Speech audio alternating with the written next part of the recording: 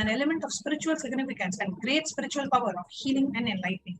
The vibration of the gold has the power to infuse sattva energy and positive thought currents for anyone who wears and anyone who sees or operates it in its vicinity.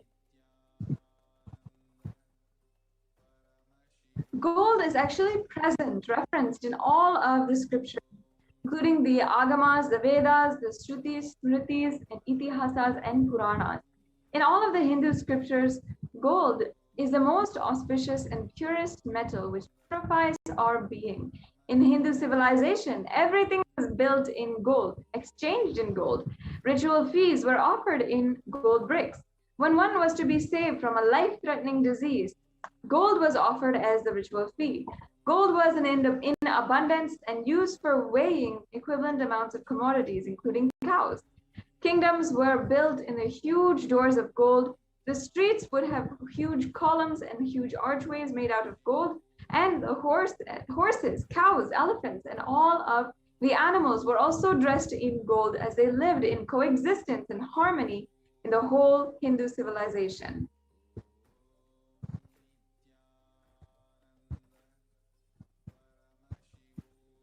The Hindu civilization thrived on the banks of rivers of gold.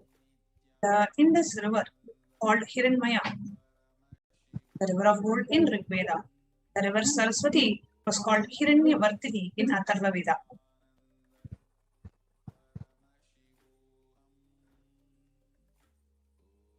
Gold is the supreme element for offering gifts to the ones you love and revere. Temples are constructed and paved in gold. Treaties are made in gold and decked and adorned in gold. Because it preserves the enlightenment energy for thousands of years. It lasts forever.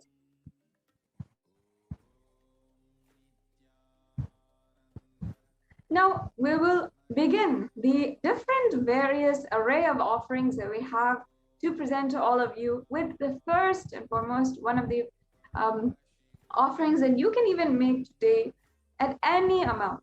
So this is the E-Hundi offering, and first I'll be chanting the Shastra Pramana for this offering. Bhakti Priya Bhakti Ghamya Bhakti Vashya Bhayapaha Shambhavi Sharadaradhya Sharvani Sarmadayini. And the English translation: Devi is fond of true devotion and is realized through true devotion. She can be won over through true devotion, and she removes all fear.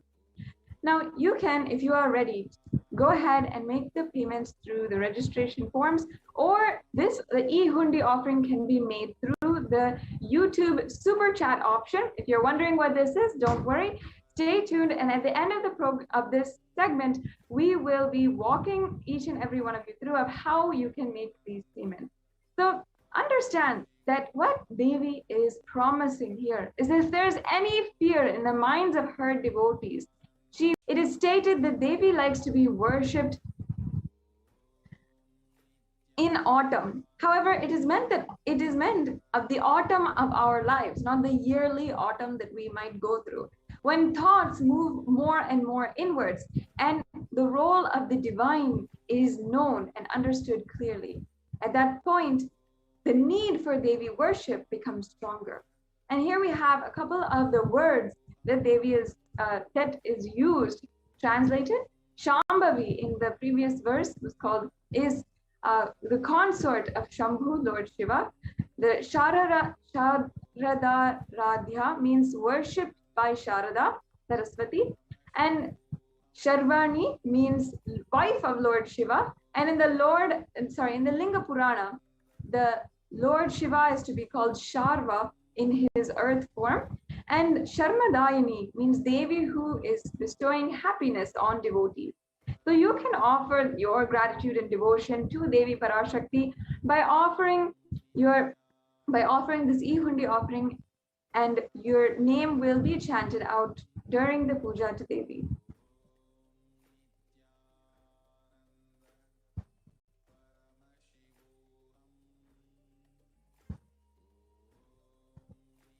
The next offering that we have for the Parashakti is the offering of the Sankalpa.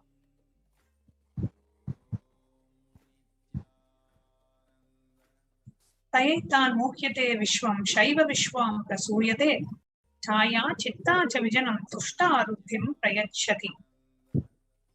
The goddess enchants this universe and she herself gives birth to the universe. That goddess, being prayed without interest in anything, gives that knowledge that leads to salvation and gives wealth in the materialistic sense. This is from the Devi Mahatmyam, the 12th chapter, the 34th verse. Offering of the Sankalpa, the conscious resolution, blesses the person offering all the fruition of the desires, the wishes that he is earning for. So pray to Devi Parashakti, take a conscious resolution, receive earth blessings, and manifest the reality that you want. And it is just $1, so that every one of you will be able to participate in this offering. So if you would like to offer it for, let's say, 3 of your family members, then it will be $3. So it's basically just $1 per person. And go to tiny.cc/Devi-offering to make this offering. The next offering is the beautiful Sahasranama Swarana Kastu. In the Lalita Sahasranamam, in the verse 731, Devi is referred as Nama Parayana Prita, meaning that she who likes the repetition of her various names.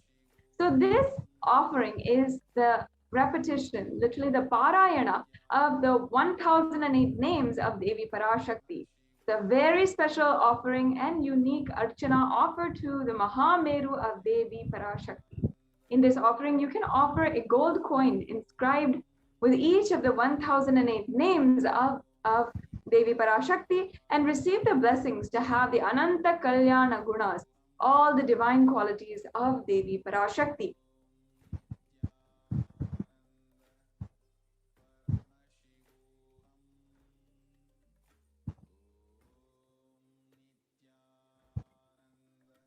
The next offering we have is that of the Mukta Anguti, the finger ring, the bird.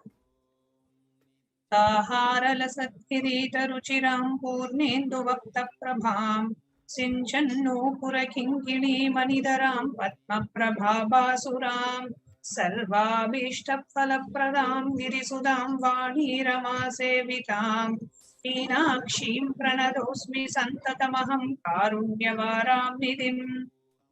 I bow to the goddess Meenakshi, whose crown has a garland of pearls, and face shining like moon, who wears anklets that are studded with gemstones, and has small bells, who is shining like the splendor of lotus, who grants all the wishes, the daughter of the mountain, who is worshipped by the goddess Vani and Rama. I remain ever bowing to goddess Meenakshi, the ocean of compassion.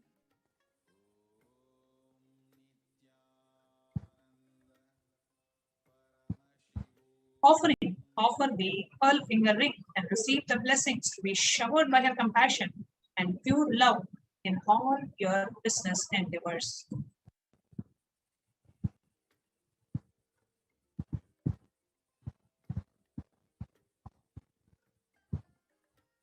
Yes, the next offering is the Swarana Padma Pushpa, the golden lotus.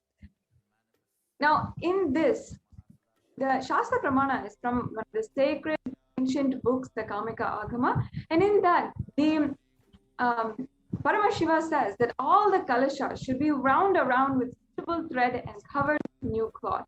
They should be adorned with the lotus flower made of gold. The lotus flower has such importance and significance in the Vedic scriptures, and in fact, it is referenced in all of the scriptures. We can go on to the next slide.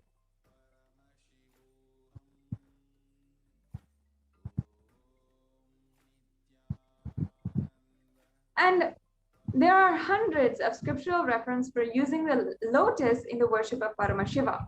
In fact, almost everything in worship of these of worship or meditating on the mudras and asanas used during worship involves the lotus flower, the lotus leaf, the lotus pericarp, and the lotus petals. The lotus is thus considered a very divine, sacred flower. And further, the lotus is also referenced as Shakti of Paramashiva, which is also understood as the lotus. Even the base of the Paramashiva linga, as you're seeing in the picture, is a lotus, And the disciple of Paramashiva is considered as a lotus as well, which is about to bloom. So you can offer the Swarna Padma Pushpa in any size which you wish to, and be blessed to have the state, space, powers, and being of Parashakti in your inner space amidst any and every adverse situation in your life. The next offering we have is that of the golden glory, the Swarna Metti. The reference in the Lalita Sahasranama, it says, Nakadiditi Samchanna Namachana Tamoguna Padadvaya Prabhajala Parakrata Saroruha. You, Devi, whose brightness from the two nails destroy the darkness of ignorance from the minds of your devotees, prostrates at your feet. Whose brightness from your 2 feet overpowers that even of the lotus flower. So, offering of the Swarna Meti, the golden touring, Devi Parashakti, adorning her sacred feet, be in the space of constant gratitude for receiving her blessings in even the most difficult aspect of your life. So the offering of the Swarna Meti is $750. You can visit tiny.cc/Devi-offerings. Make this offering. The next beautiful offering is the Swarna Mantika. Now, Devi Parashakti is referenced as, described as the Shuddha Sarabhi Varshani, meaning she who makes the nectar flow in all of our nerves from the Sahasrara, she who gives the very pleasant experience of the ultimate. Actually, in Hinduism, the Mangtika, which all of the women, the Hindu traditional women, will wear on their forehead, on their hairline, and we're offering it here, the golden hairline jewelry. So the Mantika actually represents the nectar which is flowing from the Sahasrara Chakra, which is fully opened. And the Sahasrara Chakra is described to be a 1,000-petal lotus. So when it is open and the nectar is flowing from it, the Mantika is the representation of the nectar of the flowing from the Sahasrara Chakra. The next slide, please. So you can offer this golden hairline jewelry in order to experience the overflowing gratitude and complete completion with Devi Parashakti in your life.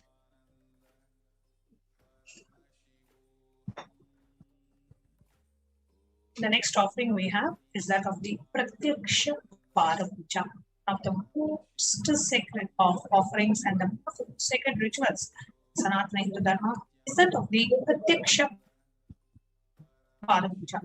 Now, what is the Pratyaksha Parapuja offering? Where our whole being is just melting in gratitude, and from that space of gratitude, you want to do something, you don't know what to do. Something to express your gratitude to the divine, to Devi Parashakti, to the Supreme Pontiff of Hinduism, for gracing in our lives. So you offer the Pratyaksha Parapuja. Offering of the Pratyaksha Parapuja is done just to express your gratitude, not even for any benefit. For benefits, you can even do the $1 Sankalpa chanting, that is enough. But the offering of Pratyaksha Parapuja is so sacred that your whole being is just overflowing in gratitude for Devi happening in your life, for the Supreme Pontiff happening in your life. Just out of that overflowing gratitude, want to offer the Pratyaksha Parapuja. So the offering of the Pratyaksha Parapuja is $1,008, and you can make this offering by visiting tiny.cc/Devi-offerings.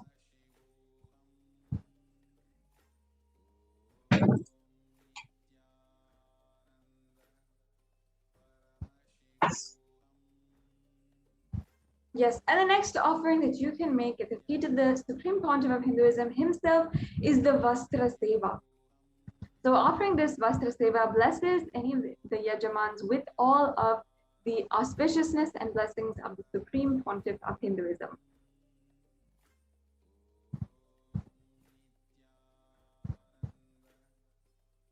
And the offering of the Vastra Seva is the sacred offering of the divine cloth for wearing. So after the Pratyaksha Parapuja, you can offer this Vastra Seva as a beautiful divine gift of love and gratitude to the Supreme Pontiff of Hinduism.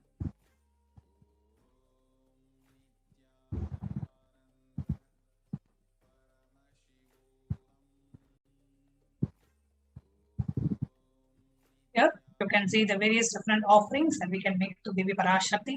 Can starts with E-Hundi, which can be offered, any amount can be offered. The Sankalpa chanting, which is $1 per person. Then we have the Devi Sahasra Nama Kasu, the gold coin, each with one of the say 1008 names. And you can, it comes in 3 different sizes, $75, the smallest one. So just for $75, you'll be able to offer a gold coin to Devi Parashakti.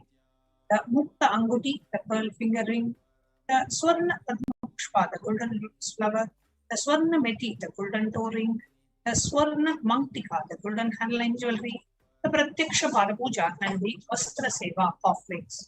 You can register for any of these offerings. So now the question is, how do I register? Now, if you are ready to go ahead and make the offering and make the payment with your credit card, debit card, or your PayPal, you can directly go to the online payment link. The second link that is projected on the screen, which is tiny.cc/Devi-offerings. Please note down. You can even take a photograph of the screen if that will help. You can take a screenshot or a photograph of just the screen so that you have the links ready with you.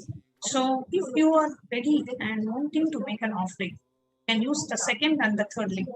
An online payment, tiny.cc/Devi-offerings. And after making the payment, submit the details for the puja. Just tiny.cc/Sankalpa 2021, where this is where you enter the names of the family members whom you want chanted in the when the puja or when the offering is being made. Now, there may be some of you who really want to do the offering, but currently you are unable to manifest the finances for it, or you are having some other difficulties. In that case, you can go ahead and fill the first form, just the first form, which is tiny.cc/Bhavasamadhi. This form does not ask for any payment. It is just to express your intention to make the offering.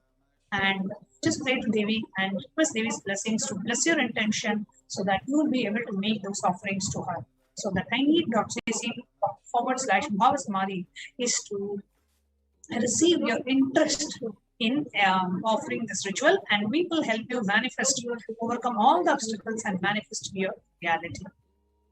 So now I'll be taking you through a walkthrough of the online payment portal, how you can connect to the online payment portal and go ahead and make the offering.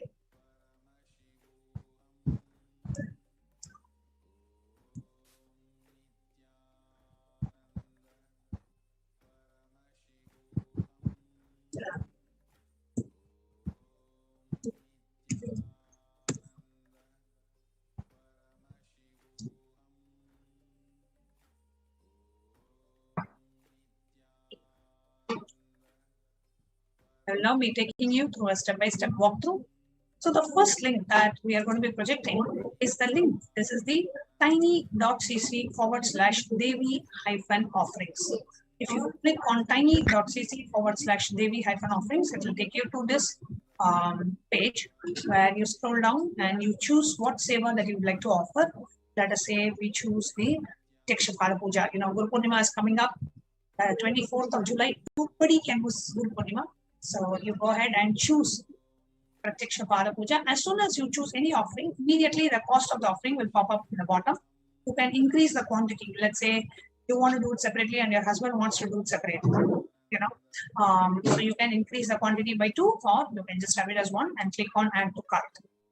Now, if you want to do any other offering and you just want to make the payment once for all, so you want to do the Pratyaksha Puja and you want to make an offering of Sankalpa chanting, just click the black button on the browser, go back to the same page, and you can choose Sankalpa chanting, which is $1. And let's say you want to do it for 5 of your family members.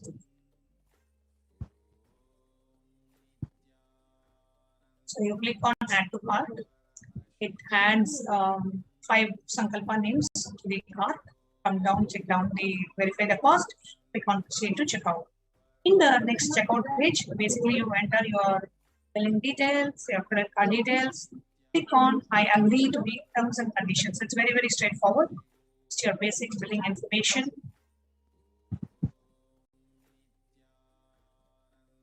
And go ahead and say that I agree to the terms and conditions, and you click on place order on the bottom right. After you place the order, it will say successful and you will get an order number. Note down that order number and go to tiny.cc/Sankalpa 2021 and you click on next. And here you can go ahead and agree to the terms and conditions, enter the payment details, and click on offering for Devi Parashakti Akashic readings. So you click on Devi Parashakti Akashic reading and then click next. In the next page, you can choose that you're making an offering for Pratiksha Bala Puja and the Sankalpa chanting, and you can enter the names of your family members to be chanted the puja in the offering. Then the final offering that we have is that of the YouTube live, the super chat. Now, if you are on the YouTube live, on the right side, you will see a chat window, or if you're on a mobile, it will be below the live stream. And in that chat window, see two options in the bottom, which is a dollar symbol, and you will see the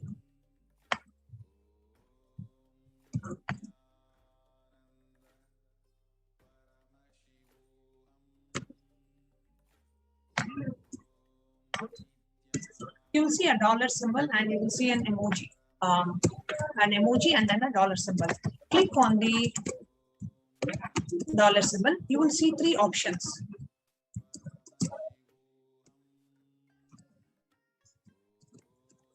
Now, in the three options, the first option is for you to join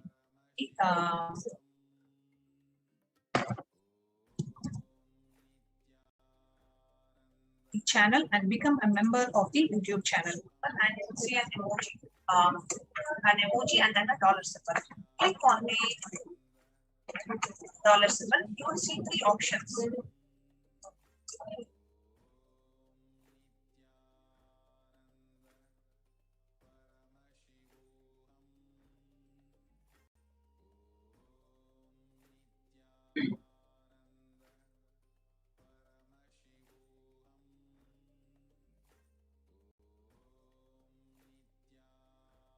Yes.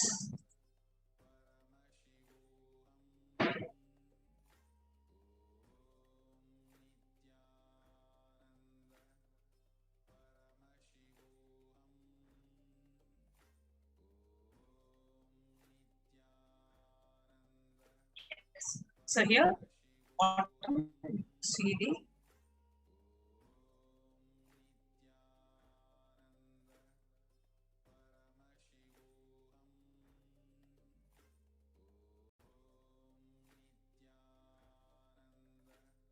okay.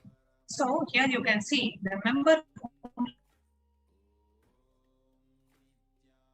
channel will be able to post their questions in the Devi Parashakti Akashic reading.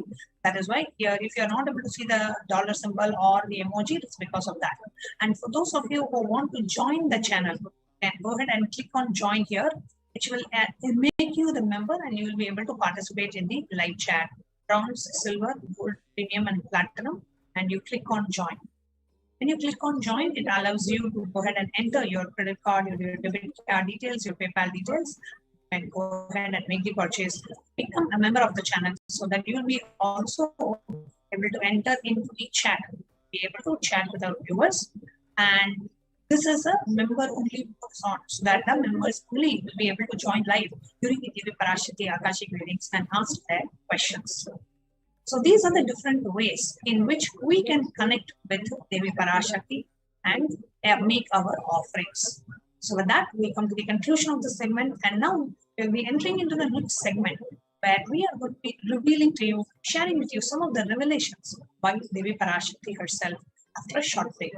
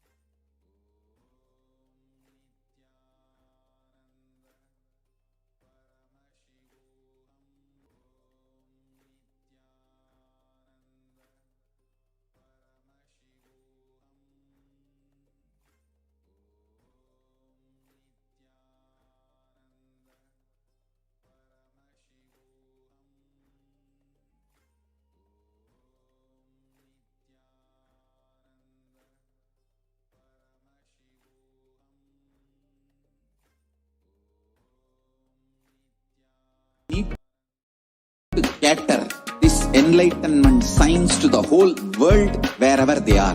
Because enlightenment is the birthright of all human beings. Kailasa is responsible to provide that to all human beings.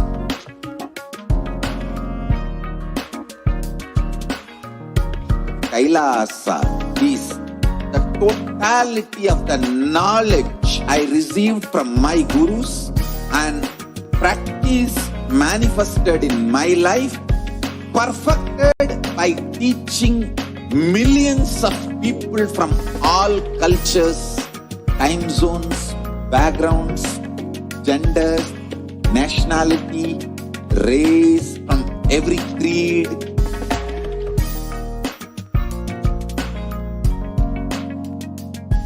So this absolutely perfected knowledge available to you, served to you in your home without even you moving out of your couch, free of cost.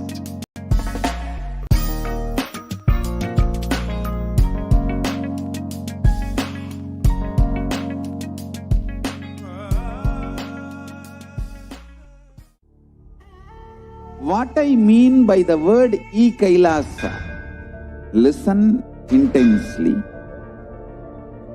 Enlightenment ecosystem, literally enlightenment itself, in your own home, wherever you are. If you cannot come to Kailasa, it's okay. Kailasa can come to you. Kailasa coming to you is Kailasa.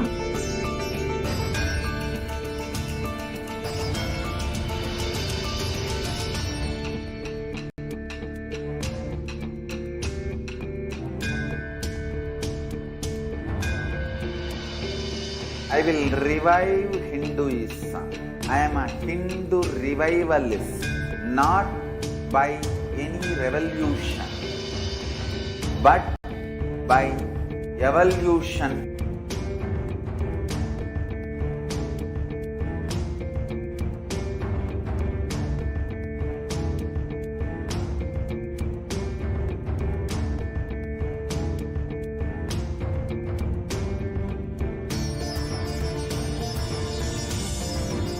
And setting model community.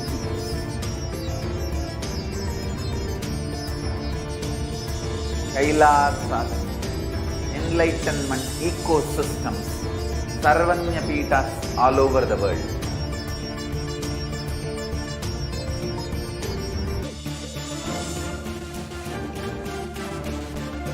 All powerful cognition, knowledge, only when you live power manifestation and possibilities manifestation happens. It's a fundamental truth.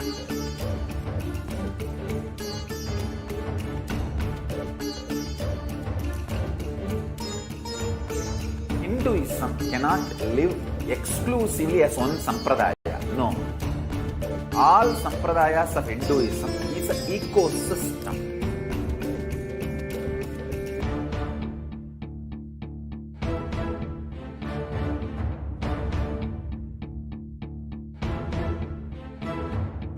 So don't keep quiet thinking that if one sampradaya is attacked, only that sampradaya is going to be affected. All of us are ecosystem.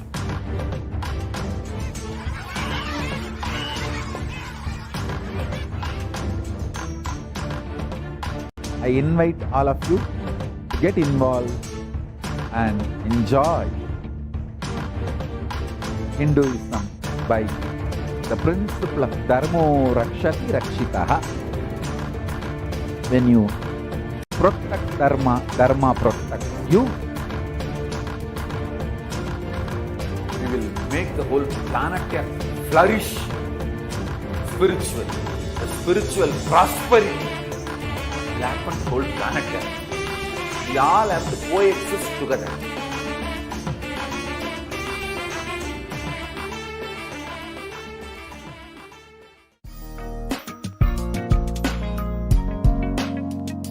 get you health. We get you ability to build beautiful relationships in your life. We get you direct spiritual support, and we make sure you become wealthy.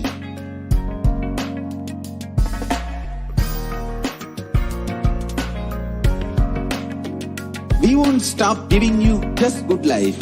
We will literally not stop till you live enlightened life. Manifesting the state of Paramashiva, space of Paramashiva, powers of Paramashiva, being of Paramashiva.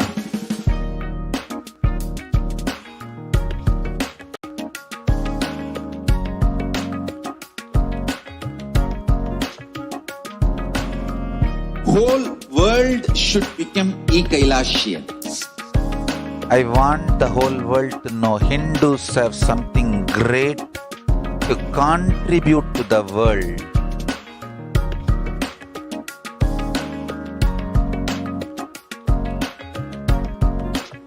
We have something great to contribute to the world. Let us do that.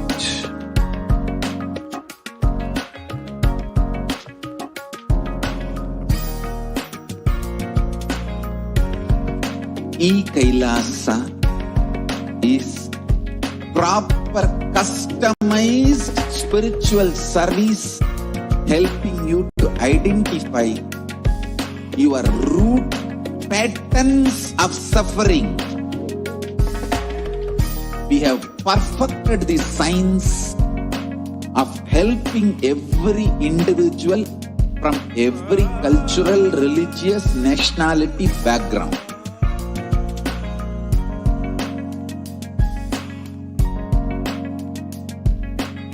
You will have lowest reactionary assumptions, highest awakened response, alive response for life continuously.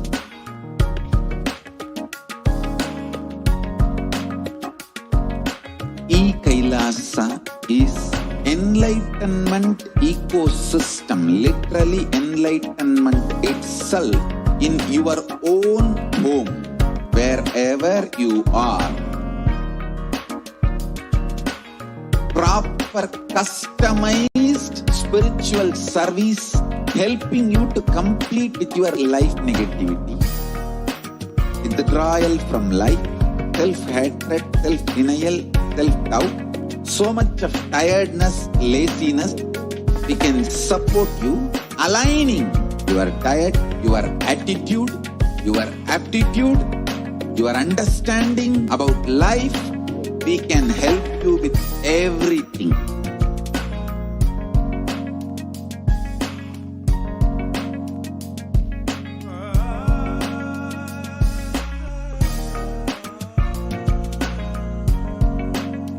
If you are interested in enlightenment, we will immediately bring this to you. If you are not interested, we will explain the whole science, inspire you, and make you interested in enlightenment time. We need to cater this enlightenment science to the whole world wherever they are, because enlightenment is the birthright of all human beings. Kailasa is responsible to provide that to all human beings.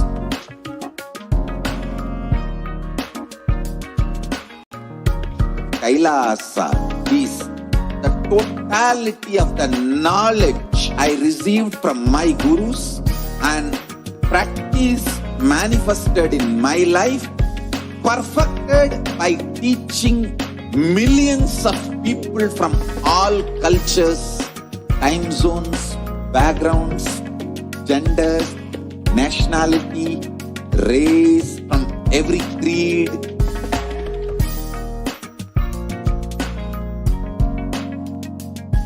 So this absolutely perfected knowledge available to you, served to you in your home without even you moving out of your couch, free of cost.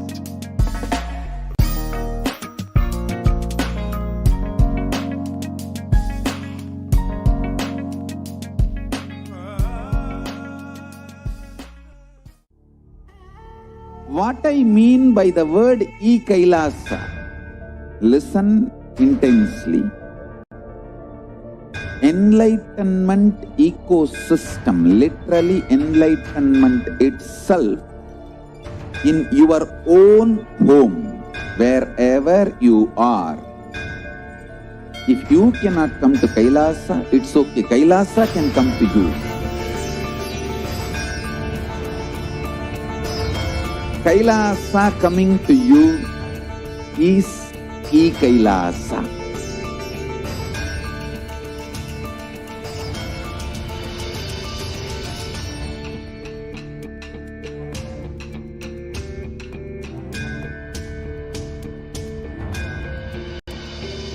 I will revive Hinduism. I am a Hindu revivalist, not by any revolution, but by evolution.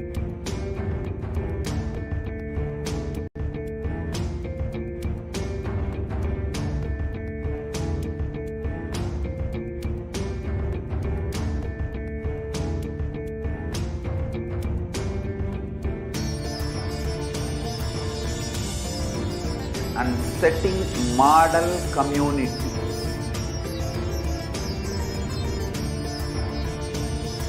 Kailasa, enlightenment ecosystems, Sarvanya Pitas all over the world.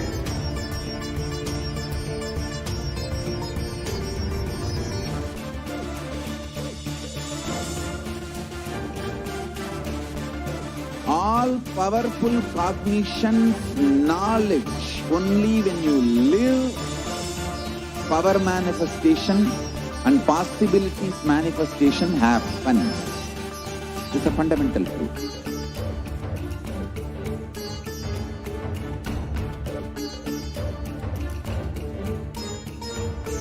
Hinduism cannot live exclusively as one sampradaya. No. All sampradayas of Hinduism is an ecosystem.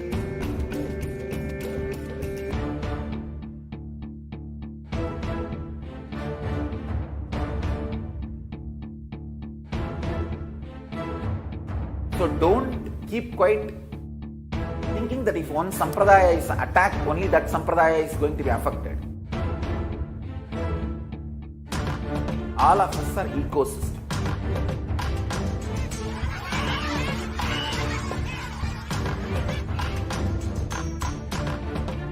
I invite all of you to get involved and enjoy Hinduism by the principle of Dharmo Rakshati Rakshitaha. When you protect Dharma, Dharma protects you.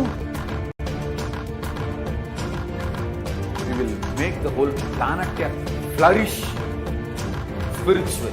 The spiritual prosperity will happen to the whole planet Earth. We all have to coexist together.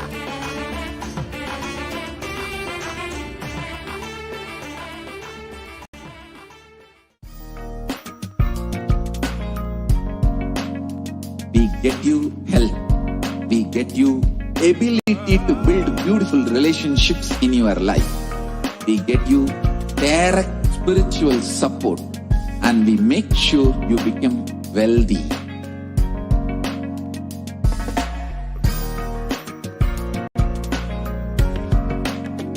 We won't stop giving you just good life.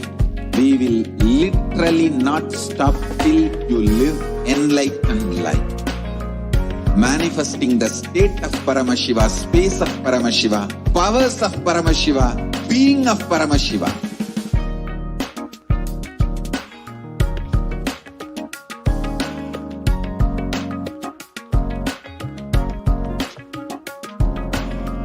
Whole world should become Kailasians. I want the whole world to know Hindus have something great to contribute to the world.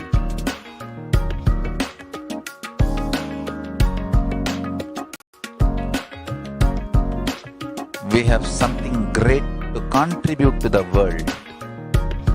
Let us do that.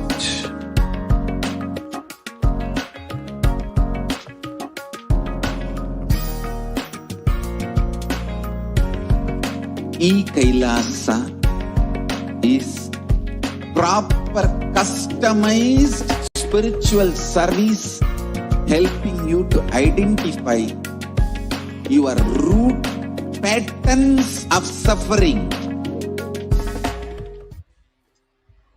Nityanandam, welcome back.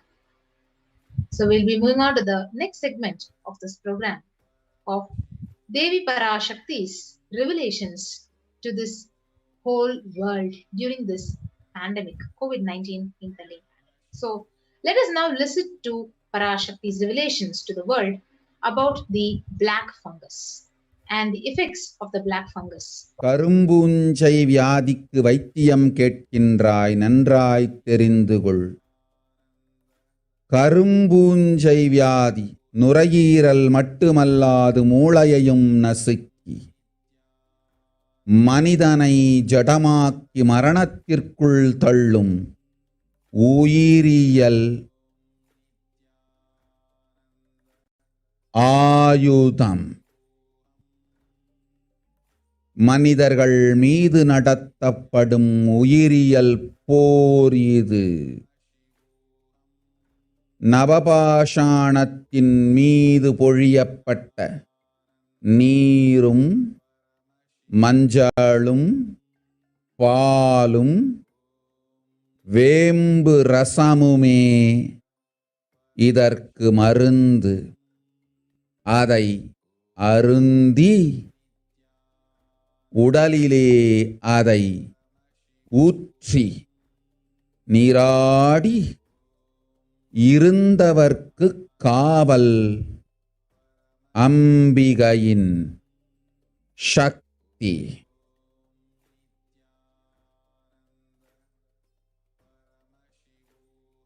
ஓம் ஓம் ஓம். சிருஷ்டி நஷ்டமாகாதிருக்க தேவ ரகசியங்களை தெளிவாய் உலகத்திற்கு சொல்லிவிட்டேன்.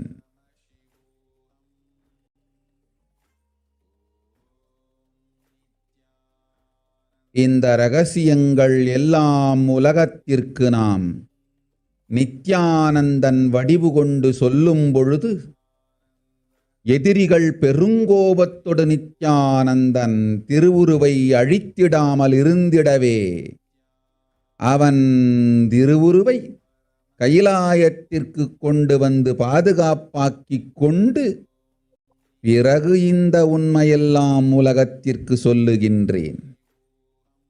அன்னை பராசக்தியும் கூட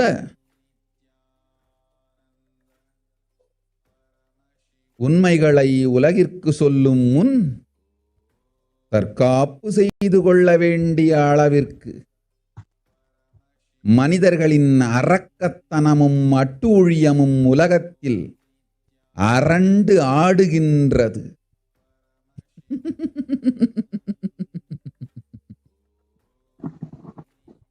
ஓம் ஓம் ஓம் ஓம் ஓம்.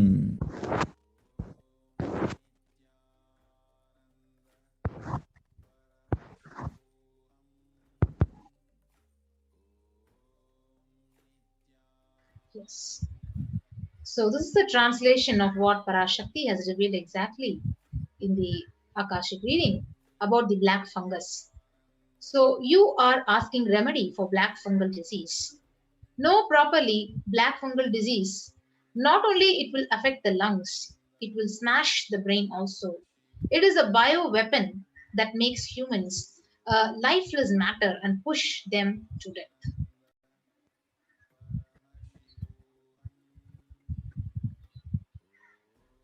And Devi Parashakti then said, the demonishness and atrocities of humans is dancing in the world that even Mother Parashakti needs to do self-protection before telling the truths to the world. Yes, you see, this black fungus was denied and dismissed as a rare disease, declared as an epidemic by several states, declared as a pandemic within the pandemic, which literally eats the brain. It mutilates the bodies, the face, eating the bones, and affects only the COVID patients. It is extremely fatal, and 50% of the people who are infected with the COVID and the black fungus literally die out of it. And as you can see here an article where where they're speaking about the black fungus disease linked to COVID that spreads across India. This is from the 23rd of May 2021. And here it's saying that the fungal disease with the name is having actually 50%, is affecting 50% of the COVID patients, and is initially, but now the fungus can spread to others and can be literally spread to anyone, within anyone who, even if they do not have COVID. So they're stating here how many people, 7,200 people in India have this black fungus disease, and this was 2 months back in May. And it's also said here that the high incidence of diabetes is one of the causes of how this disease is affecting so many people across India. Yes. So you can see another news article which presents the COVID-19. It increases the black fungus infection risk in India. So if you see the black fungus, which is also called as the mucormycosis, where India has been facing high rates of this COVID-19 and with more than 27 million confirmed cases since January 2020. And also, the World Health Organization has announced that this SARS-CoV-2 virus is a variant of real global concern. So, literally, some scientists believe that the severe COVID-19 could potentially weaken the body's immune response. So, COVID-19 is increasing the risk of black fungus, the mucormycosis infection risk in India.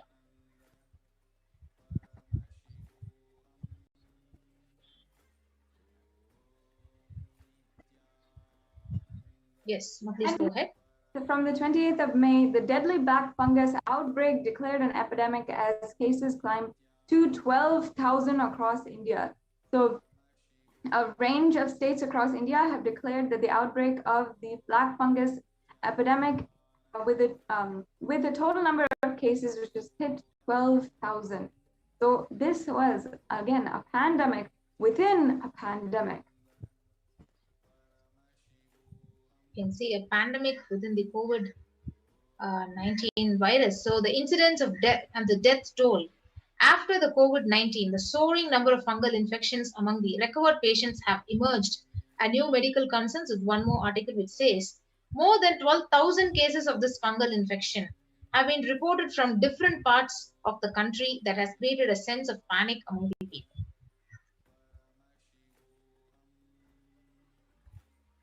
And here, flesh-eating black fungus killing off patients who even survive COVID-19.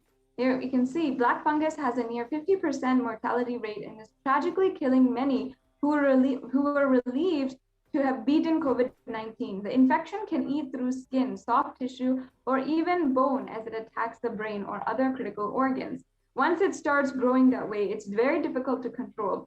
Doctors are studying the outbreak in India, saying steroids used to treat COVID also weaken the immune system, leaving patients more susceptible to the fungus. Yes. So here is how exactly Devi Parashakti words saying that it is literally smashing the brain. That is how the black fungus is actually working, and even how doctors are studying it. And Devi Parashakti even revealed to the world, saying that human beings will die like rats and cats on the streets. And we have seen so many news articles, so much devastating news, saying that the dead bodies floating in a large quantity in Ganga. The authorities are fudging numbers and under-reporting, and even the dogs are eating those dead bodies. And because dogs ate those dead bodies, they are dying, and poor human beings being eating those dogs' dead bodies because they don't have any food, and they are also dying. And these are each and every one are somehow in some way shown how it is made happen, how it is literally becoming a reality.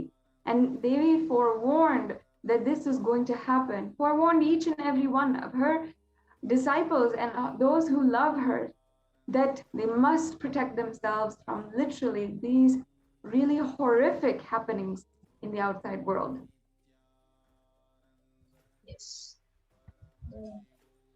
So, as how Devi Parashakti has revealed, you can see very clearly the dead bodies are floating in large quantities in the Ganga. You can see corpses in Ganga, the Buxar locals, more worried about water contamination than where these bodies came from. So, this is exactly what the world is witnessing, what Parashakti has revealed, and as we read out as her revelations. And here we also have different reports saying that scores of decomposing bodies are laid uncovered in the Sangam area, and predatory birds and dogs are feasting, gather and feast on their remains. The government should make arrangements for proper burials. Obviously, on one end, this disrupts and completely throws end to through any kind of hygiene or sanitation, and it makes the disease spread further because of how much it is being used, and the disease, the literal how much is being killed and how many people are being killed from this disease is worsening.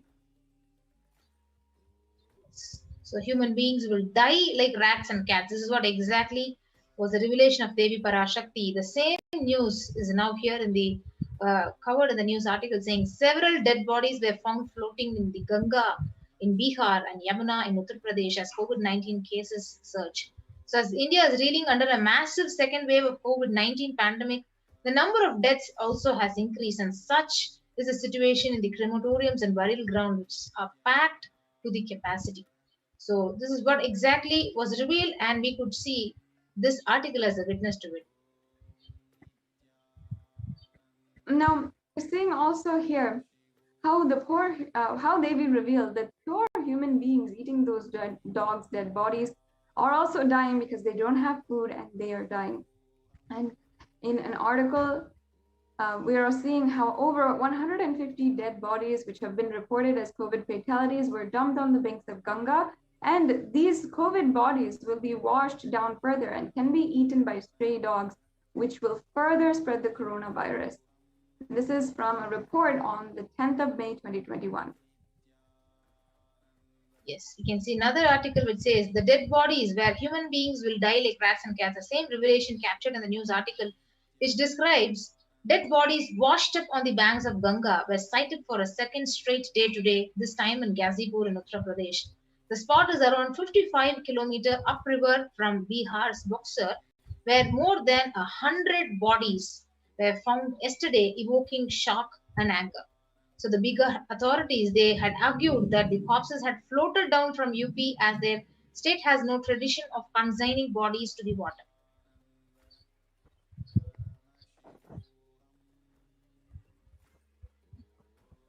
And here we also have that another article where it's showing that dozens more bodies wash up on Ganga River, and the reports are downplaying the number, especially as we see that literally at least 40 bodies were pulled from the river, from Ganga, in some like 50 kilometers downstream from Gunnar. So then the dead bodies are not being counted. The reports of these should not be believed. How many people are being affected?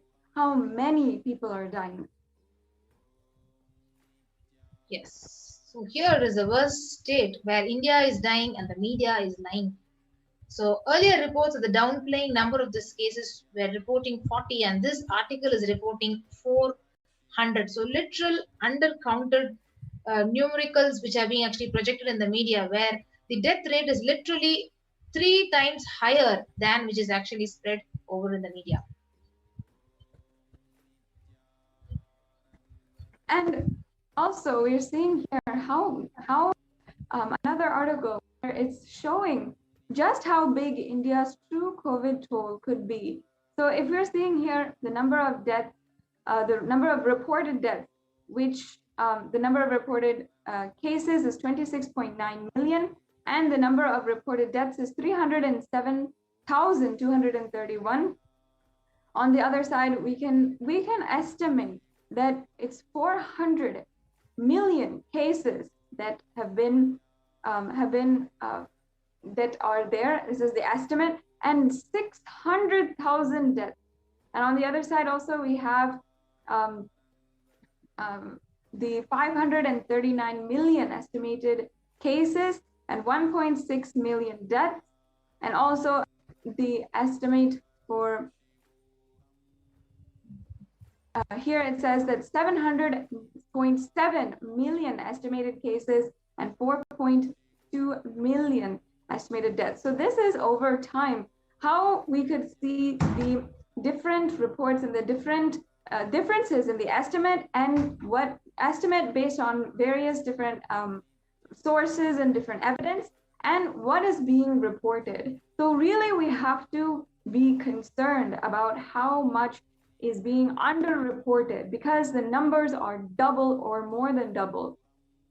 And here's another article saying that over 2,000 bodies were found in 1,140 kilometers on the banks of River Ganga in Uttar Pradesh, and over 2,000 bodies were found. And here you can again see how it is absolutely terrifying, the status, what's going on with human beings.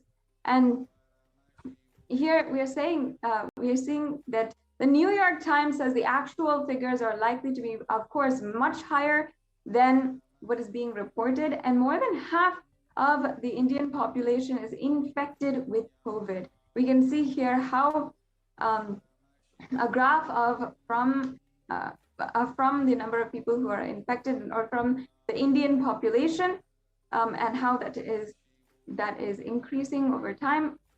And we also have New York Times, again, the New York Times saying that the actual figures are likely to be more higher. And here's another source, The Print, saying at worst case, India's COVID deaths are 14 times higher than the government count. So it's actually extremely appalling what is going on. Now, Devi Parashakti also revealed to the world that COVID is now airborne, and that there are so many people who are denying and being critical of others when they themselves are responsible. And in fact, that there is no acceptance of the facts that are going on, and a delayed warning was issued that no person in authority had given a warning before it was told, and nobody was held accountable for the deaths of millions of people.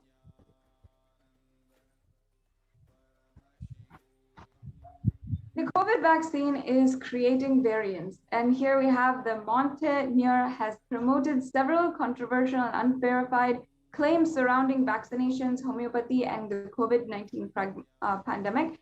This is who is a French virologist. Many people who are saying that that there are so many variants that are being created of the COVID-19 virus.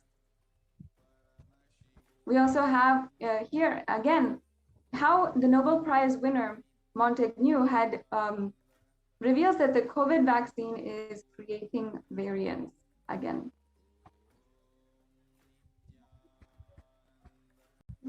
And here another article which goes to say that the COVID is airborne, scientists say, and now authorities think so too.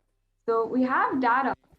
We have the data that COVID-19 is airborne. However, authorities, the people who are giving the message, relaying the message, and guiding the people on how to be precautious about the pandemic that is ongoing, they are delayed in accepting the whole truth.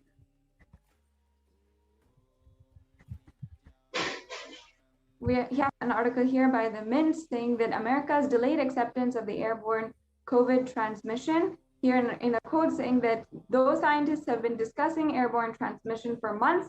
It was only last week that the WHO and the CDC made this official. again, yeah, until now, they have denied certain evidences. They have denied the fact that so there are ways that we have to be precautious, but now only accepting and now only guiding the whole humanity on how we need to be extremely cautious and extremely aware of what is going on.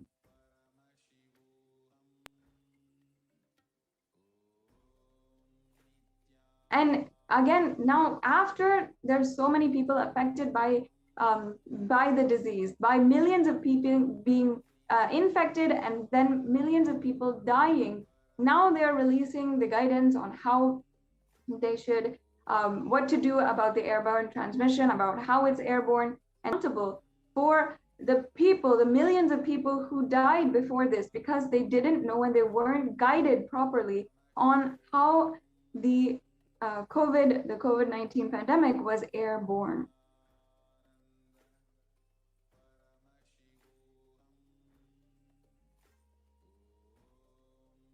And here, many articles which are saying that home quarantine is a prime reason for a number of deaths, and it is not going to be possible, it's not going to work, is the primary second wave of COVID-19. And this was happening in Assam. And this goes to show how the guidance of the Supreme Pontiff of Hinduism and Devi Parashakti herself is literally a forewarning, warning us all about how grave this is and how much we should be cautious. We should make sure we protect ourselves. In Maharashtra, the government announced that Tuesday to stop home quarantine, which shows a high COVID positivity rate than the state's average. And the state's public health minister, Rajesh Tope, said that the decision is taken to ensure better healthcare facilities to patients in districts which are showing higher positivity rate. And here it's also saying COVID live news that many of the people are telling that they should be sent to quarantine centers and not do home quarantine. And again, how in the business line it's saying on why home quarantine is impossible for the majority of Indians.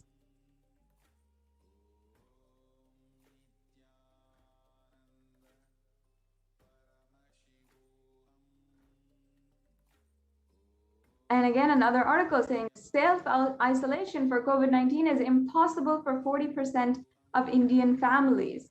Again, this is something that many of us had known in our large families, in our larger households. How do we self-quarantine when there is maybe four to 10 people in one single room? This doesn't give us an explanation of why the guidance was never thought through, was never explained to each and every citizen across the world in advance. Again, another article asking, where is the space for home quarantine in cities? And it says here, following the ministry's guidelines on home quarantine is nearly impossible. Again. Yes, so with that, we understood what Devi Parashakti had revealed had exactly come true, and it is all these articles, news articles which we saw, like what exactly Parashakti had revealed in the Akashic reading is literally coming true. So with that, we will now move on to the next segment of this program after a short break.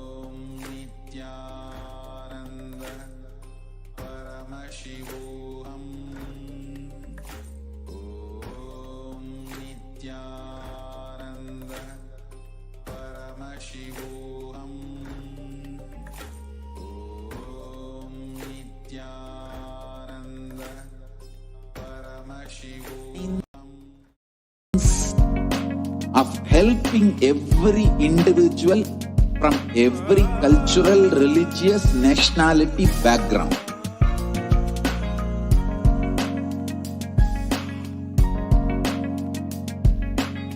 You will have lowest reactionary assumptions, highest awakened response, alive response for life continuously.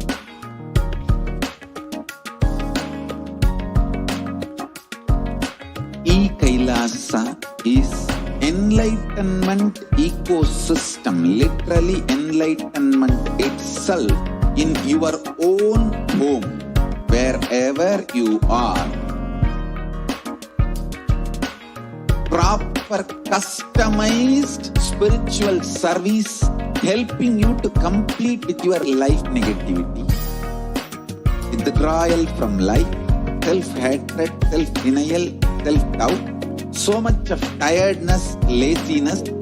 We can support you, aligning your diet, your attitude, your aptitude, your understanding about life. We can help you with everything.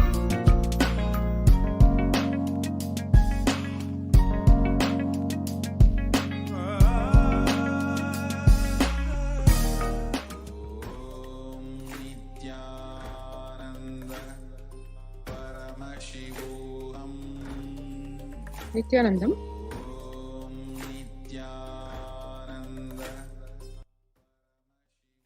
And now let us look at the next segment, which is the spiritual routine that is followed in Kailasa's de facto spiritual embassies as COVID care protection centers. In today's world, which is affected globally by the corona pandemic, younger adults are more likely to report symptoms of anxiety and or depressive disorder during the COVID-19 pandemic. 56% of the youth in the age group 18 to 24, 49% of the age group 25 to 49 are experiencing, reporting symptoms of anxiety and or depressive disorder.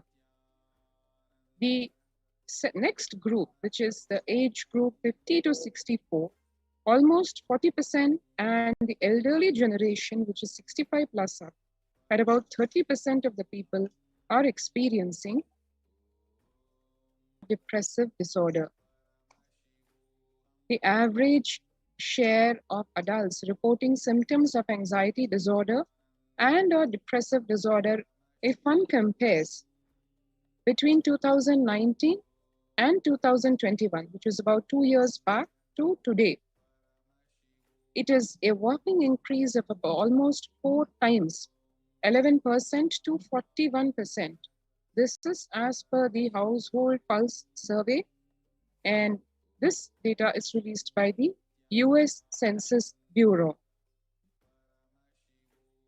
The share of the adults reporting symptoms of anxiety and or depressive disorder during the COVID-19 pandemic, as one can see, almost the whole world is affected by it across the age groups. So not only we have the physical impact, the diseases, the deaths, the debilitating symptoms, and the after effects of the corona pandemic, which includes various infections, including black fungus, white fungus, yellow fungus, and now the recently discovered Delta and Delta plus variants. And on top of that, we have, even if one is not physically affected by the pandemic, the mental trauma, the mental disorders that the disease is inflicting on the worldwide population is very concerning, because baseline 30% of the people affected, which is the elderly population, and it goes as high as above 50% for the important youth segment, which is what comprises the so-called active population. So in that population itself, more than 50% of the people down with anxiety or depression. And to study further, when companies, including HR segments, the human relations companies and segments of various companies, did a survey in terms of asking employees how they feel for more than half the time at work. The results are indeed very worrisome, because 34% of the employees said they felt tired more than half the time. 34% said they felt stressed. 27% felt burnt out. 22% felt discouraged. 19% felt distracted. 17% felt depressed. And this is for more than half the time at work, which is a syndrome which one is seeing across all the segments in terms of population, in terms of the type of work, because as one can see in the further data, for example, in America, the American Psychological Association, the studies reveal that nearly 8 in 10 people, American citizens, say the coronavirus pandemic is a significant source of stress in their life. Nearly 7 in 10 say they have experienced increased stress over the course of the pandemic. And these statistics lead one to declare, because it's more than 70% of the population, it is now a national mental health crisis, because COVID-19 is now the significant stressor for most Americans. To add to this, 1 in just 25% have been diagnosed with mental health disorders since the start of the pandemic. And COVID-19, the reports say, could exacerbate doctors' existing mental health burden. Because on the physical level, more than 60,000 healthcare workers in the US have contracted COVID-19, 300 have died, and if we compare relatively, an estimated 300 to 400 physicians die by suicide every year. Similarly, of the health workers who treated patients during the COVID-19 outbreak, 50% showed signs of depression, 45% showed signs of anxiety, and this is just according to the preliminary research. So we have a situation where to treat the pandemic and to give both support, mental strength, and tools and techniques to overcome the corona pandemic, we have the frontline defense being doctors, physicians, healthcare workers. But now 50% of them almost themselves are down with depression or anxiety. So it is indeed a situation where the whole mental health crisis is exploding on the face, and it has its ramifications in terms of the healthcare that the physicians are able to provide to the patients. The self-reported mental health among pregnant women and new mothers, the other segment which was studied, is before COVID-19 pandemic, 15% of the pregnant women and new mothers felt depressed, and 29% experienced anxiety. But during this COVID-19 pandemic, 40% of pregnant women and new mothers are suffering from depression, and a whopping 72% of pregnant women and new mothers are suffering from anxiety, which, needless to say, will have its effects not only on the mothers, but also on the children either yet to be born or just born. The US cases of depression have tripled during the COVID-19 pandemic. A large study finds a dramatic increase in the number of adults in the United States reporting symptoms of depression during the COVID-19 pandemic. The number of adults experiencing depression in the US has tripled, according to a major study. Researchers estimate that more than 1 in 4 US adults now report experiencing symptoms of depression. Before the pandemic, 8.5% of US adults reported being depressed. That number has risen to 27.8% as the country struggles with COVID-19. So one can see here the numbers are not just linearly increasing, but it's almost an exponential rise, as 3 times, 4 times is what we are seeing the numbers of people affected in those relevant segments, be it healthcare workers, be it pregnant women, be it the workforce. In every segment, the number of people affected has increased almost a few times compared to just a couple of years back. Further research is showing 76% of the US employees are currently experiencing worker burnout. 57% say worries about COVID-19 have been a contributing factor. And one would imagine that political issues, which are usually on the forefront of people's worry list, that actually is looking faded at a 33% saying worries about political issues have contributed to the burnout, whereas almost double at 57% are saying they are worried about the COVID-19 pandemic. The pandemic's impact on mental health. 78% of the global workforce says the pandemic has negatively affected their mental health. 85% say their mental health issues are causing sleep deprivation, poor physical health, reduced happiness at home, strained family relationships, or isolation from friends. 68% of people would prefer to talk to a robo over their manager about stress and anxiety at work.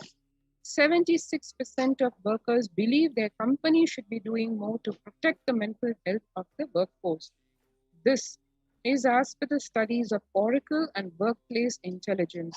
So one can see here the red flag in the form of the numbers, everything above 70% at least, in terms of the people being affected mentally, their mental health being affected by the pandemic. And one more concerning aspect is the young workers, the youth are the hardest hit. The age group 22 to 25, 89% of the youth affected, 26 to 37, 83% of the youth workforce affected, 38 to 54, 73%, and 55 to 74, the so-called mature, the elderly population, that itself 62% of the people in the workforce stressed or worried or depressed. The younger respondents were more likely to say that the pandemic has had a negative effect on their mental health.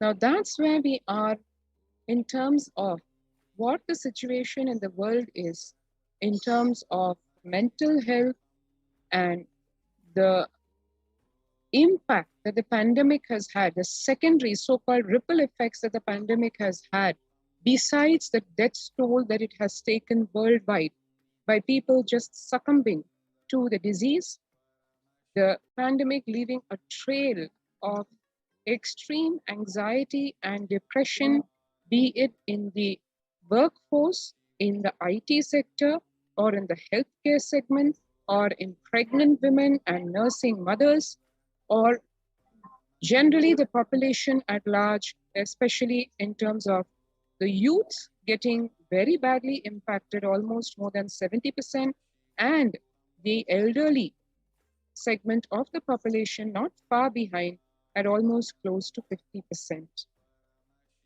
And in the light of this, what are the contributions that Kailasa, under the guidance and aegis of the Supreme Pontiff of Hinduism, Jagat Guru Mahasannidhanam, His Divine Holiness Bhagwan Nityananda Paramashivam, has to give to the world in the time of this extreme crisis?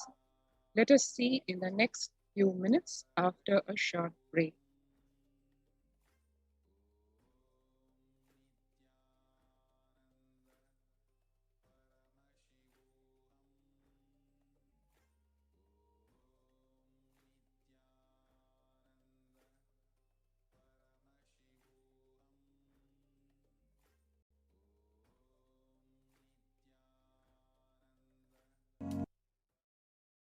If you are interested in enlightenment, we will immediately bring this to you. If you are not interested, we will explain the whole science, inspire you, and make you interested in enlightenment time. We need to cater this enlightenment science to the whole world wherever they are, because enlightenment is the birthright of all human beings. Kailasa is responsible to provide that to all human beings.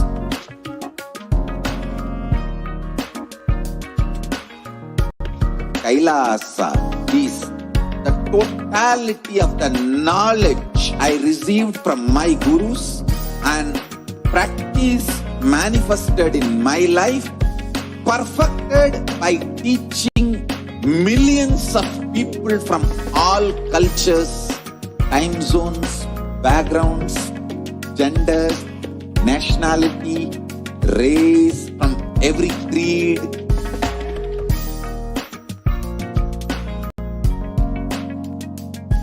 So this absolutely perfected knowledge available to you, served to you in your home, without even you moving out of your couch, free of cost.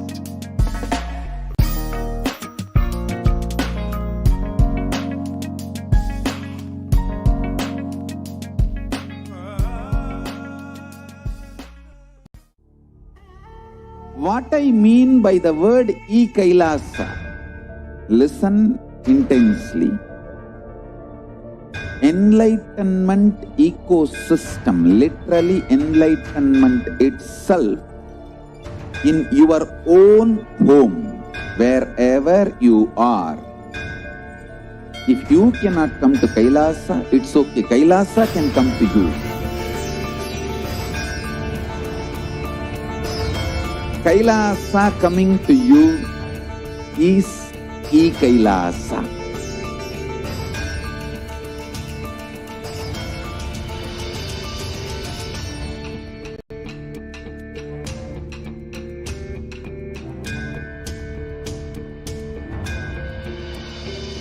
I will revive Hinduism. I am a Hindu revivalist, not by any revolution, but by evolution.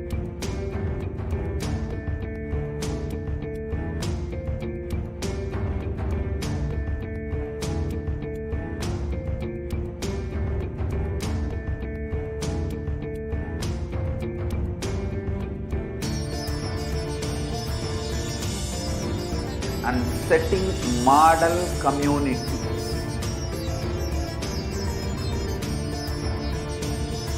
Kailasas, enlightenment ecosystems, Sarvanya Peethas all over the world.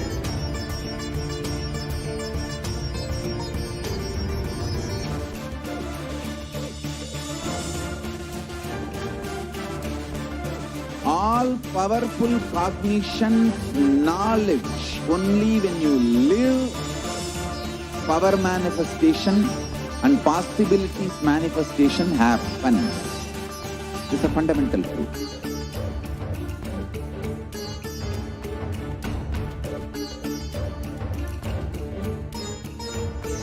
Hinduism cannot live exclusively as one sampradaya. No.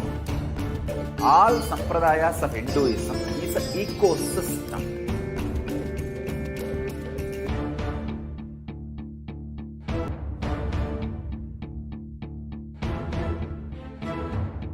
So don't keep quiet thinking that if one sampradaya is attacked, only that sampradaya is going to be affected. All of us are ecosystem.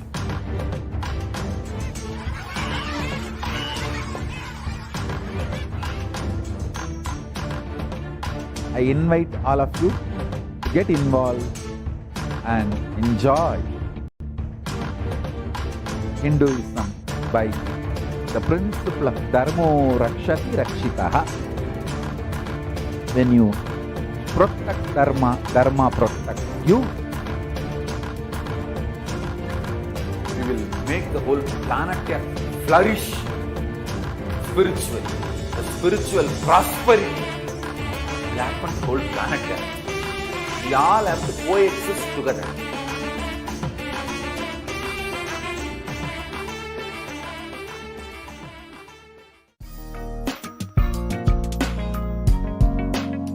We get you help. We get you.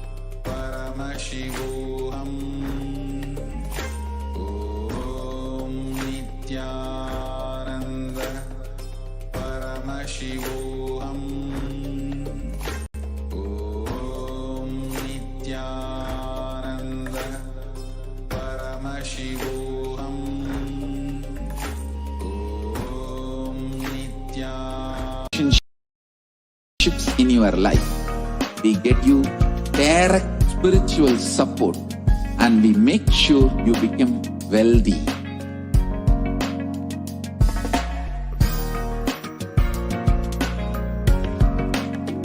We won't stop giving you just good life. We will literally not stop till you live enlightened life.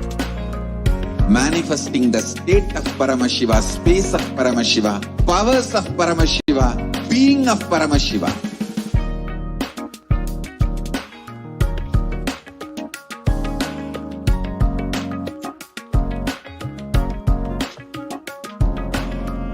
Whole world should become Kailasians.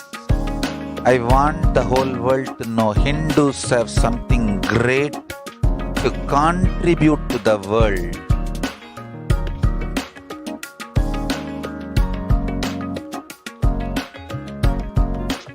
We have something great to contribute to the world. Let us do that.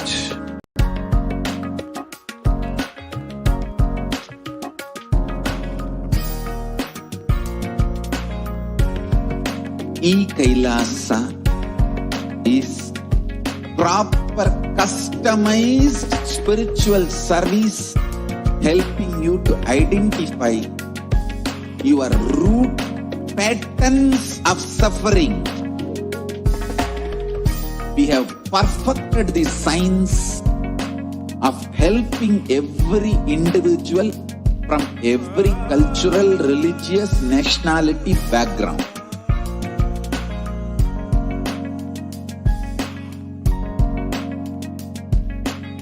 You will have lowest reactionary assumptions, highest awakened response, alive response for life continuously.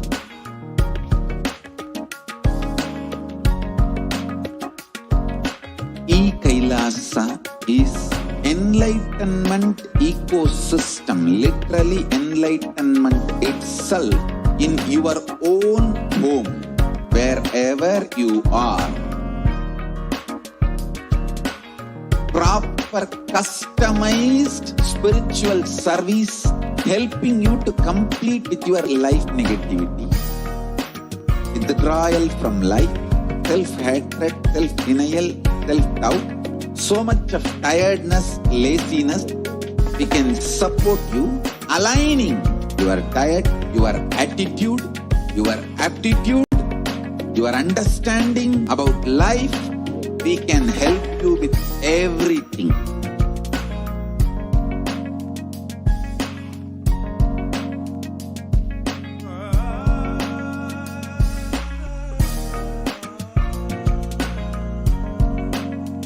If you are interested in enlightenment, we will immediately bring this to you. If you are not interested, we will explain the whole science, inspire you and make you interested in enlightenment time. We need to cater this enlightenment science to the whole world wherever they are.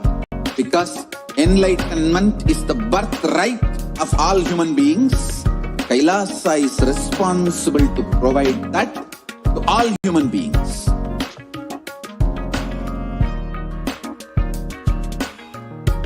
Kailasa is the totality of the knowledge I received from my gurus and practice manifested in my life, perfected by teaching millions of people from all cultures, time zones, backgrounds, genders, nationality, race, from every creed.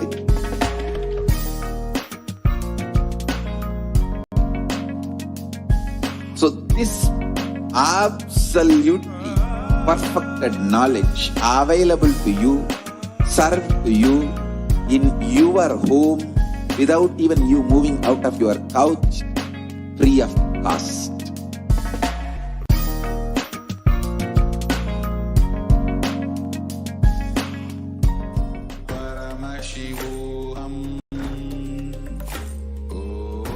Welcome back.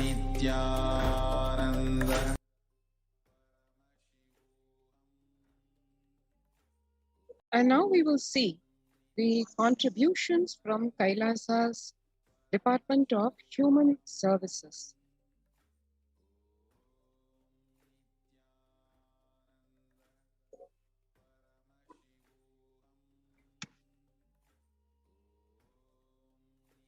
Kailasa's Department of Religion and Worship, Department of Human Services, and each of Kailasa's temple ecosystems consider the right of happiness to be the highest fundamental right of all humans, the right to bliss.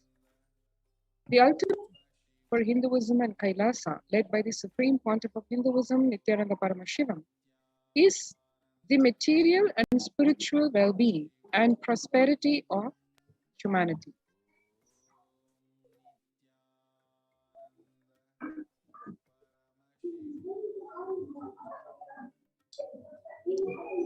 Kailasa is a place where everything related to superconsciousness is revived.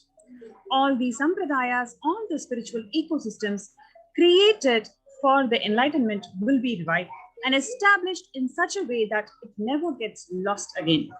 They're forever serving the humanity.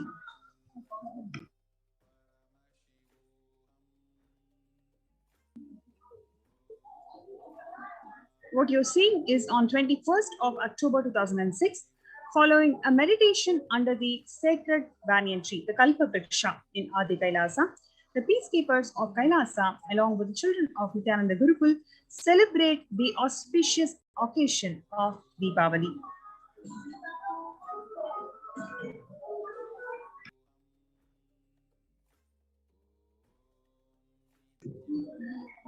December 22, 2018, where the peacekeepers of Kailasa and participants of Paramashivoham meditation program take part in the celebrations of traditional flag hoisting ceremony in Adi Kailasa, Vididi.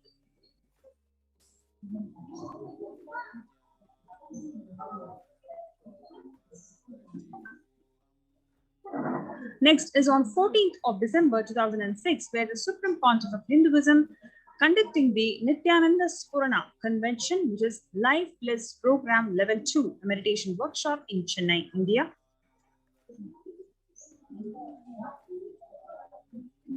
The Supreme Pontiff of Hinduism conducting the Nityananda Spurana Convention program at St. Peter's Engineering College in 17th of December 2006. This is from 26th of May 2006, where the peacekeepers of Kailasa and the Supreme Pontiff of Hinduism embark on the Himalayan Yatra, the traditional sacred pilgrimage to the Himalayan mountains and up the river Ganga.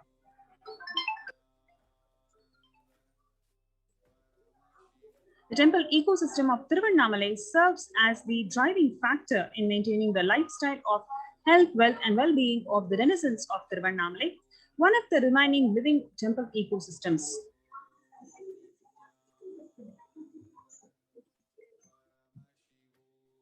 On 31st of December 2018, where the peacekeepers of Kailasa and the participants of Paramashivoham meditation workshop who take part in morning meditation and traditional puja or the ritualistic worship.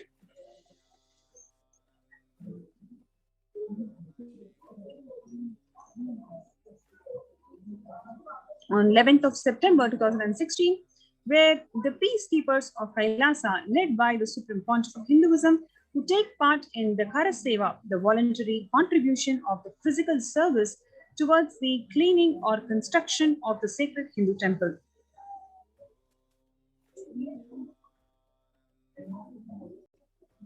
Next, what we are seeing is the Kailasa's establishments, Kailasa's ecosystems around the world.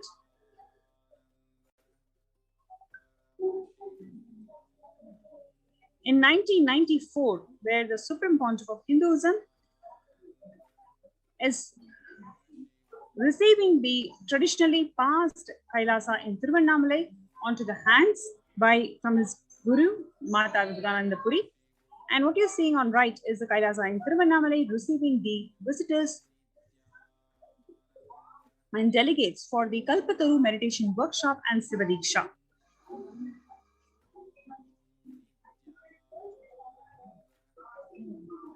11th of March 2017, where thousands of people arrived to celebrate the living enlightenment ecosystem and to traditionally meet the Supreme Pontiff of Hinduism, Jagadguru Mahasannidhanam, His Divine Holiness Swamiji.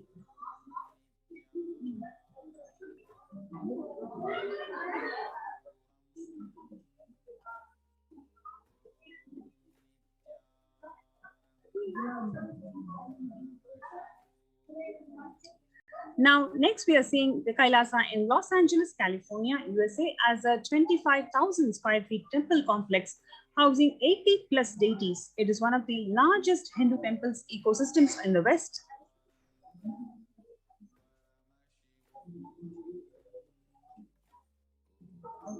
Next is the Kailasa in Columbus, Ohio, the first temple established by the Supreme Pontiff of Hinduism outside India. The temple physically came into life in just 9 months. The chief presiding deities of the temple are Sri Nityanandeshwara Paramashiva and Devi Nityanandeshwari Parashakti. The deities are 7 feet tall granite weighing about 6 tons, and their divine faces have been directly hand-carved by the Supreme Pontiff of Hinduism.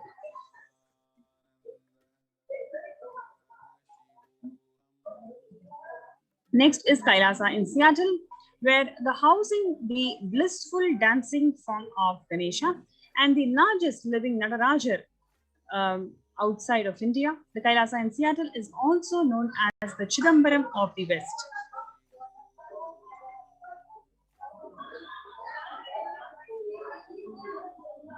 Next is Kailasa in San Jose, which is inaugurated in 2009. Kailasa in San Jose radiates the energy of the Madurai Meenakshi temple. The chief presiding deities of temple are Devi Meenakshi, the Shivalinga, Lord Sri Nityanandeshwara and Devi Nityanandeshwari, which have been created, installed and energized by the Supreme Pontiff of Hinduism himself.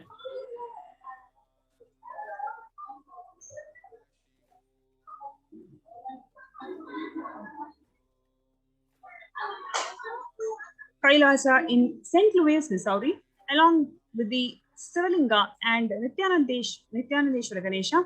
Kailasa in St. Louis carries the energy of Tirumala Tirupati of South India and houses one of the tallest Venkateshwara deities in North America, along with his consorts Sri Devi and Bhudevi. The beautiful landscape nestled among the woods and the rolling hills of Missouri stretches for about 20 acres.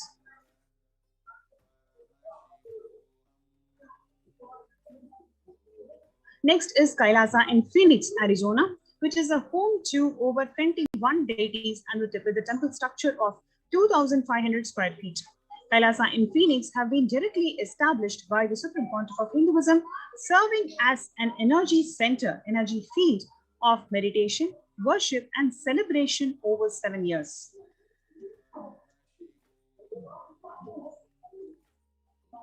Kailasa in Houston, formally inaugurated in 2017, the Supreme Pontiff of Hinduism has declared the Kailasa in Houston as the Parihara Sthala for all the Navagraha doshas.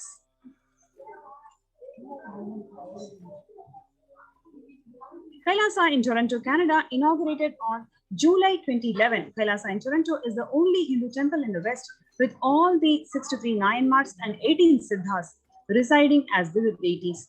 The temple deities here are seated exactly as the existential preside in Kailasa around Paramashiva, the primordial deity of Hinduism.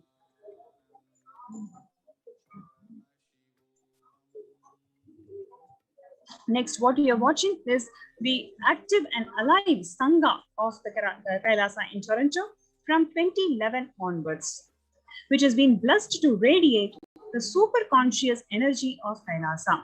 The temple ecosystem goes on providing various services to the community, including Annadan and other traditional Hindu ceremonies.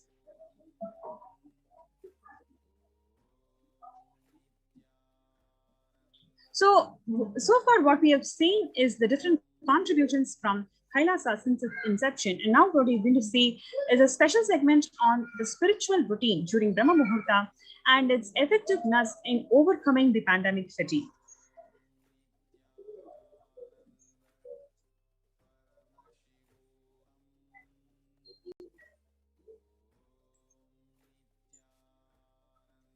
Let us look into the revelations to the world by Devi Parashakti, where the Supreme Pontiff of Hinduism, Jagadguru Mahasanidanam, His Divine Holiness, Swamiji, is manifesting as the Devi Parashakti when she revealed on 12th of May 2021, when she told that, I came as Nijavatara. I am blessing you, listen. People, listen. To do good to all of you, I have taken the form of Nityananda and came down as the Nijavatara. People of India, listen, carefully listen. Time after time, Bharadam is a Jnana Bhumi, where the enlightened beings comes. We cannot make the Jnana Bhumi as infertile. Enlightenment beings have to come.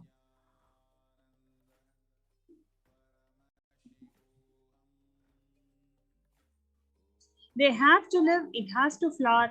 Few hypocrites, because they are stuck in delusion, we cannot sacrifice the world.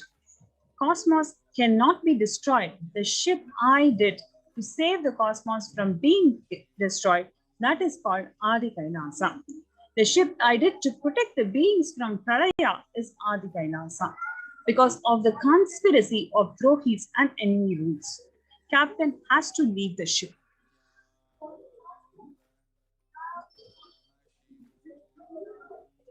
Before 12 years, knowing the great deluge that is going to happen, all the Aushadas, by this Guru Purnima, that Jnana Dasavaram, Navabhashana is going to flower. I love people to come and take a dip in Navabhashana flower. People, whoever comes and dips in Vaidya Sarovar, they will not have death. They will not have corona. Crores and crores of people will come in line. Every day they will come and dip in the Ananda Lingam.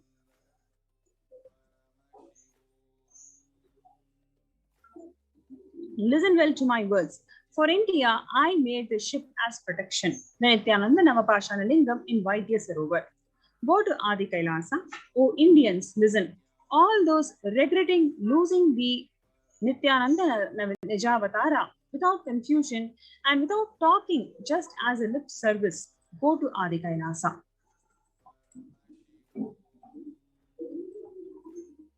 Crores of people will come there looking for health, Navapashana, water feast and medicine to get health and protection and enlightenment. To protect India from the great destruction, I, Parashakti, made this huge ship. Even if the captain is not there, the ship is there. When the first world countries closed their borders during this massive global emergency, Kailasa has opened its door to one and all without exception. The Supreme Pontiff of Hinduism has opened his homes for people to get protected from COVID-19. So if you are somebody who wants to feel protected, especially on the ongoing pandemic, you are welcome to reside in the COVID care protection centers that are nothing but the de facto spiritual embassies of Kailasa for one and all, that is being provided and offered by the Supreme Pontiff of Hinduism unconditionally. So you will be provided with free food, free accommodation, free internet service. You can work from home. You can evolve and manifest the space of Paramashiva by being in this energy field. So the free COVID care centers that are opened across India includes Adi Kailasa Nityananda Sarvanya Peetham in Viridi, Salem Adinam in Tamil Nadu, Thiruvannamalai Adinam in Tamil Nadu, Rajapalayam Adinam in Tamil Nadu, Puduvai Adinam in Puducherry, Pattanam Adinam in Tamil Nadu, Siragapadi Adinam in Tamil Nadu, Sri Puram Adinam in Tamil Nadu, in Hyderabad, Madurai Adinam in Tamil Nadu, Avattipalayam, Erode, Tamil Nadu, Hosur Adinam in Tamil Nadu, Baroda Adinam in Gujarat.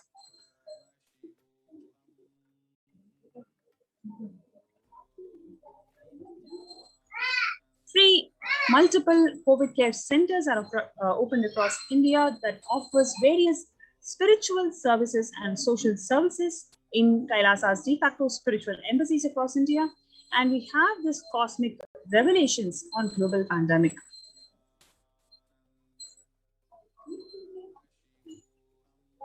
The free social services include medical care, allopathy and Siddha medicine. So anybody who comes here to the de facto spiritual embassies of Kailasa, you will be provided with free medical care, whether it is allopathy, Ayurveda, or Siddha medicine, and the infrastructure to accommodate thousands of people, and the accommodation that guarantees you the multi-layered quarantine facility. You will be completely protected from the environment to interact with anybody who's not in quarantine. And you have enough amount of personal protective medical equipment, and then you have emergency ambulances, food security management through food banks, and you have organic farming that you can do.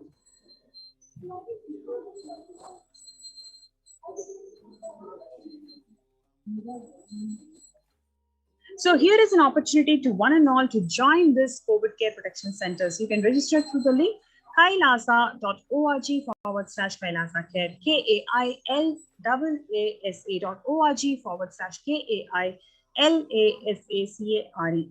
So what can you expect in these COVID care protection centers? These COVID care protection centers are the de facto spiritual embassies of Kailasa.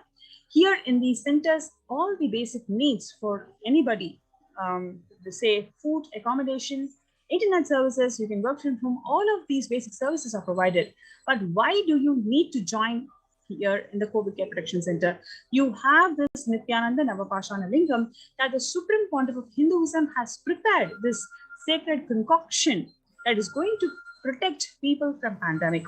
If you take a dip in this Vaidya Sarovar that is there in the Adi Kailasa Nityananda Sarvati Peetham, you will be granted the protection from COVID infections. So thousands and thousands of people are going to head to this Nityananda Navapashana Lingam to get healed from COVID. And here is the grace and the blessings of the Supreme Pontiff of Hinduism that he has opened his Kailasas for one and all.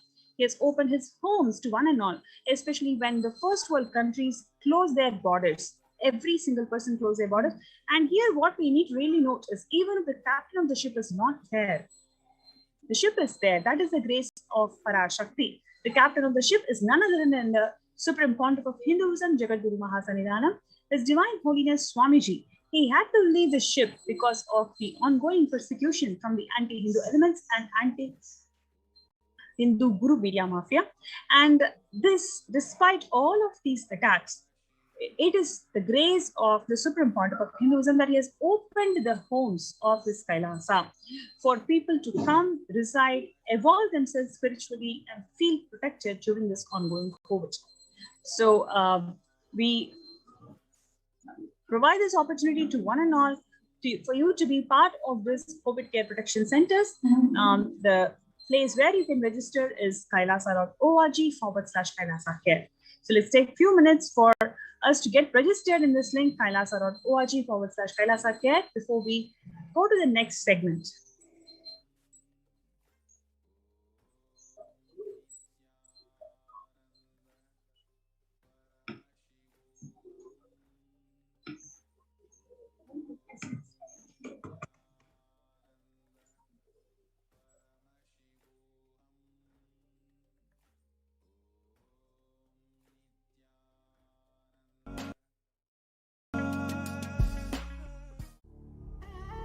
What I mean by the word Kailasa, listen intensely. Enlightenment ecosystem, literally enlightenment itself, in your own home, wherever you are. If you cannot come to Kailasa, it's okay. Kailasa can come to you. Kailasa coming to you is Kailasa.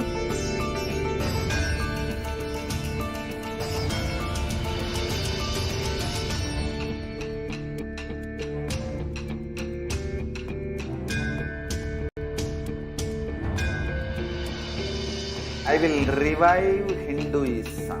I am a Hindu revivalist, not by any revolution, but by evolution.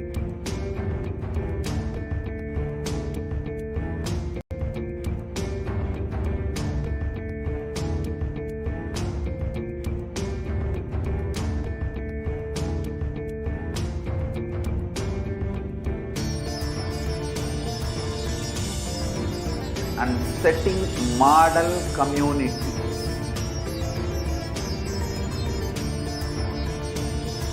Kailasa, enlightenment ecosystems, Sarvanya Peethas all over the world.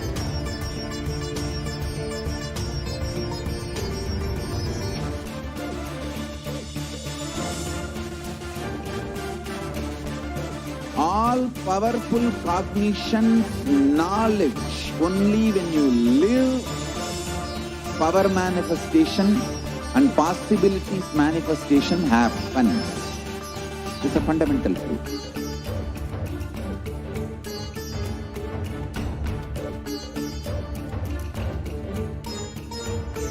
Hinduism cannot live exclusively as one sampradaya. No. All sampradayas of Hinduism is an ecosystem.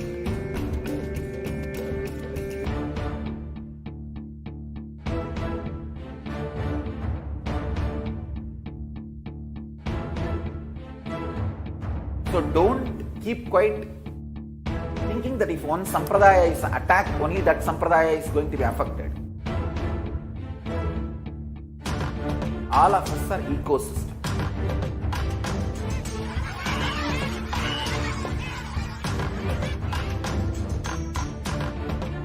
I invite all of you to get involved and enjoy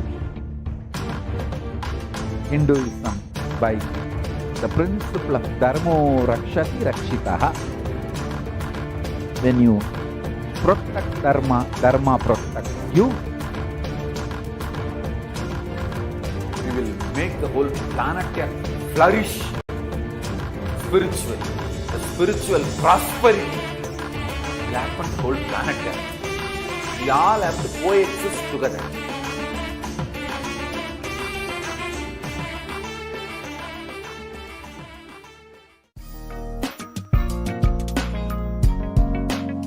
We get you health. We get you ability to build beautiful relationships in your life. We get you direct spiritual support, and we make sure you become wealthy.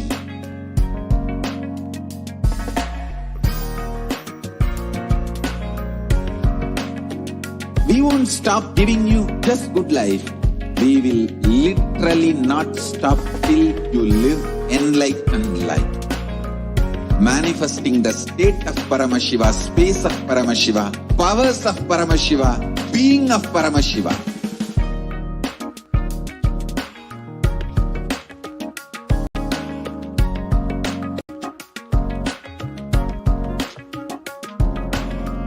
Whole world should become Kailasians. I want the whole world to know Hindus have something great to contribute to the world.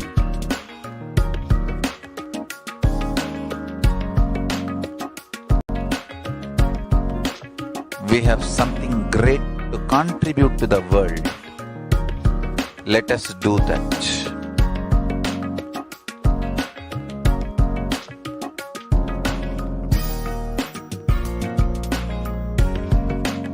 Kailasa is proper customized spiritual service helping you to identify your root patterns of suffering. We have perfected the science of helping every individual from every cultural, religious, nationality background.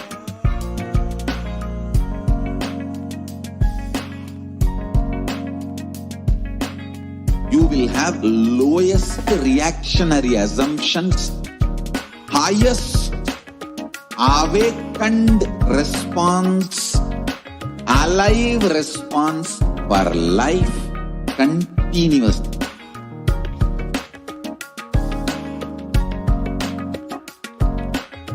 Kailasa is enlightenment ecosystem, literally enlightenment itself in your own home, wherever you are. Proper offer customized spiritual service, helping you to complete with your life negativity, withdrawal from life, self-hatred, self-denial, self-doubt, so much of tiredness, laziness. We can support you, aligning your diet, your attitude, your aptitude, your understanding about life. We can help you with everything.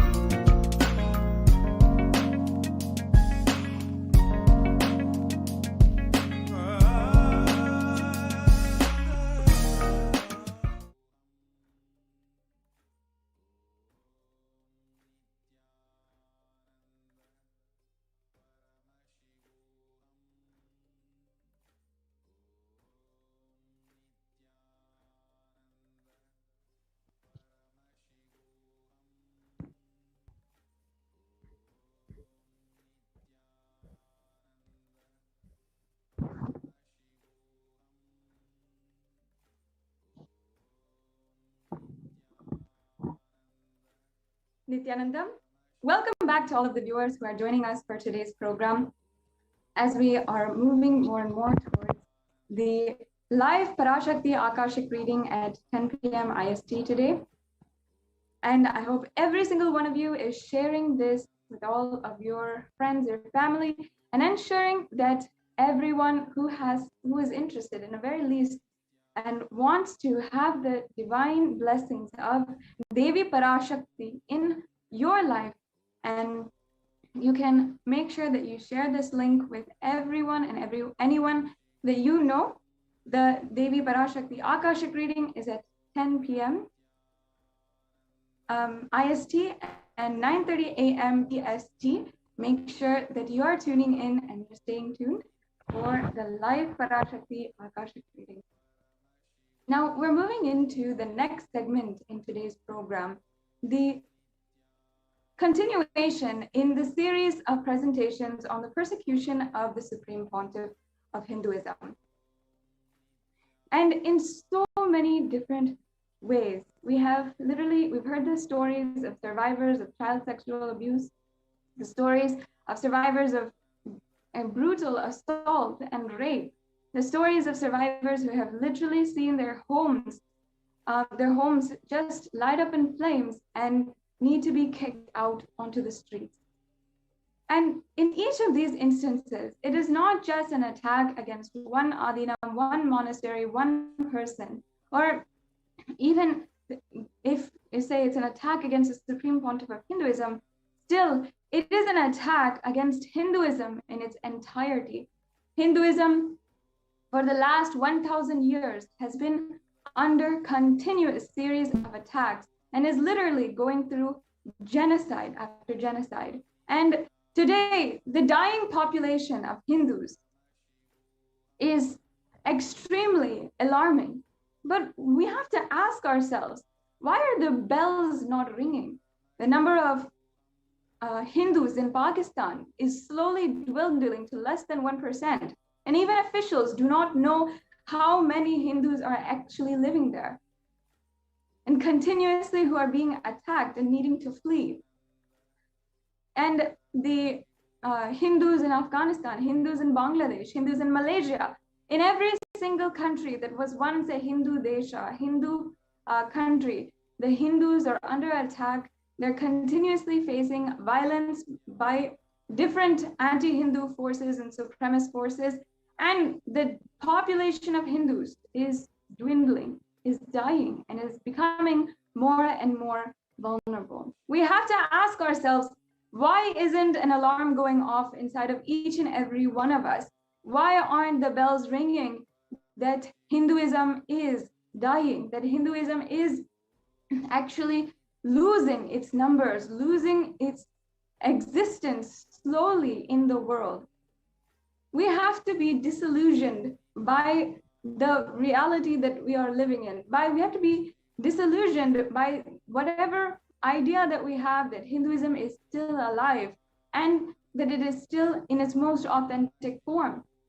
We have to understand that it has gone far from what it once was, and it's losing its origins, losing its roots. Today, we're going to be presenting to each and every one of you what's happening in the heart of the Hindu civilization in India itself, in Madurai, one of the most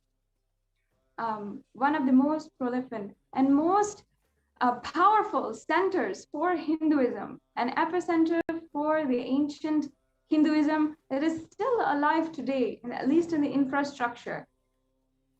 And one of the longest surviving, the first and the longest surviving Hindu ecosystems that exist today.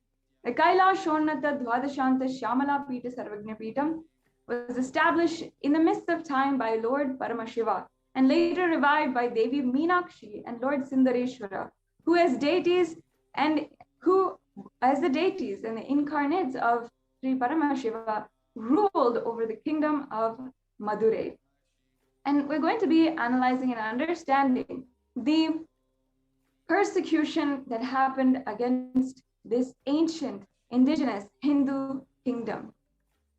Devi Meenakshi, Lord Sundareshwara, and the Tirujnana Sambandar, or the Guru Parampara of this ancient lineage of the Madurai Adinam of the Shyamala Pita Sarvagna Pita, and the Supreme Pontiff of Hinduism was coronated as the Guru Mahasannidhanam of the Shyamala Pita Sarvagna Pitam on the 29th of April in 2012. This grand and ancient lineage, starting from Meenakshi herself and Paramashiva in the form of Sundareshwara, and then revived by Sri Tirujnana Sambandar in later years, and then after that, an unbroken lineage of Guru Mahasannidhanams who had ruled literally as the leaders of the sovereign kingdoms in India, in Bharata, in the Hindu Desha. As you can see here, we have all of the preceding Guru Mahasannidhanams as a lineage who are predecessors of the Supreme Pontiff of Hinduism. And each of them worshipped and revered as sovereign leaders of the kingdom of Madurai, the kingdom of the Shyamala Pita Sarvagna Pitam. Yes, and here is the 292nd Guru Mahasannidhanam, the Shyamala Pita Sarvagna Pitam, and finally the lineage being passed down to the Supreme Pontiff of Hinduism himself on the 29th of April 2012. Now, I also have joining with me Ma Nitya argue about how the entire narrative of Madurai had happened. And I'd just like to welcome Ma Atmapriya Swami to the panel. Nityananda. Yes, so as we were narrating the glory and history of the ecosystem, the kingdom of Madurai, you could see these pictures which are actually displayed, where the Supreme Pontiff of Hinduism, His Divine Holiness, was declared as the 293rd Guru Mahasannidhanam of the Shyamala Pita Sarvagna Pitam, the Madurai, the oldest papal state and the monastic kingdom, at the age of 34 on 27th of April 2021. You can see the 292nd Pontiff who is coronating His Divine Holiness and giving him the staff, the traditional staff of Meenakshi to His Divine Holiness on the 27th of April 2012.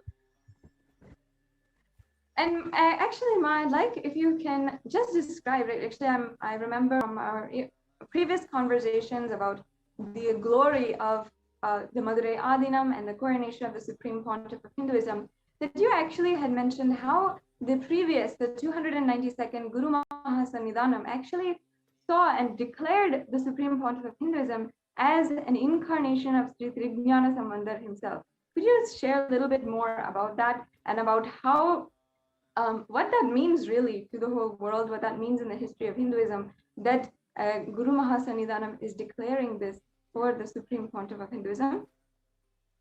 Yeah, yes.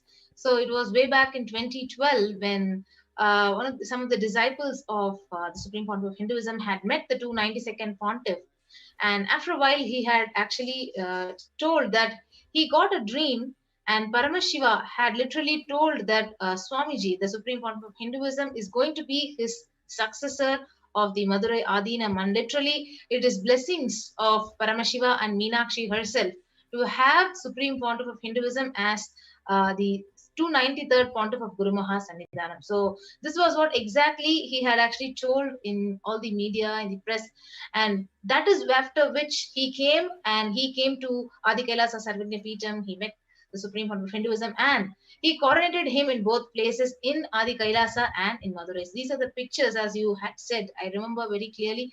So he came to our Adi Kailasa Sarvagya Peetham, where this is the picture which is projected over here, and also in Madurai when he coronated him, saying that he had a dream and revelation to him that the Supreme Pontiff is an incarnation of Tirujnana Sambandar, and this has happened only by the blessings of Ramashiva and Meenakshi.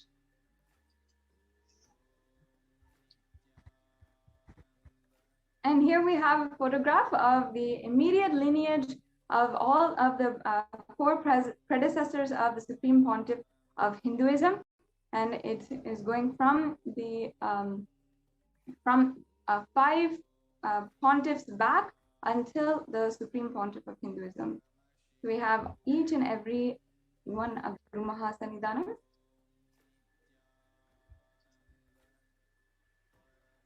Yes, so these are the pictures you could see. The aftermath of the coronation of His Divine Holiness as the 293rd Pontiff of the Madurai Kingdom. So he literally walked the streets with the 292nd Pontiff, and he met each and every person in the street, and every day he used to go to the Meenakshi temple and heal people who ever come to the Adinam, and offer Annadan to more than 5,000 people per day. So that was the beautiful contribution after the coronation of the Supreme Pontiff of Hinduism.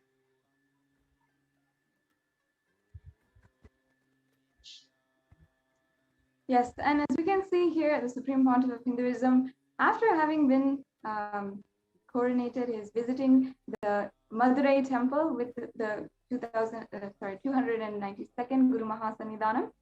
And after this, he had done so much to revive and to bring back life into the Madurai Adinam, whether it is the reconstruction of the reconstruction and repair work around the Madurai Adinam, around this ancient heritage, or giving free food every single day, or reviving the ancients, such as the Jnanapal.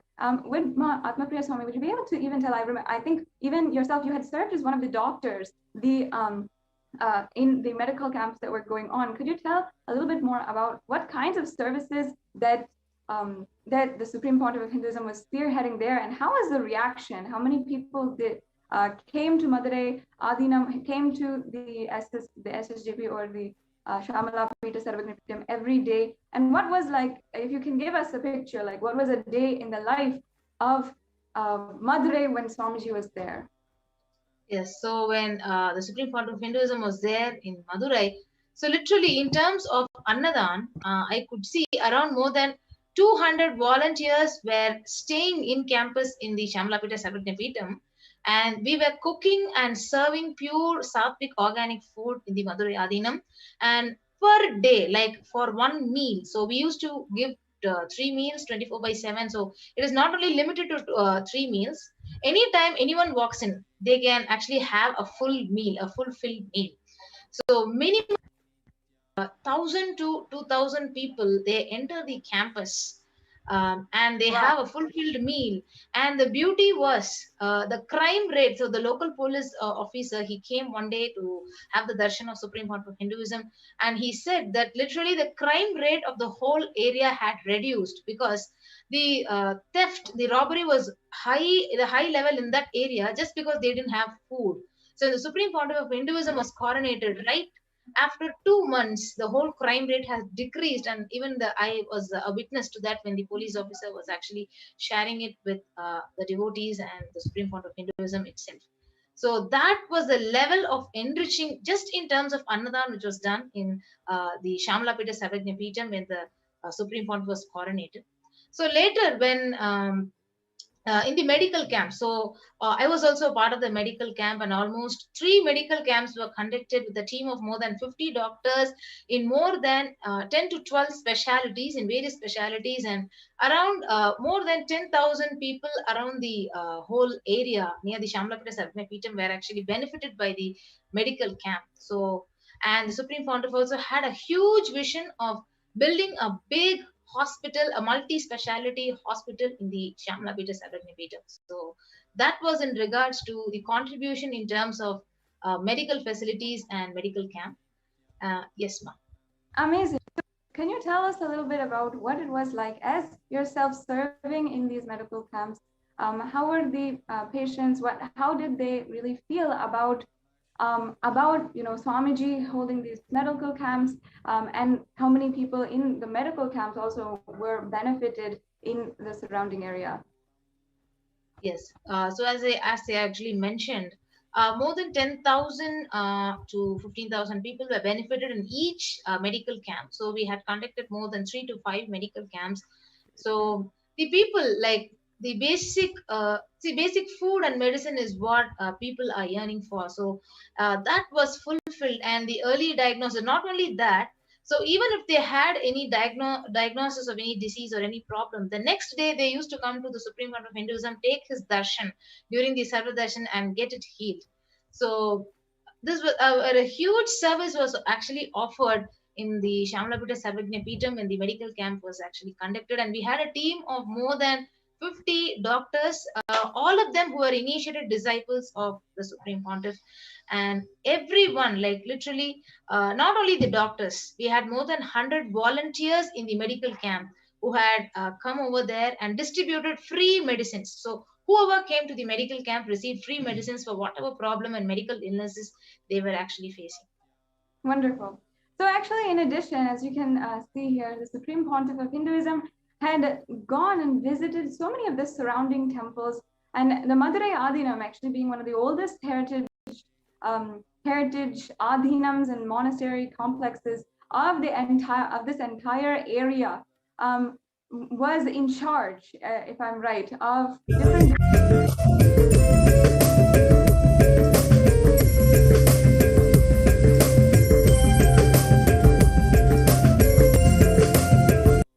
and the Adhinam.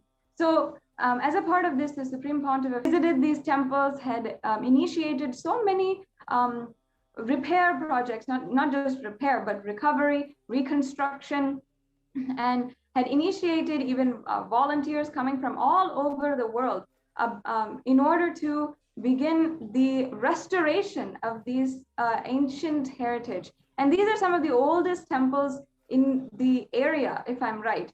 So can you tell us a little bit about the restoration projects that Swamiji had spearheaded at this time, led, and he even led and started to do the same, like lead all the volunteers in restoring. We have footage of that, which is an amazing thing. If you can describe that, Ma, we'd really like to know about these restoration projects that the Supreme Pontiff of Hinduism spearheaded at this time. Yeah, so actually there are 4 temples which are a part of the Madurai Adhinam. We can see the Kanchanam, the Kachanur temple, and 2 more temples which are a part of the Madurai Adhinam. So the Supreme Pontiff, actually, he physically visited all these 4 temples. These are the ancient temples which are a part of the Madurai Adhinam, the Shamlapeta Sarvajna Peetham. So he literally, we could actually, we can also see few visuals and pictures of how Supreme Pontiff, he physically was there. He was physically cleaning each and every pillar and each and every statue, each and every deity inside the temple. And he was literally supervising the whole temple area. So literally sitting there and monitoring and cleaning the whole temple. And he was actually an intense part of the cleaning process and the revival process of the all four temples. So that is what is the video which we are watching here. So he went, not only visited the temples, he was actually on ground. He just did the work. I don't know, I don't have words to say, but literally I was also a part of the project. Right. So we do have footage of the Supreme Pontiff of Hinduism himself, cleaning the temples. I think we just have to. That would be amazing to show that footage in particular.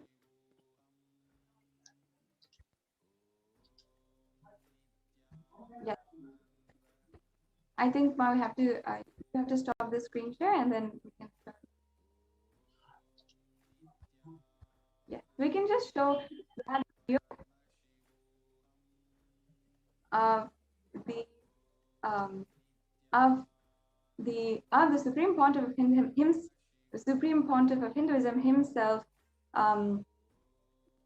spearheading the project of restoration in Madurai. And we're doing this. We're understanding about this is because the Supreme Pontiff of Hinduism had literally visited temple by temple, had literally shown so many different heritage sites to the whole world, brought the Shamanapita Sarvagnapitam to the international audience. And from all over the world, volunteers had literally signed up to come to start and join in on these projects. And there was, as you can see here, these are some of the temples where the Supreme Pontiff of Hinduism himself led the restoration projects. And these temples, do you have an estimate of how old these temples are? I'm quite sure that they're some of the oldest temples in the area, even.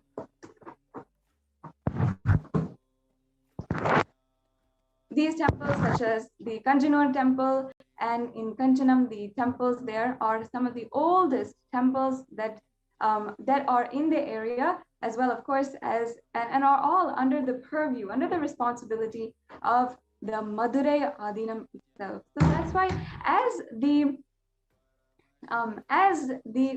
Supreme Pontiff of Hinduism, he himself went and not even visited, he himself went to these temples, led the projects, led these massive restoration projects. As you can see here, the Supreme Pontiff of Hinduism himself directing the whole team for the restoration of this temple, and he himself cleaning, going and cleaning the deities, going and cleaning the cobwebs off of the temple pillars.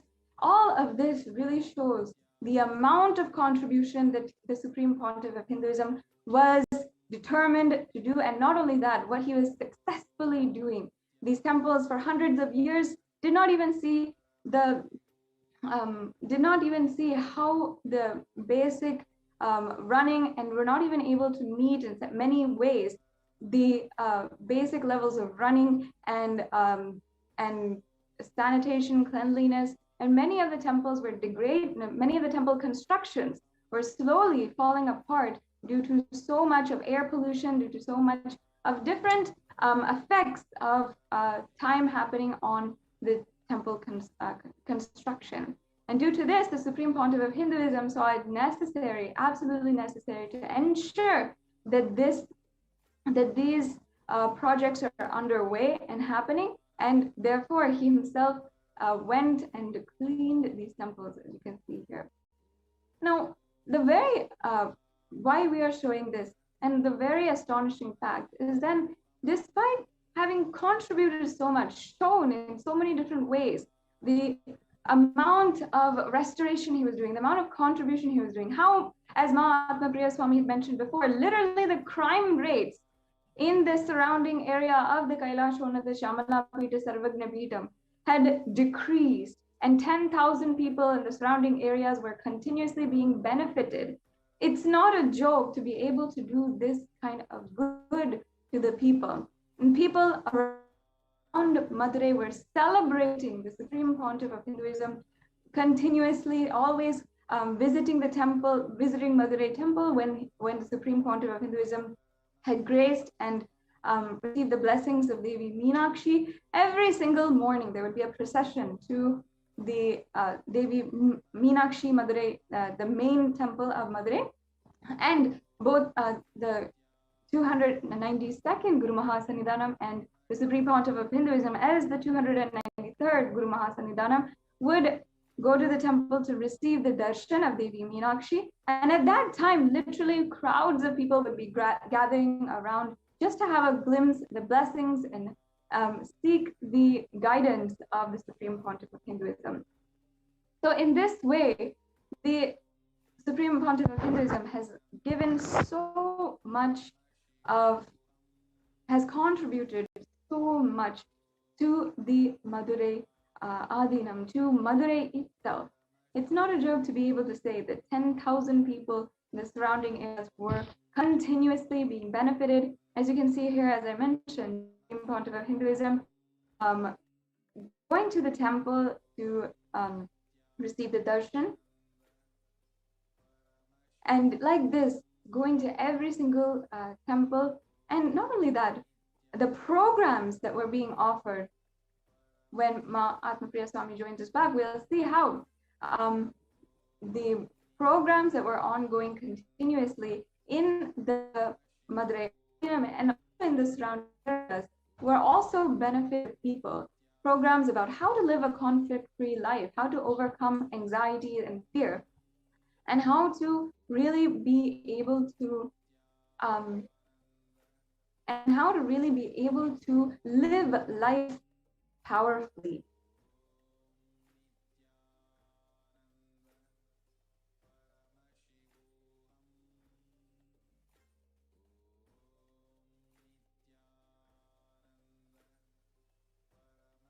So as you can see, the Supreme Pontiff of Hinduism, along with the temple administrators, the leaders of the community, who are also discussing and speaking about the activities, the socio-spiritual activities that are going on in the temple, the benefits that is reaching the people, and so many other issues that are concerning the temple, including the regular attendance and the regular treatment and of the pujacharyas, the worship, the rituals, everything.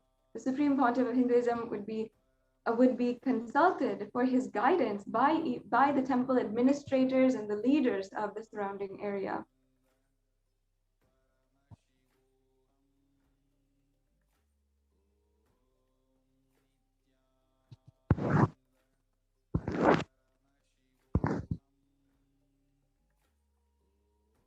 Yes.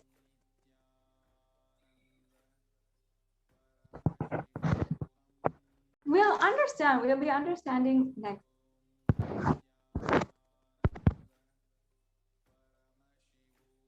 About sorry for that technical glitch. Now in the next few minutes, we'll be understanding about, despite having successfully transformed and revived this indigenous kingdom of the Shamala Pita Sarvagna Pitam, even though he had revived this, the Shamala Pita Sarvagna Pitam, the Supreme Pontiff of Hinduism had literally been undergone so much of attack over the course of just a few weeks. More than 50 petitions and 50 cases were filed against the Supreme Pontiff of Hinduism in acts of abhorrent, incessant lawfare, making up absolutely baseless allegations that would go out onto the media and then have massive campaigns of hate speech against the Supreme Pontiff of Hinduism. We'll now be understanding how the attacks against the Supreme Pontiff of Hinduism ensued in the following months after a very quick break.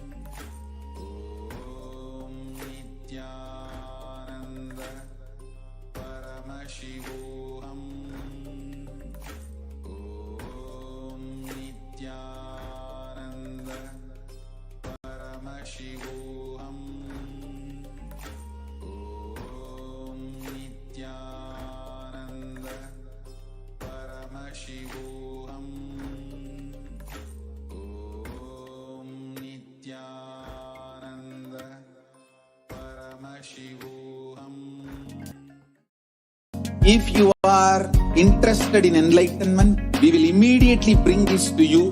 If you are not interested, we will explain the whole science, inspire you, and make you interested in enlightenment science.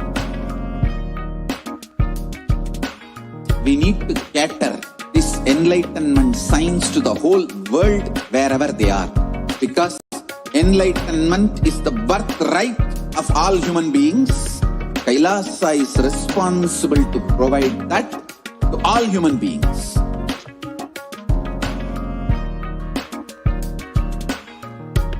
Kailasa is the totality of the knowledge I received from my gurus and practice manifested in my life, perfected by teaching millions of people from all cultures, time zones, backgrounds, genders, nationality, race, from every creed.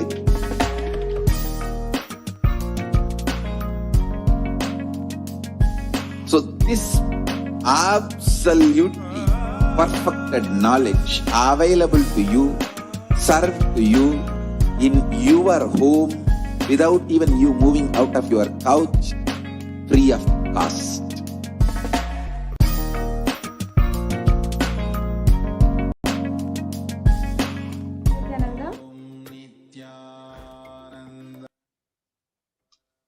Yes, Nityanandam.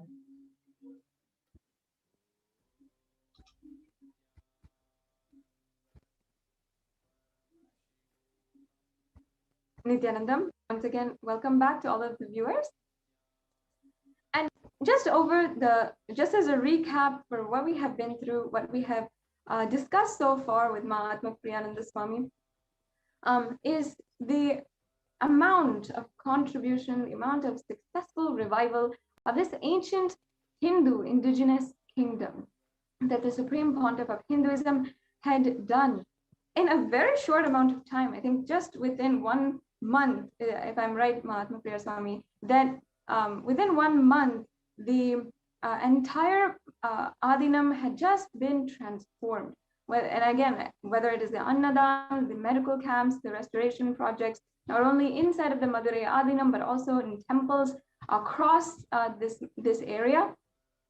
So in just a short amount of time, immediately after the Kailashwan, the Shamanapita Sarvagnapitam, the coronation that happened on the 29th of April in 2012, immediately after that, in record-breaking amount of time, there was so much activity, so much celebration, so much of good that was happening for the area, for the people, and ultimately for Hinduism.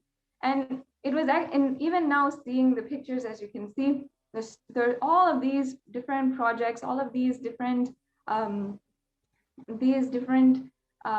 the satsangs that Swamiji had literally daily been conducting, and the darshans. I believe that every single day, as you can see, Sarva Darshan was happening. So if Atma Priya Swami can just briefly describe what is Sarva Darshan and what the people that came even for Sarva Darshan.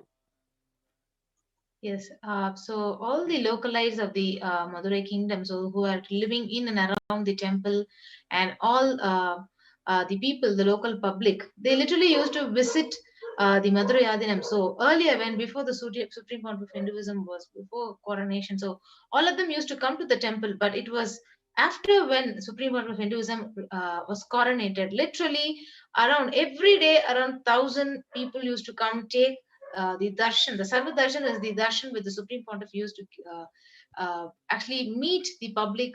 He used to listen to their problems, heal them literally by talking to them and giving them the spiritual healing. So these are the various pictures which we could see. So literally, at least all the people in the local Madurai kingdom, that whole place would have been benefited by this Sarva Darshan, which is literally free. And he used to, there are a lot of miracles had happened. He used to literally heal each and every one who come there by giving them the free healing, talking to them and attending each one of them individually through the Sarva Darshan. So that is what we could see actually in all these pictures in the Shamalapita Sarvajnapeetham, which happened right in 2012. So people used to flock in crowds just to see his face, even if they didn't even have a touch. At least they wanted to come and see his face to see the Supreme Pontiff of Hinduism. These are the various pictures which we could actually see.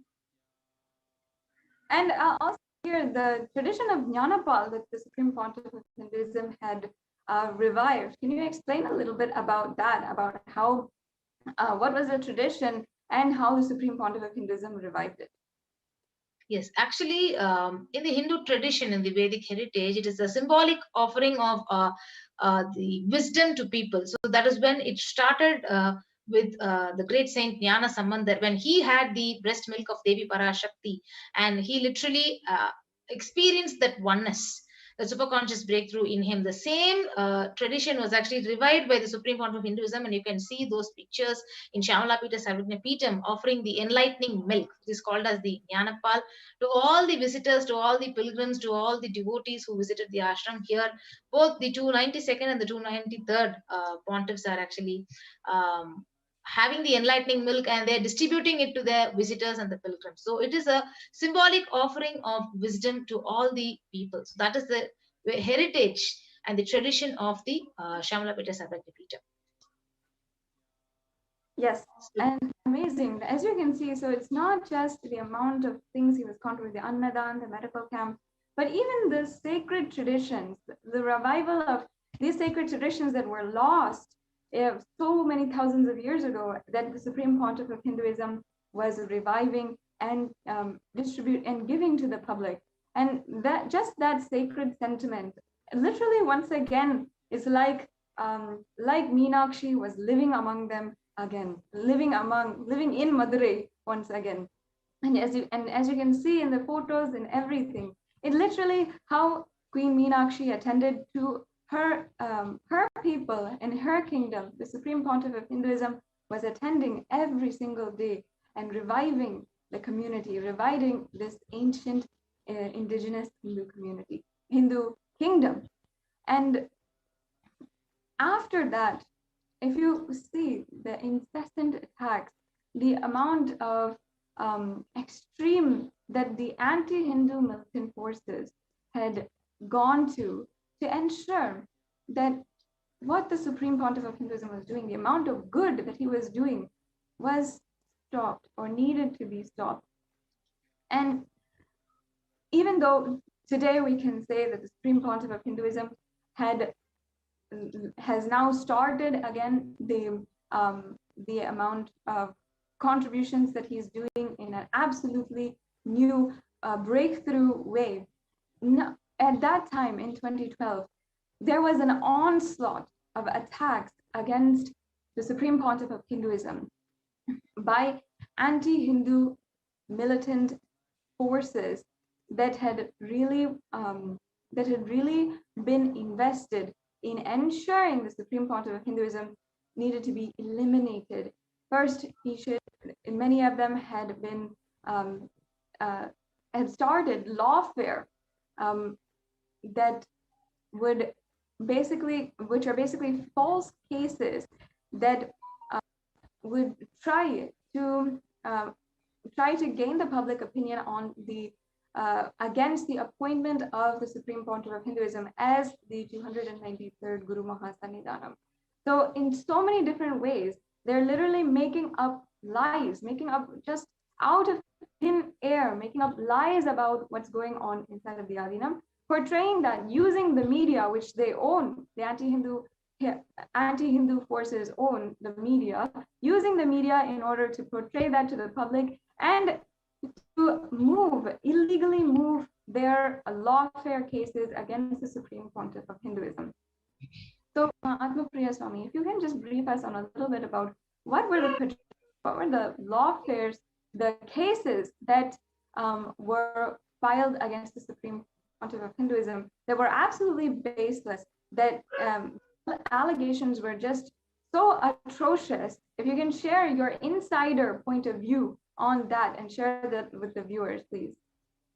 Yes, so actually you could see here after the coronation of the Supreme Pontiff of Hinduism, around the Hindu leaders from more than 53 organizations, they had actually pledged their support to the Supreme Pontiff as the 293rd Pontiff.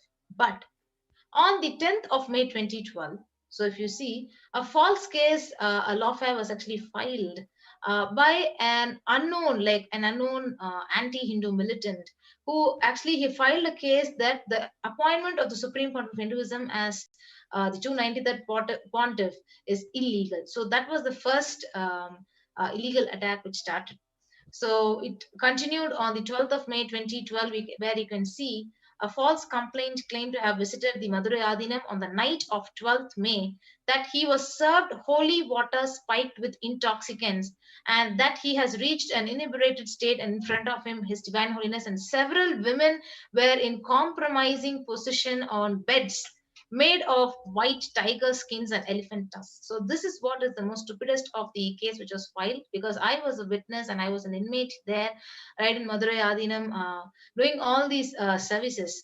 So this was a brutal false case which was filed against, stating that women, like all the women, are dressed inappropriately inside there, and they are seen in compromising position on the beds with men, and there is a tiger skin and elephant tusk there in the Adinam, and women are doing prostitution. And one of the guys called Sole Kannan, he said he had seen all these things happening right in front of his eyes there inside the Adinam. So this was the atrocious attack, especially saying calling all the sannyasis by names as prostitutes. So that was the attack on the women, like especially even myself and so many other sannyasis who were there were personally attacked by this false complaint on the Madurai Adinam, where literally day in and day out, all the sannyasis were serving thousands and thousands of people through Annadan, through medical camps, and as we had seen all the pictures. And every activity which we do was directly contributing to the public at large. So this was the false complaint on the 12th of May 2012, and on the 26th of May 2012, one unknown, like a caste supremacist, Jagadala Pradhaban, he filed a false complaint saying that His Divine Holiness had to be removed as the 293rd Pontiff of Madurai Adinam. So several cases were filed against Supreme Pontiff of Hinduism, even though Hindu leaders from more than 54 organizations had supported him, that his coronation is true, it is legal. So that was the brutal attack in Madurai Adinam. Yeah, I would like to point out several things here. One, this is an example of how the anti-Hindu militant forces use the sexual objectification of women, and they use that in the media, like trying to show in the media that women are prostitutes, that there's prostitution going on inside of a monastery where we have taken up vows of sannyas, where we've taken up vows of chastity and of service to the whole world, but completely twisting that and portraying that in the media and sexualizing us, objectifying us, and making it an absolute opposite. When a woman stands up to do service to the whole world, volunteers and wants to do service, this is how they portray in the opposite way, and not only file cases but also portray in the media, so that the public view is an absolutely opposite frame or image that is portrayed to the whole world, thus literally assassinating the character of the Supreme Pontiff of Hinduism and all of the women sannyasis.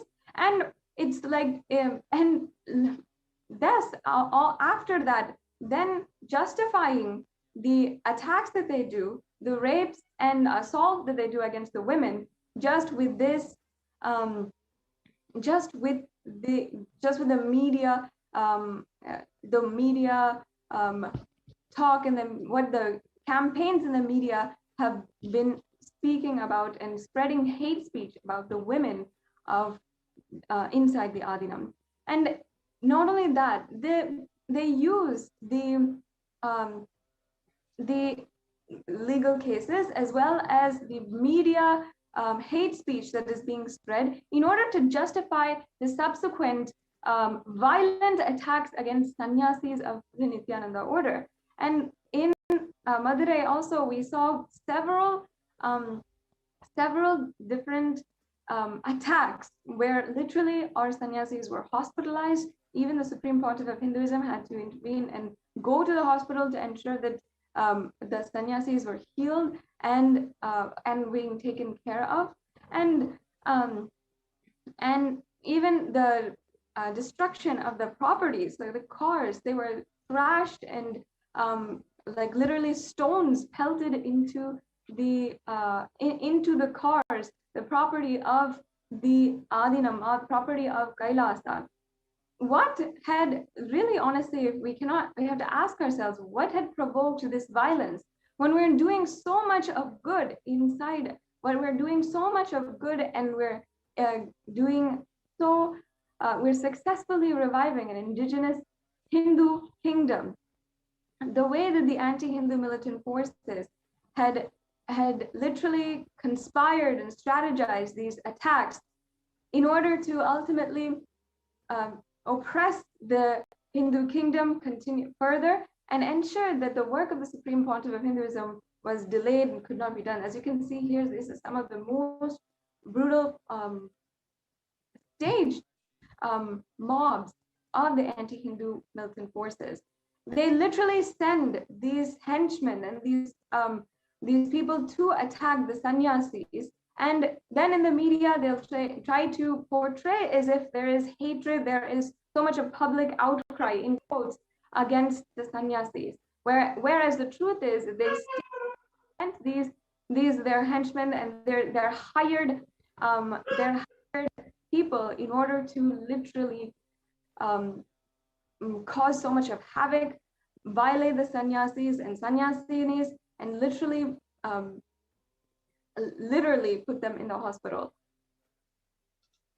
Yes, so here you could see the visual where two sannyasis at the Madurai Adinam's Kanjanur Agnishwara temple, it's a part of the Madurai Adinam, the Shyamlapeta Sarvajna Peetham.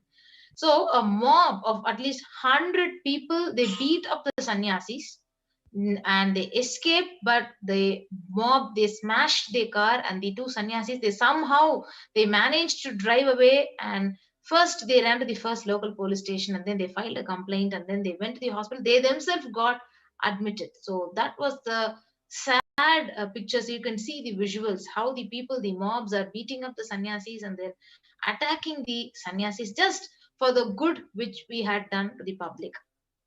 And a really disheartening thing here is that in the heart of the whole Hindu civilization, in Madurai itself, the anti-Hindu, such amount of oppressive power, such a supremacist oppressive power, where they can conspire these attacks, and we're literally powerless to stop it.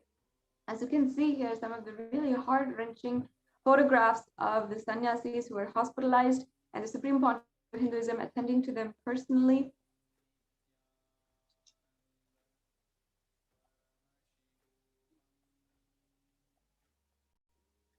Yes, this is on the 30th of May 2012 when His Divine Holiness and the 292nd Pontiff they were traveling back from the same Kanjanur temple, and literally before the attack happened, they had confronted their vehicle, and the police actually, they pretended to stop the mobs, but the assassins, they dragged the devotees, though these were two devotees, they were named Senthil Kumar and Muthu Krishnan, out of the escort vehicle. They beat them brutally, while His Divine Holiness and Second Supreme Pontiff of Hinduism and the 292nd Pontiff had literally just escaped from the attack. So these were the two people who were actually beaten up by the mobs when the attack was happening.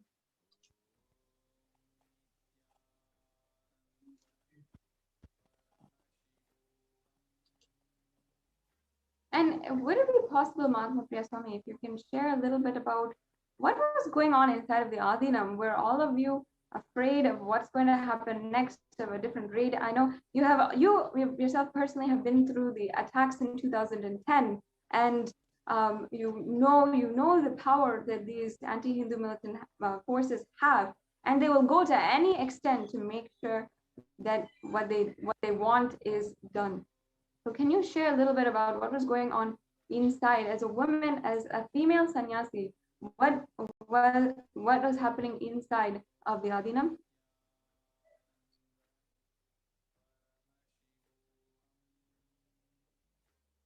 Okay, it seems like we have a technical difficulty.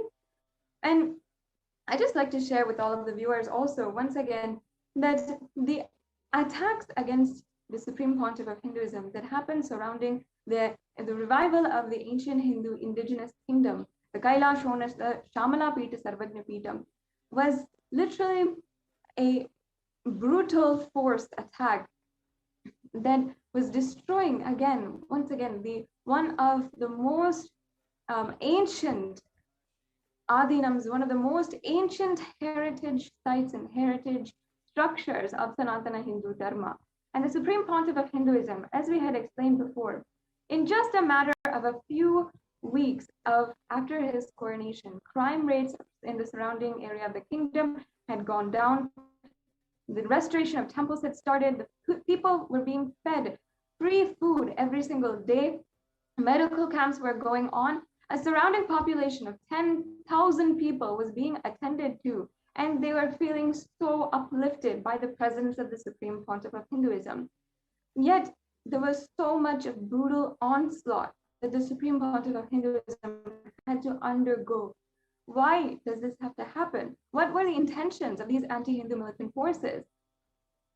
And not only that, they have specific agenda against Hinduism. If you even see in the writ petitions that they have filed, and just previously we had seen the writ petitions that they had filed, how they were attacking specific Hindu rituals, Hindu traditions, saying that the holy water that we are distributing, that we are offering to the divine, and also then distributing as prasada, taken and drunken immediately, the holy water was mixed or spiked with alcohol. Can you imagine if this was said against any other religion? If this was said in any other circumstance, this is a direct, just hurting the religious sentiments. How can they take something so pure, something so sacred as a Hindu sacred ritual that is ongoing, the offering of waters to the feet of the Guru and the feet of the deity, and then taking that as prasada? But they abused that, and they literally twisted that and made it seem as though there was some crime happening there. This is what we have to address in the entirety, in the fights that in the entire persecution against the Supreme Pontiff of Hinduism, that it's directly because the Supreme Pontiff of Hinduism is reviving Sanatana Hindu Dharma. It's directly against the Hinduism and against Hinduism as an entirety. It's not just the Supreme Pontiff of Hinduism that they want to attack, but entire Hinduism in as a whole, that they want to demolish and they want to eradicate completely. In the surrounding community of Madurai, even though it is the Madurai Adinam and the Shamala Pita Sarvagna Pitam is surviving until today, still there's so much of corruption inside that makes the temple functions and the temple functions, the temple administration, all of that ultimately not benefit the temple ecosystem and making the temple ecosystem weaker and weaker. And because the Supreme Pontiff of Hinduism had been coronated as the Guru Mahasannidhanam of the Shamala Pita Sarvagna Pitam, Hindus in the whole ecosystem were feeling so much of hope that finally there would be some hope that Madurai could be the civilization that it once was, and that there was hope that that there was going to be so much of revival of the sacred Hindu practices and the ecosystem of Madurai. However, we have seen continuously how this attack against the Supreme Pontiff of Hinduism has only worsened and worsened. Now today, the Supreme Pontiff of Hinduism has revived the Shamalapita Sarvagnapitam despite so much of attack, again in Madurai, and the services are continuing today as the Shamalapita Sarvagnapitam. Many of you know, and you can even see the activities continuously being shared across on social media and being shown into the international audience, where when an Adinam about Hinduism, the oldest Adinam, was not even known to the outer world, to the whole of the world, and the history was covered and made invisible by anti-Hindu forces. Because of the Supreme Pontiff of Hinduism, today the whole world recognizes the Shamalapita Sarvagnapitam as an ancient Hindu indigenous kingdom that was sovereign in its own right. Now, this brings us to a conclusion of today's segment on the persecution against the Supreme Pontiff of Hinduism and the Hindu Holocaust. This entire month, we are bringing awareness and we are speaking on the Hindu Holocaust and how the Supreme Pontiff of Hinduism has literally been on the forefront of this, of the attacks against Hinduism as a whole. And today, he is the last hope for the revival of Sanatana Hindu Dharma.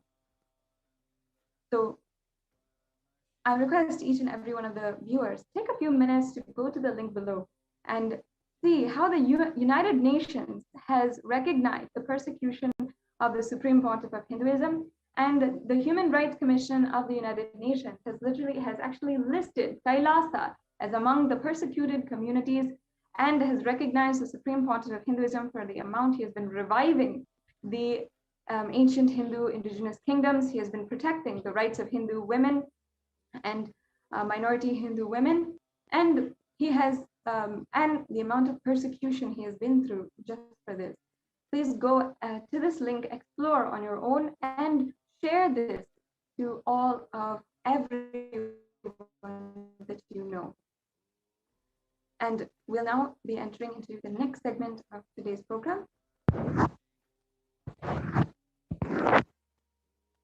We're continuing also with the explanations of the persecution of Supreme Pontiff of Hinduism after a very quick break.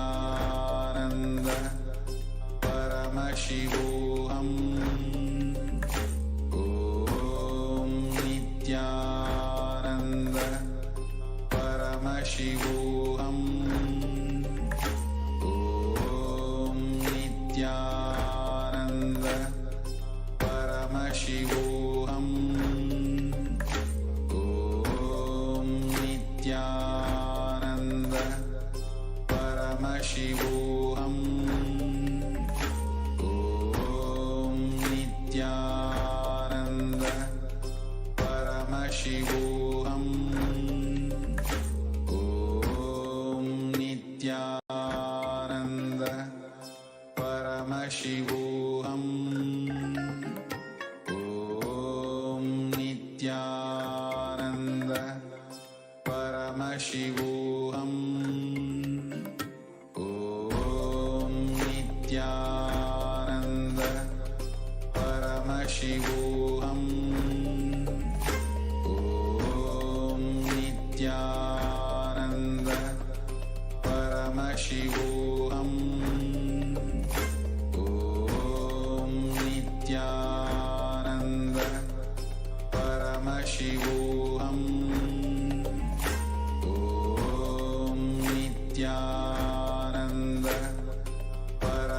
Shivoham. Om Nityananda Paramashivoham. Om Nityananda Paramashivoham. Om Nityananda Paramashivoham. Nityananda.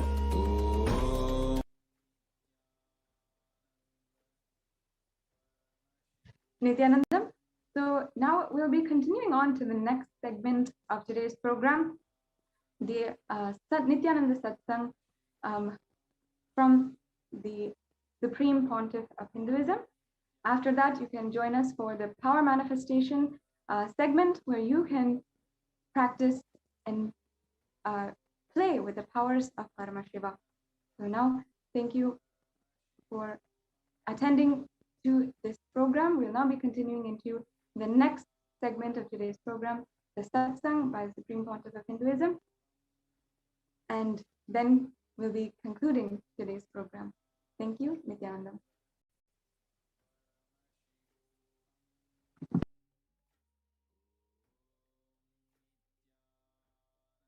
Connecting with the divine with your eyes closed is meditation.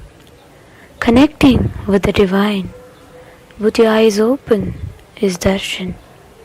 Come, let us all now move from meditation to darshan. Slowly, very slowly, please open your eyes. என்னப்பனல்லவா என்னப்பனல்லவா என் தாயுமல்லவா தன்னை உணர்த்திடும் தியானம் அளித்தவா என்னப்பனல்லவா என் தாயுமல்லவா தன்னை உணர்த்திடும் தியானம் அளித்தவா எங்கும் நிறைந்தவா எண்ணம் கடந்தவா பொங்கும் அருவியாய் ஆனந்தம் தந்தவா எங்கும் நிறைந்தவா எண்ணம் கடந்தவா பொங்கும் அருவியாய் ஆனந்தம் தந்தவா என்னப்பனல்லவா என் தாயுமல்லவா தன்னை உணர்த்திடும் தியானம் அளித்தவா ஏழாம் உடல்கள் தாண்டி நித்திய வாழ்வும் கண்டிட கேடான காலில் நன்மை வென்று நீலை நின்றிட ஏழாம் உடல்கள் தாண்டி நித்திய வாழ்வும் கண்டிட கேடான காலம் நன்மை வென்று நீலை நின்றிட சீடான பாவம் வழி நீங்க பெரும் வாழ்வினே கொண்டாட நித்யானந்த ஸ்புரணம் தன்னை செய்தவா சீடான பாவம் வழி நீங்க பெரும் வாழ்வினே கொண்டாட நித்யானந்த ஸ்புரணம் தன்னை செய்தவா என்னப்பன் அல்லவா என் தாயும் அல்லவா தன்னை உணர்த்திடும் தியானம் அளித்தவா என்னப்பன் அல்லவா என் தாயும் அல்லவா தன்னை உணர்த்திடும் தியானம் அளித்தவா ஏழாம் உடல்கள் தாண்டி நித்திய வாழ்வும் கண்டிட கேடான காலில் நன்மை வென்று நீலை நின்றிட ஏழாம் உடல்கள் தாண்டி நித்திய வாழ்வும் கண்டிட கேடான காலம் நன்மை வென்று நீலை நின்றிட சீடான பாவம் வழி நீங்க பெரும் வாழ்வினே கொண்டாட நித்யானந்த ஸ்புரணம் தன்னை செய்தவா சீடான பாவம் வழி நீங்க பெரும் வாழ்வினே கொண்டாட நித்யானந்த ஸ்புரணம் தன்னை செய்தவா என்னப்பன் அல்லவா என் தாயும் அல்லவா தன்னை உணர்த்திடும் தியானம் அளித்தவா என்னப்பன் அல்லவா என் தாயும் அல்லவா தன்னை உணர்த்திடும் தியானம் அளித்தவா ஏழாம் உடல்கள் தாண்டி நித்திய வாழ்வும் கண்டிட கேடான காலில் நன்மை வென்று நீலை நின்றிட ஏழாம் உடல்கள் தாண்டி நித்திய வாழ்வும் கண்டிட கேடான காலம் நன்மை வென்று நீலை நின்றிட சீடான பாவம் வழி நீங்க பெரும் வாழ்வினே கொண்டாட நித்யானந்த ஸ்புரணம் தன்னை செய்தவா சீடான பாவம் வழி நீங்க பெரும் வாழ்வினே கொண்டாட நித்யானந்த ஸ்புரணம் தன்னை செய்தவா என்னப்பன் அல்லவா என் தாயும் அல்லவா தன்னை உணர்த்திடும் தியானம் அளித்தவா என்னப்பன் அல்லவா என் தாயும் அல்லவா தன்னை உணர்த்திடும் தியானம் அளித்தவா ஏழாம் உடல்கள் தாண்டி நித்திய வாழ்வும் கண்டிட கேடான காலில் நன்மை வென்று நீலை நின்றிட ஏழாம் உடல்கள் தாண்டி நித்திய வாழ்வும் கண்டிட கேடான காலம் நன்மை வென்று நீலை நின்றிட சீடான பாவம் வழி நீங்க பெரும் வாழ்வினே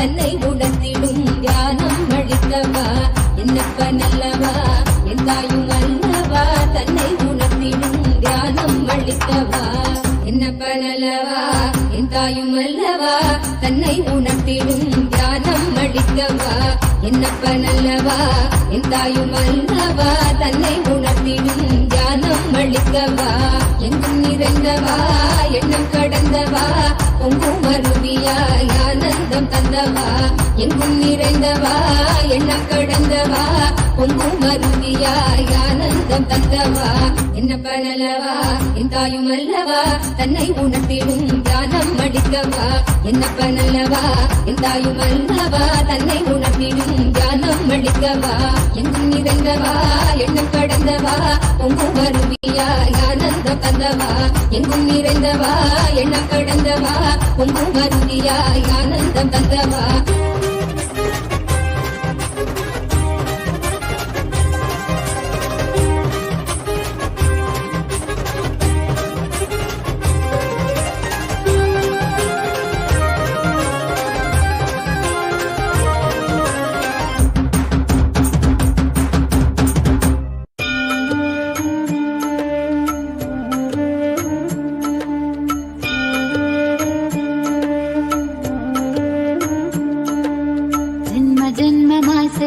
தவமோ உற்ற நண்பனாய் நித்யானந்தன் வந்து உதித்தான்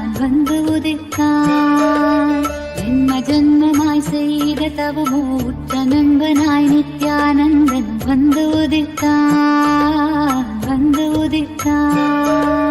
காக்கும் இறையே நட்பின் உருவாய் வந்த கழிப்பால் கட்டு கடந்தா மகிழ்வு கொண்டே மலை போல் வரும் துயர் யாவையும் துடிப்போதினில் கொடியாக்கிட புயலாய் வருவான் துணையென வருவான் ஜென்ம ஜென்மமாய் செய்த தவமோ உற்ற நண்பனாய் நித்யானந்தன் வந்து உதித்தான் ஓம் நித்யானந்தேஸ்வர பரமசிவ சமாரம்பாம் நித்யானந்தேஸ்வரி பரமசக்தி மத்யமாம் அஸ்மதாச்சார்ய பர்யந்தாம் வந்தே குரு பரம்பராம்.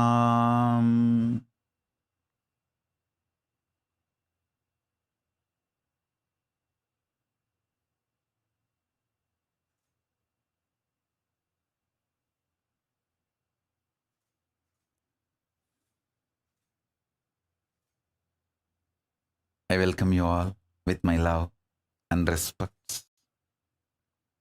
I welcome all the devotees, disciples, Samajis, Satsangis, Shri Mahans, Mahans, Kotari, Tanedar, visitors, viewers, Sarvanyapita Kartas, Ejamans, manifestors, Sarvabarityahis. I welcome all of you with my love and blessings.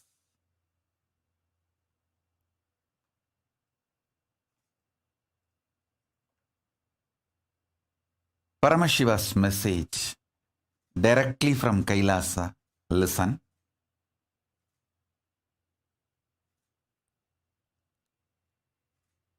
Ferociously, not softly, not politely, not mildly, but ferociously breaking the obsessive, compulsive,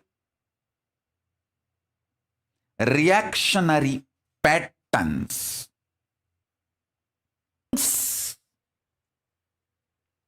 Ferociously, reactionary pattern.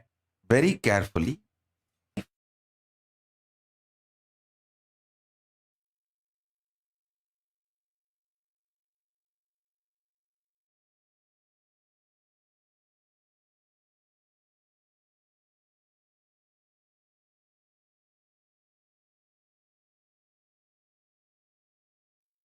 Then I'll translate. Listen.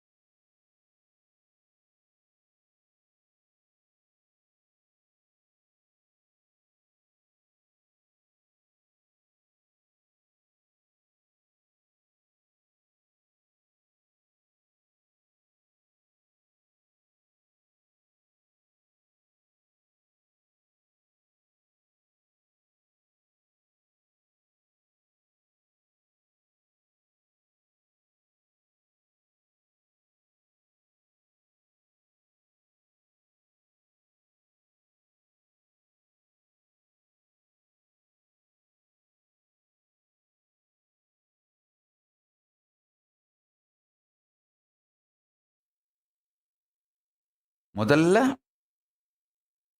உடம்பு வளையறதுனால உடம்ப சரி பண்றதுனால மனச சரி பண்றது ஹடயோகம். ஜடம் சிற்ஜட கிரந்தி மேல் வேலை செய்வது. பிறகு மனச நிமித்தினாலே உடம்ப நிமித்திர முடியும்னு புரிஞ்சிக்கிறது தியான யோகம்.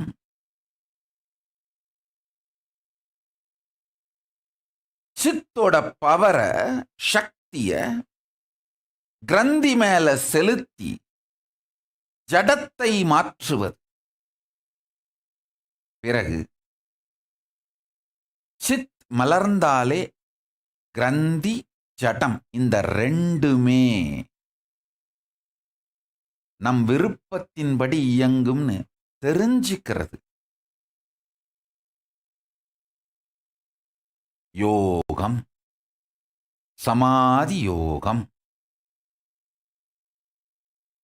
Now I'll translate. Listen.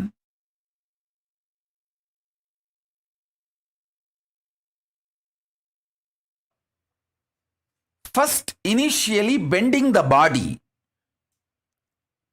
By bending the body, you can bend your mind. Learning that is Hatha Yoga. Then, by bending the mind, learning that you can change your body is Dhyana Yoga. Then, realizing by bending your consciousness, playing with your consciousness itself, you can change the mind and the body is Samadhi Yoga, the ultimate yoga. Listen.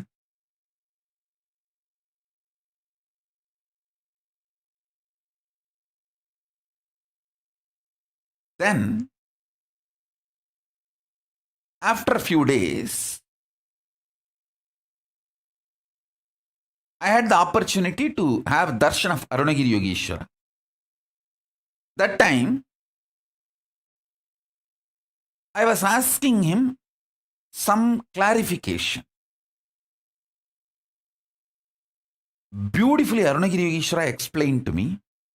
I'll repeat again the exact statement.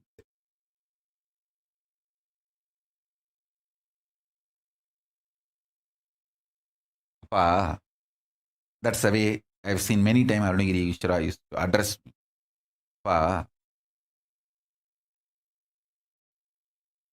படிப்படியா பண்ணா சாத்தியங்கள் மலரும்பா. ஒரேடியா உடைச்சாதான் சக்திகள் மலரும்பா. I'll translate this word. Listen. See, if you break your patterns step by step, slowly, slowly, you will achieve the great possibilities. But if you break the patterns ferociously, only then you manifest powers. Very beautifully he told me. See, if you do yoga every day, one day you do 10 Surya Namaskar, next day you make it into 25, then you make it into like 50 Surya Namaskar, then you add Surya Namaskar and Pranayama, then you add Surya Namaskar and Pranayama and meditation. This way you will manifest your possibilities. But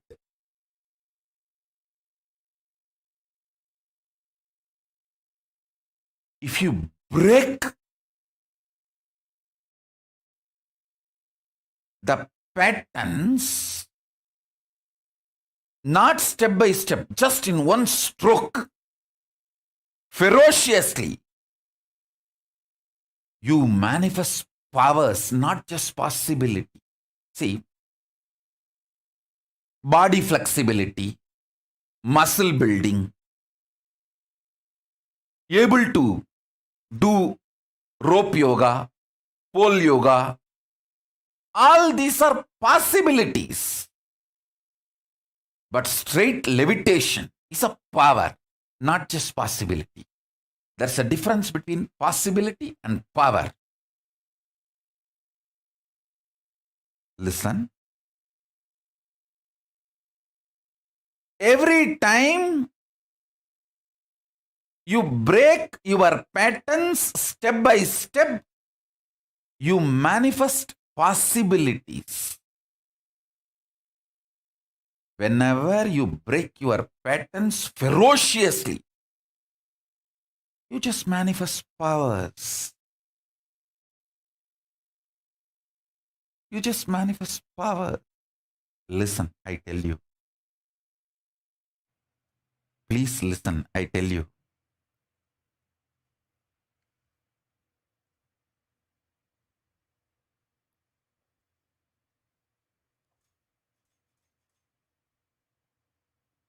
Understand?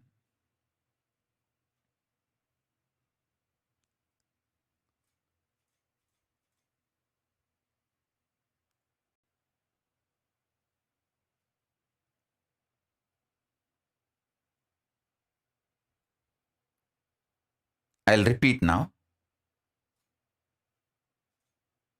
All of you intensely listen.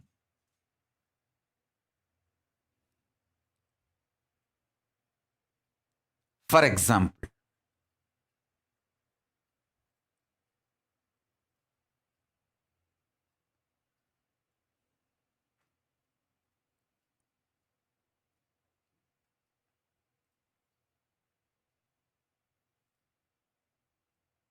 yes, I think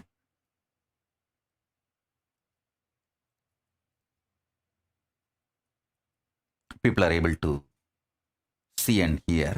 Let me repeat now. Whenever you break your patterns, the obsessive, compulsive, reactionary patterns, whenever you break those patterns in you ferociously, you manifest powers. I tell you, this really happened. One person came to me with rheumatoid arthritis problem. It was very severe. The fingers have started getting twisted, and the effect of the disease is seen even physically, not just in the form of pain alone. The body started getting distorted.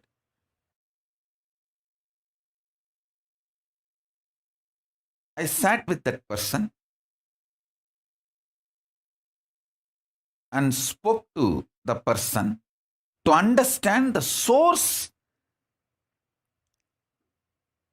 Obsessive compulsive reactionary pattern of her which triggered this disease in her. Please understand.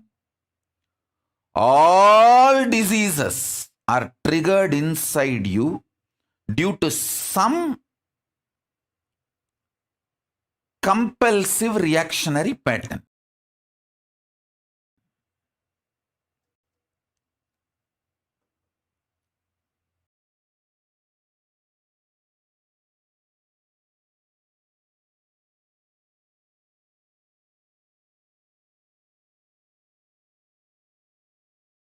So I wanted to study for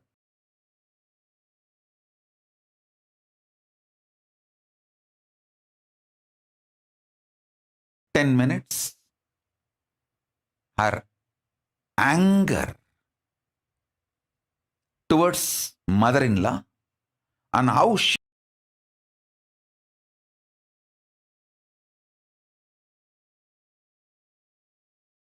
gets triggered by mother-in-law and how it has become a very powerful on somebody else and does this. Just the person outside is replaced, but the pattern and the vicious circle continues. I thoroughly studied her within that few minutes.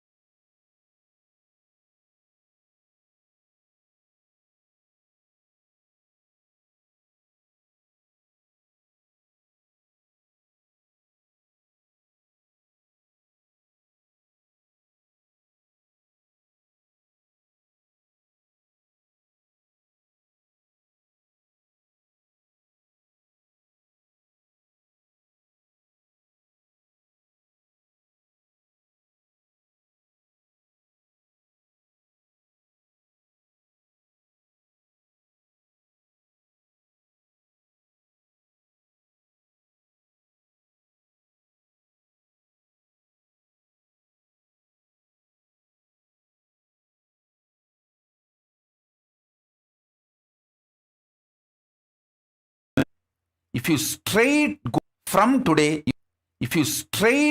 from today, you are going to see Paramashiva in her.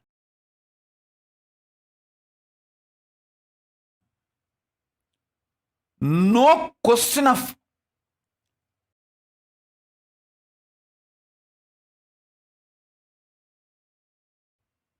if I fall at my mother-in-law's feet, crumple me under her feet and jump on me and kill me. She will manipulate me, exploit me. My life will be hell. I will be a slave. All these are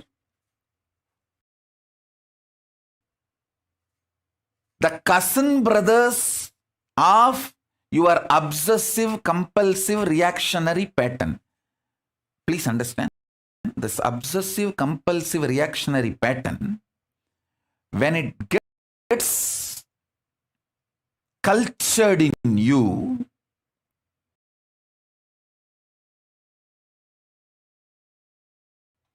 it creates its own fears, insecurity, jealousy, guilt,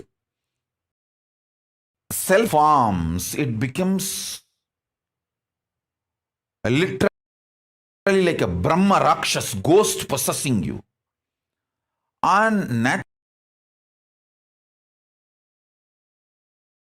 naturally, if you have to go and fall at the feet of mother-in-law and surrender, you will feel, no, she is going to exploit me. The death is much fears, emotions, insecurities, self-doubt, self-denial. So much will come up.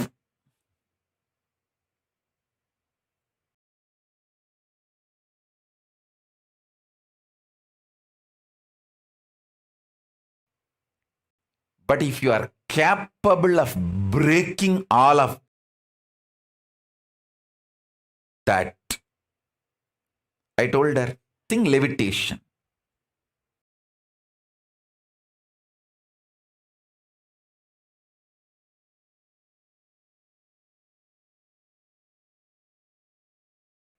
I asked, or levitate you want for me?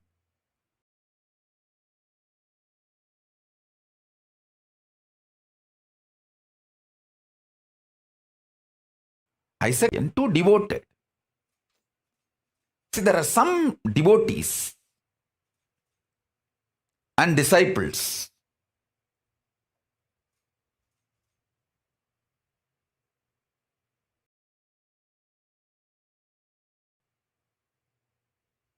Throw tantrum, I just know they are just throwing tantrum, but they don't mean what they say. I'll give you one or two examples.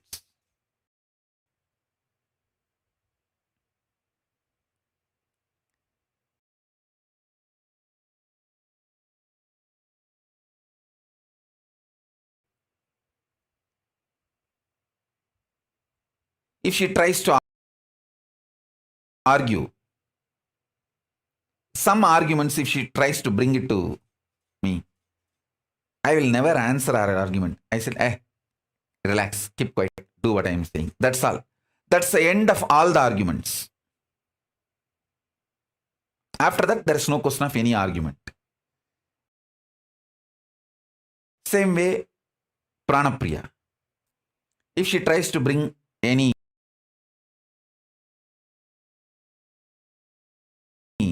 arguments, this is a judgment, execute. She will just do it.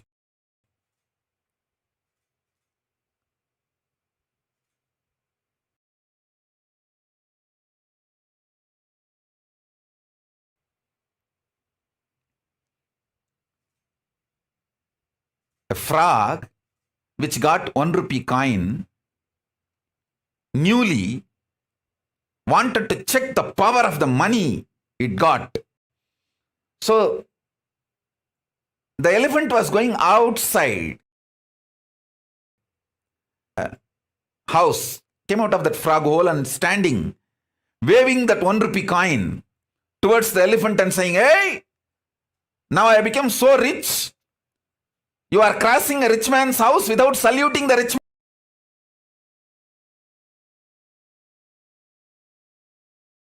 man. Will that the shouting of frog, even if he hears, he will say, hey, keep quiet. And he will walk. Exactly same way. If you treat your patterns, you will manifest powers.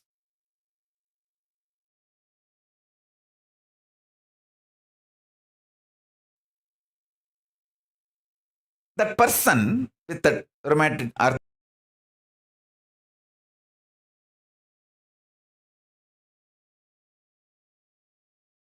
arthritis, she's seeing me only first time attending the program, but before even seeing me physically and devoted, very sincere. So I told her, naturally, I want power for you, not just the possibility. She asked me that, do you want me to manifest possibility or powers? I said, naturally, powers, not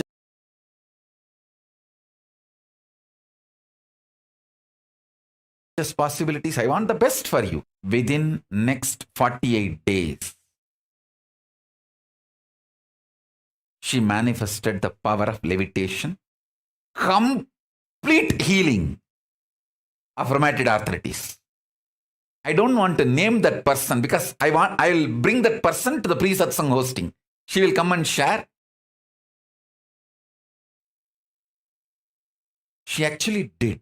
She went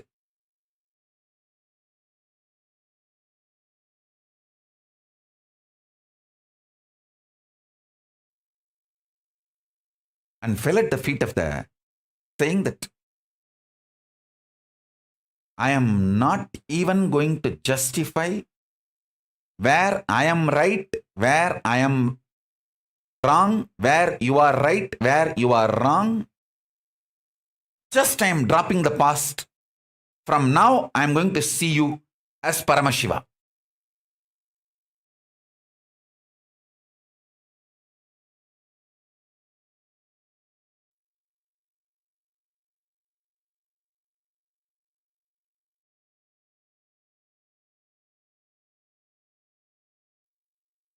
See, if she went and did completion,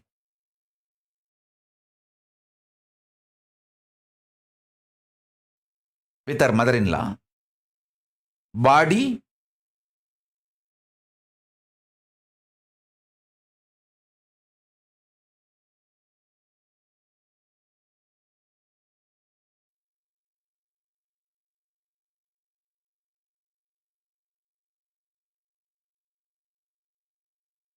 but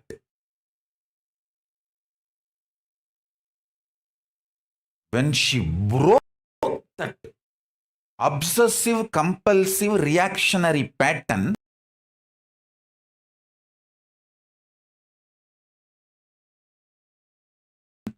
with all its self-hatred, self-denial, everything,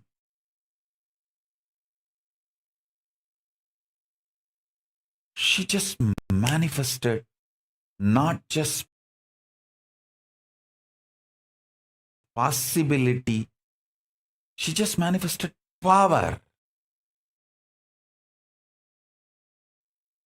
Not only she got healed of the whole rheumatoid arthritis problem, the whole body got filled so much with samana energy, she started experiencing levitation. I tell you, listen, I tell you,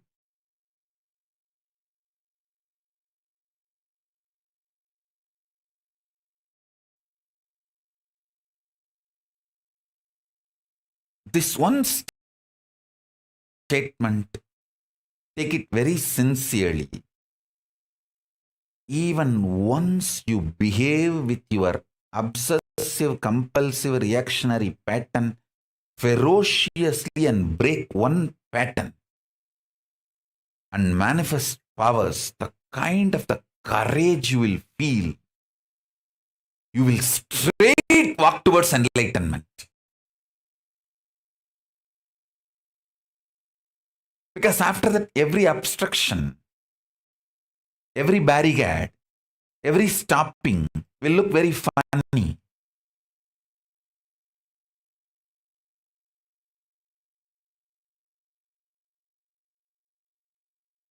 It look very funny.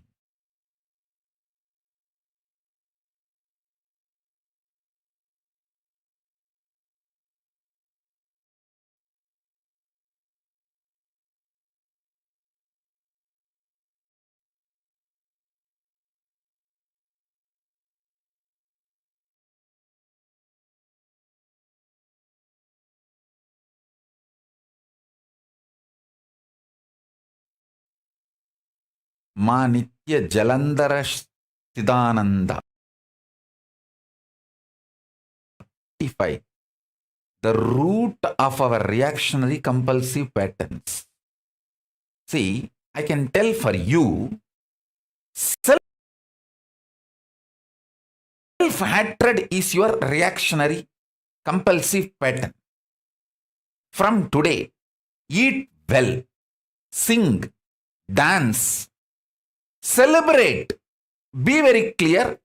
Paramashiva is enjoying through you. All your problems will be solved. You have so much of hatred towards anything, become almost like a tumor in you. Break that. Eat well, sing, dance, do anything which makes you happy, which does not destroy your health.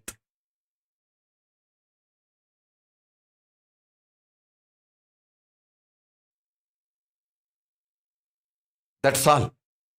You will be free.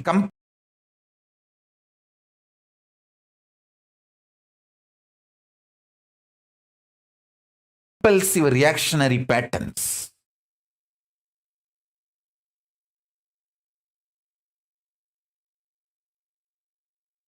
This answer is for her. So this word is a Guru Vak for her. Don't take this as a Guru Vak for all of you. Guru Vak is usually customized, exactly precise instruction to that person for manifesting enlightenment. It's for her.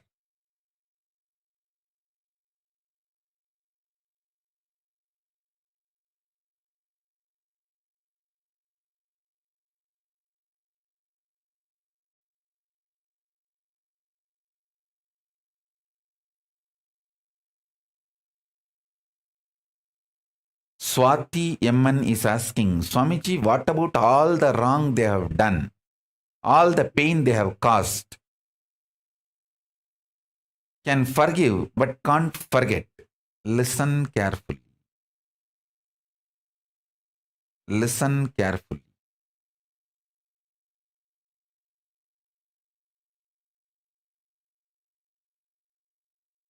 You continue to exist as slum pig,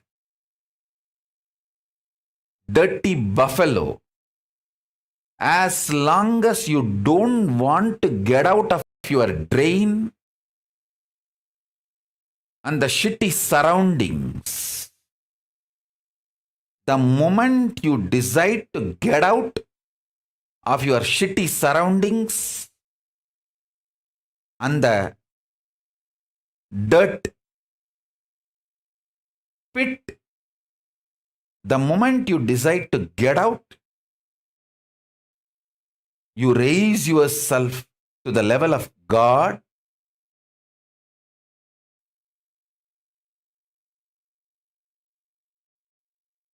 If you decide to forgive, that is enough to liberate yourself. You are not expected to forget. I am not expecting you to forget.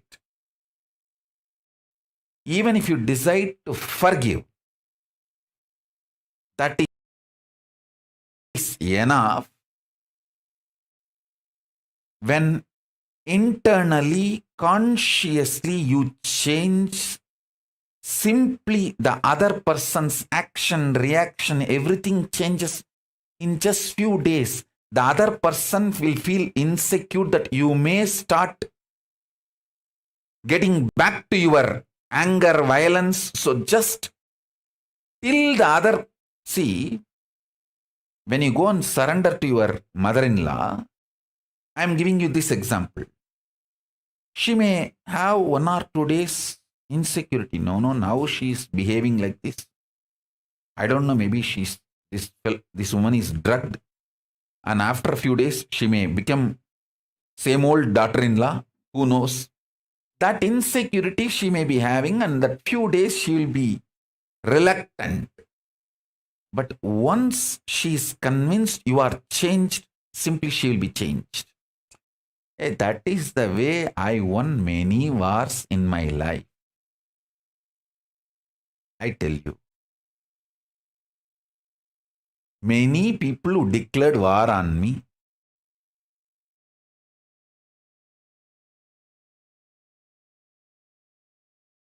those wars, just by not declaring war on them back, just through that simple only forgiving, not even forgetting, forgiving, I won many wars in my life.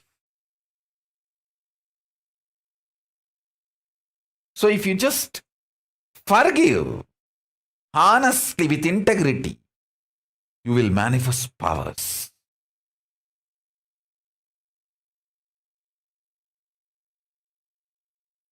It's possible. Listen.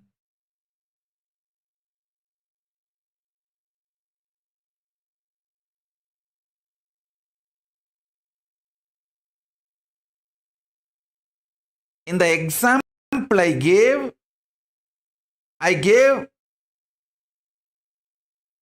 the solution of falling at the feet of the mother-in-law because that was the problem of her. I am not telling all of you just go and fall at the feet of mother-in-law, you will start levitating. No. I gave you the story example. The lesson you need to catch is first find out what is your compulsive reactionary behavior pattern. Break that ferociously. You may even have 10, 12 patterns. List them out and break them ferociously.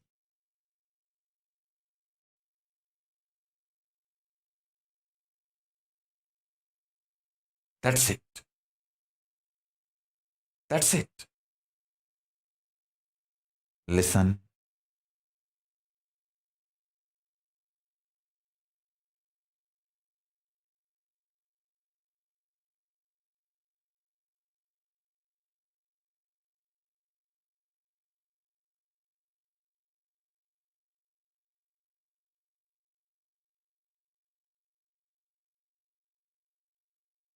Each one of you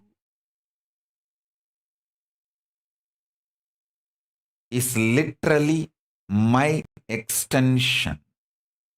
The life which is in all of you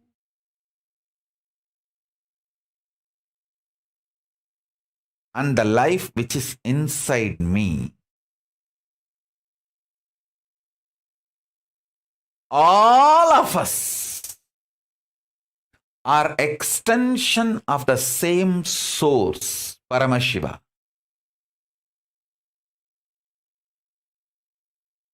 With the tremendous love from the oneness. It's like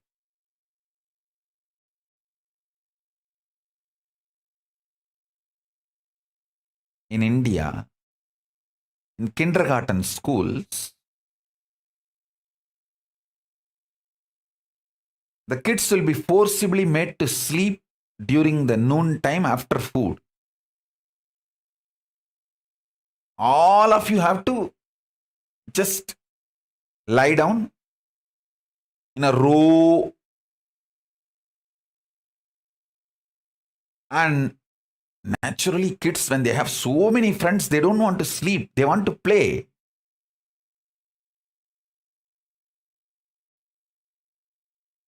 But kids have to rest. It's a rest time. So the kids will keep one eye closed and watch through one eye whether the PT teacher who is in charge of making the kids rest, the moment the teacher steps out of the classroom, one kid will get up and wake all the other kids. And they will all have fun, jump, make the whole classroom upside down. Because they know the teacher will take at least half an hour to go and have her lunch and come back. That half an hour, these kids will have fun, make the whole classroom upside down. And the moment they know she is coming back, they will all be just back to their place, sleeping as if nothing. How? The kid, the moment he knows the teacher is out, he wakes up and he wakes all the kids to have fun with the same love. I am waking all of you up. Hey, come on, let's enjoy. Teacher is gone. All your patterns, obsessive, compulsive, reactionary patterns, are not worthy. Life,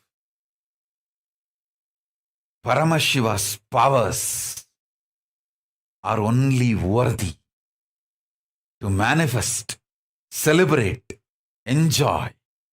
Listen carefully. Listen intensely.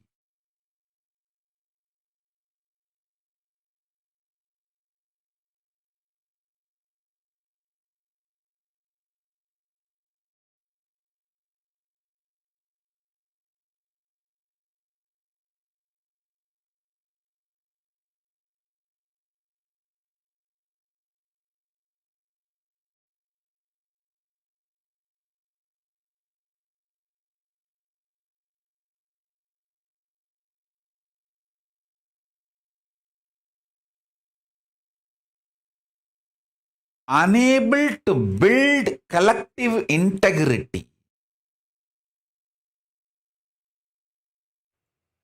is just because of your obsessive, compulsive, reactionary pattern. Understand? Whatever stops you building collective integrity is your obsessive, compulsive, reactionary pattern. Sit and pen down what stops you building collective around you. Behave ferociously with those patterns. You usually behave ferociously with the people, not with the patterns. Behave ferociously with the patterns. Behave cutely with the people. Very cutely with your patterns.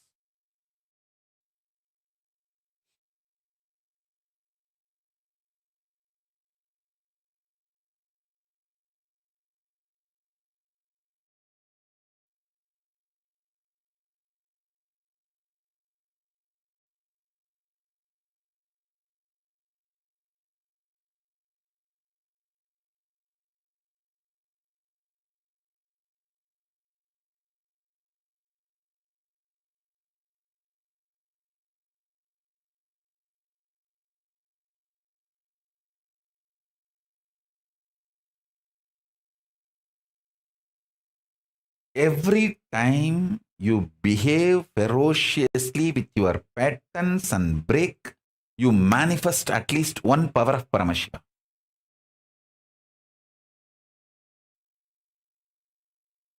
Listen.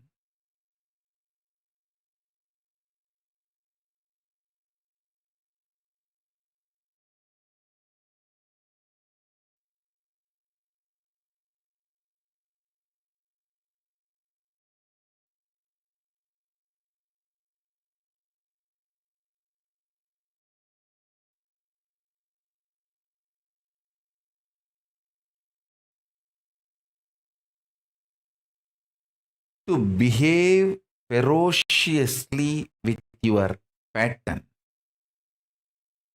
you don't need anything other than feeling connection or trust on me, because the trust you have on me will naturally manifest as the courage to execute my words.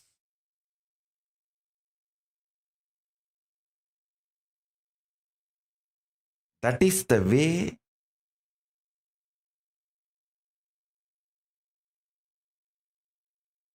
I manifested Paramashiva. See, my extreme love for my gurus.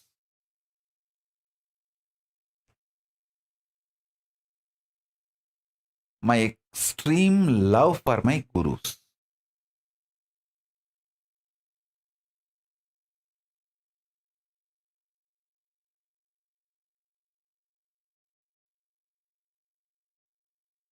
I'll tell you one small incident.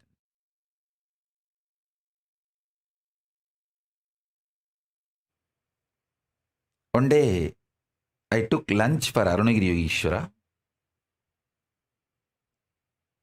He ate, and after eating, I was sitting next to him. I used to be so attached to him. I picked up his left hand. In his left hand, the little finger used to have a long nail. Many fingers had a long nail. I picked up his little finger, and through that fingernail, I was cleaning my teeth. And he is such a sweet person.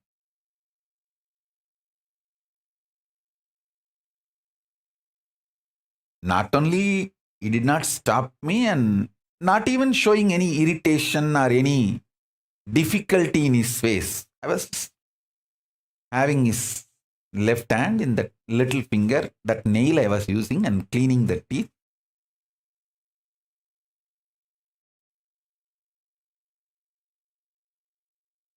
He was talking something about mukti, goal of life, all that. I was deeply listening, and the same way using his left hand little finger nail, and not that I did not cut the nail. With the holding the whole finger, I was cleaning my teeth using his little finger nail.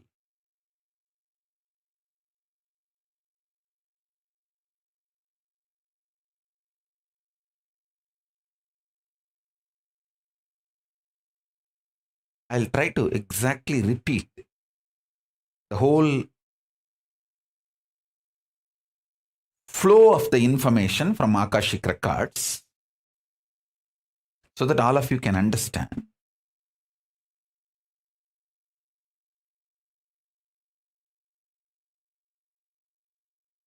He asked me, what you understand as mukti, liberation.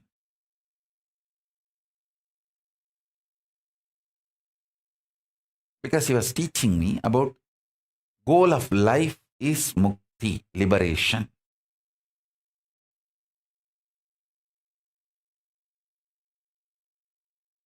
I told him that I should become one with Arunachaleshwara. Arunachala is the word I know as the ultimate. So I told him that I should become one with Arunachala. He said, okay, after that, what do you think should be your goal? I don't know what far he was leading me into the conversation. Maybe he was making me spell out more and more words, giving me clarity.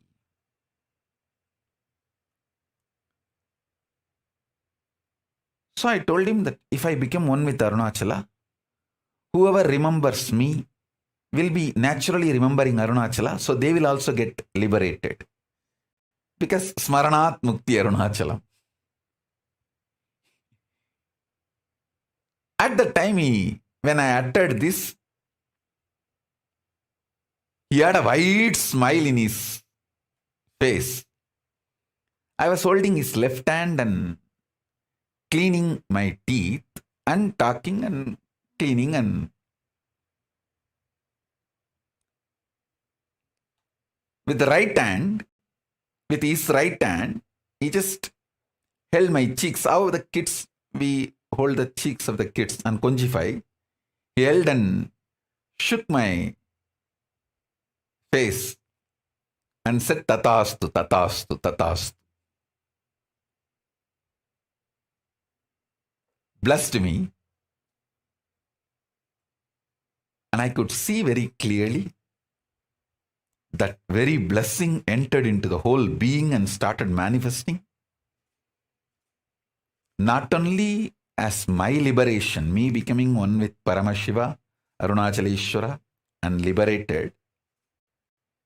Anyone remembers me, remembers Arunachaleshwara. So I am only just a symbol of Arunachaleshwara. I am just one stone of Arunachala hill, that's all. Or one small tree. We should not even say small tree. Anything in Arunachala is great, uncomparable. One tree or one small, so I should not use the word small. A stone or a tree or sand, dust of Arunachala, that's all.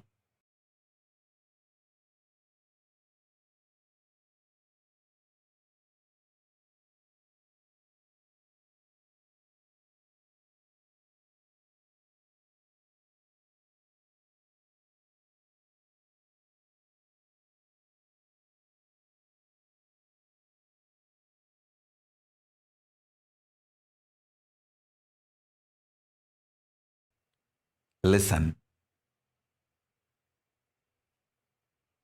My love and feeling connection with my Guru and Guru Parampara gave me the strength, courage, sacrifice needed to break all the patterns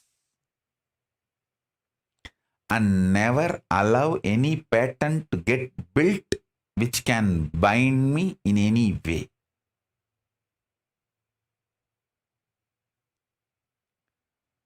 Guru Bhakti as a direct utility value. I tell you, I have seen thousands of cases. The moment they lose their Guru Bhakti, all the great ferociousness, powerfulness they had, and broken their compulsive reactionary patterns, that whole strength they lose when they lose Guru Bhakti and fall back into that patterns, and even voluntarily they attract that patterns and say, wow, so many years I did not eat onion, green chili, garlic because of this fellow. Let me go and eat. Okay, go and eat meat. Who is the loser? Not me. I tell you, when you gain Guru Bhakti, it is not just Guru Bhakti. Millions of good things comes to you along with Guru Bhakti. Same way, when you lose Guru Bhakti, millions of things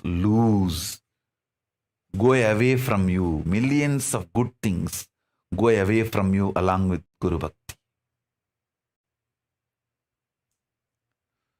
When Sonnavannam Seida Perumal walked out of Kanchipuram, it is not just Perumal walked out of the Kanchipuram, Lakshmi walked out along with Perumal. Bhudevi walked out along with Perumal. All the auspiciousness, Mangalatva, all the best thing, everything walked out along with Perumal. Kubera walked out.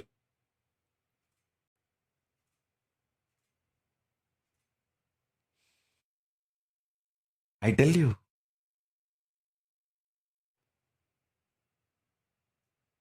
When Sonnavannam Seida Perumal came back to Kanchipuram, everyone, all the auspicious energies came back. When he walked out of Kanchipuram, all the best things worked out. Same way. Listen. When Guru Bhakti comes to you, all the best things in the life comes to you. When Guru Bhakti leaves you, all the best things in the life leaves you.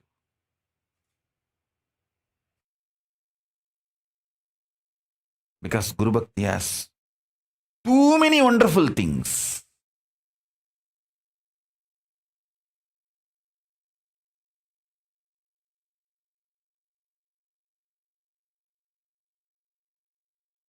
Guru Bhakti is not just Guru Bhakti, it is Parama Shiva Shakti.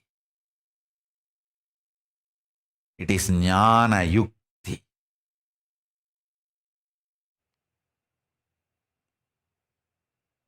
That is why I insist so much on reading Guru Gita and chanting Guru Gita. Because reading Guru Gita and chanting Guru Gita gives you the intense Guru Bhakti and all the other auspiciousness, good things associated with Guru Bhakti. See, people with Guru Bhakti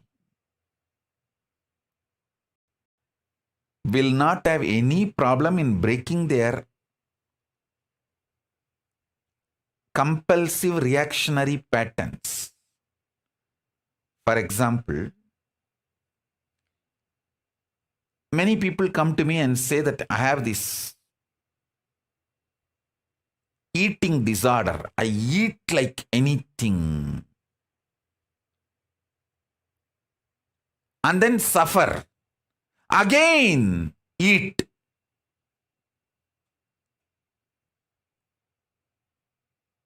See, if they have a deep feeling connection with me, extreme Guru Bhakti, the straight solution I'll give: start dry fasting, eat only one meal a day.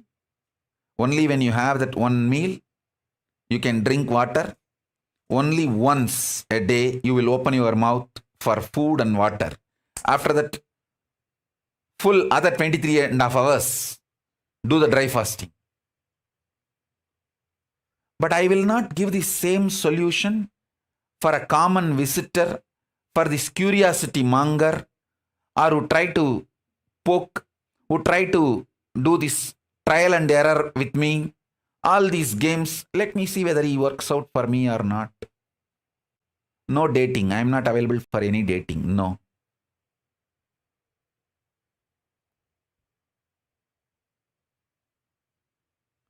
All this kind of people, I will never give that solution. I will tell them, you please practice Nirahara Samyama. Slowly,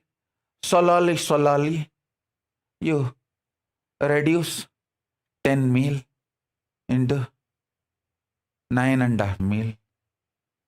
And after 1 month, you reduce 9.5 meal into 9 meal. And after 1 month, you reduce 9 meal into 8 meal. By the time, bloody, you will lose all inspiration and go back to 12 meal. So that is your fate. What can I do?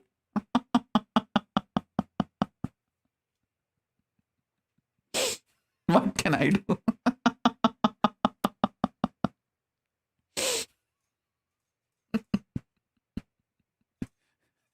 Salali, Jalali. You walk. What can I do?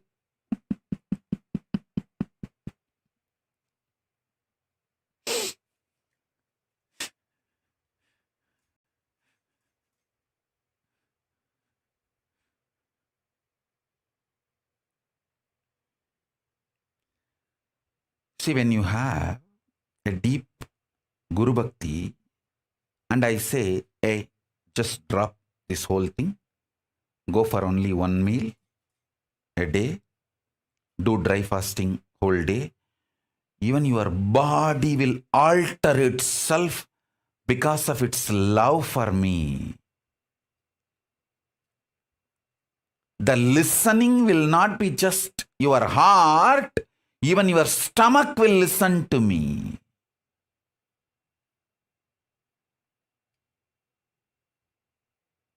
Even your stomach will listen to me, not just heart.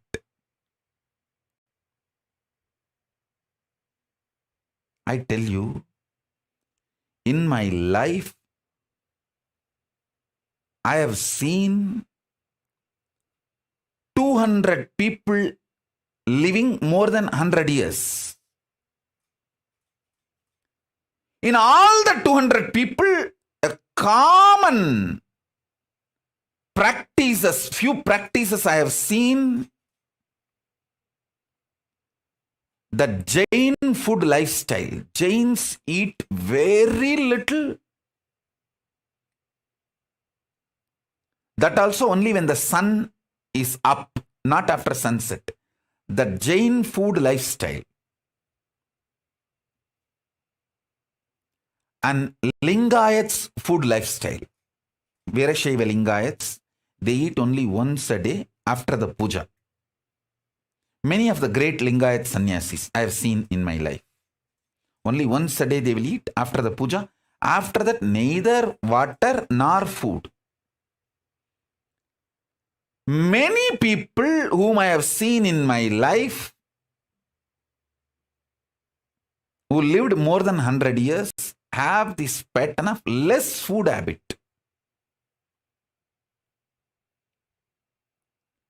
Less quantity but good organic quality food.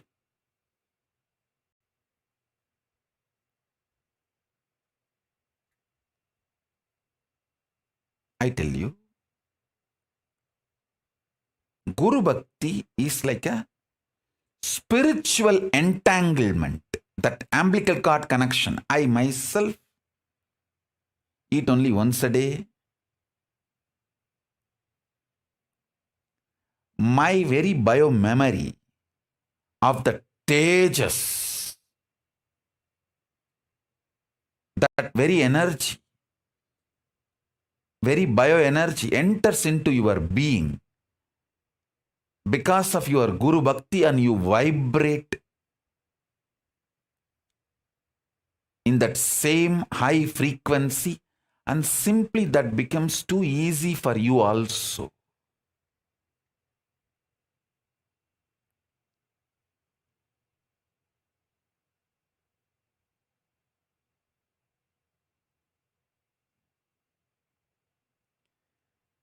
Ferociousness is not anger. Anger is pattern.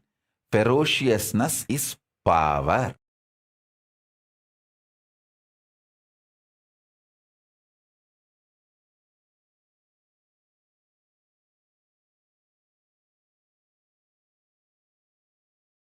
Listen.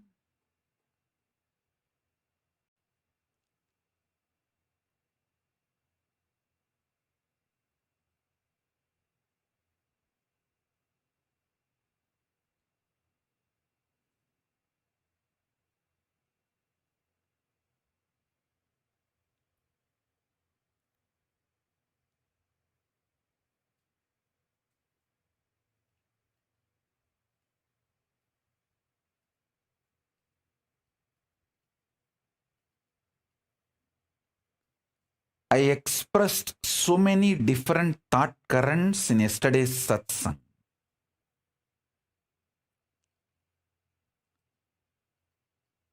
About collective integrity, beautiful story of how the Brahma Kapala swallowed the Sudarshana Chakra,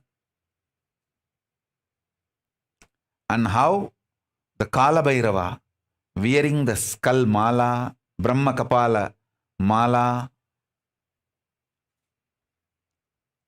I explained various concepts.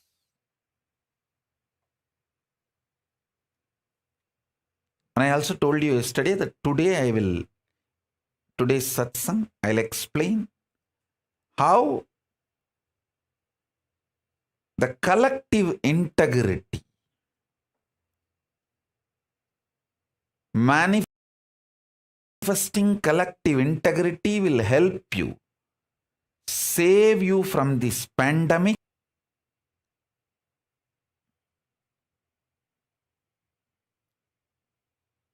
I remember once, see, one of my guru,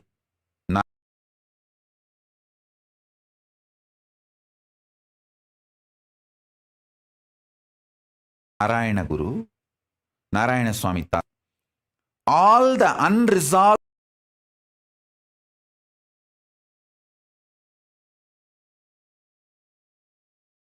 crimes by the police, the main town police station, all the officers 30 years before, they know this Narayana Swami Tata whom I am talking about. This Tata is instrument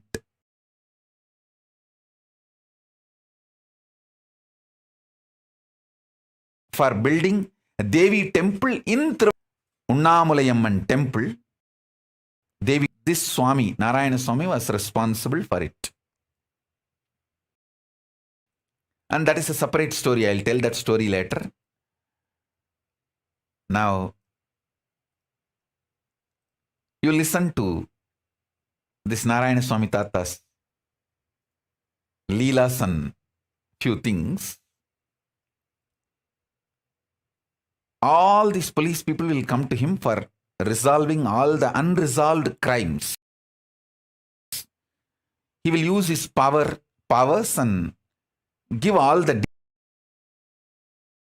details, where that criminal is hiding, where that thief is sitting, where that he will tell very clearly who has murdered, how the murder happened, and police will go and solve the crimes. One day, one person caught in a crime, not because he did a crime, but he was in a wrong place with the wrong people. So his friends took him, saying that, come on, let's go for rounds to roam around. Without telling this person, they are all planning for committing a crime. They just took him like a company. But when they went there, they all committed the crime, which the team committed the crime. This fellow went there without knowing that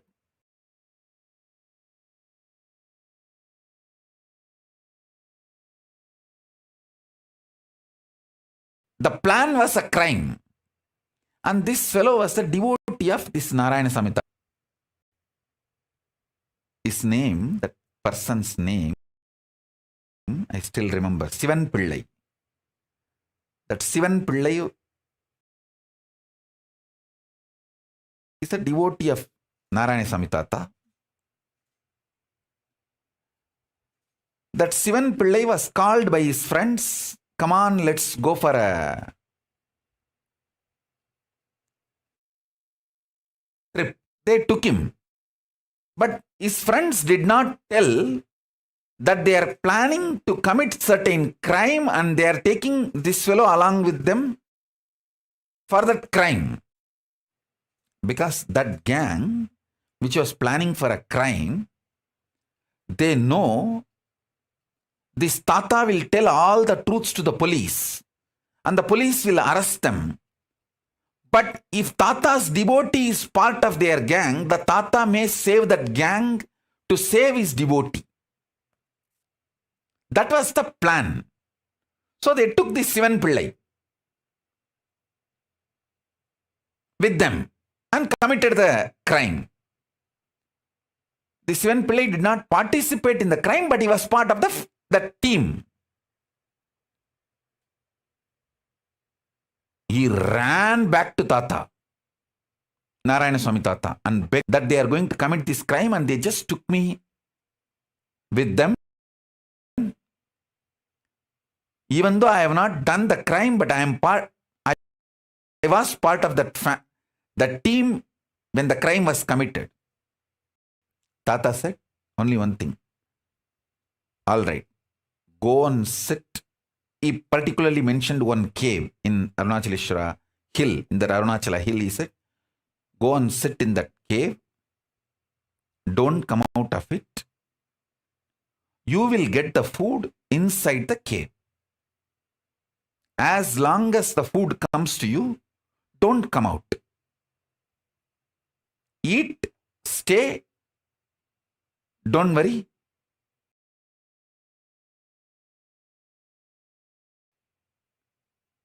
This fellow is such a obedient disciple. He went and did the same.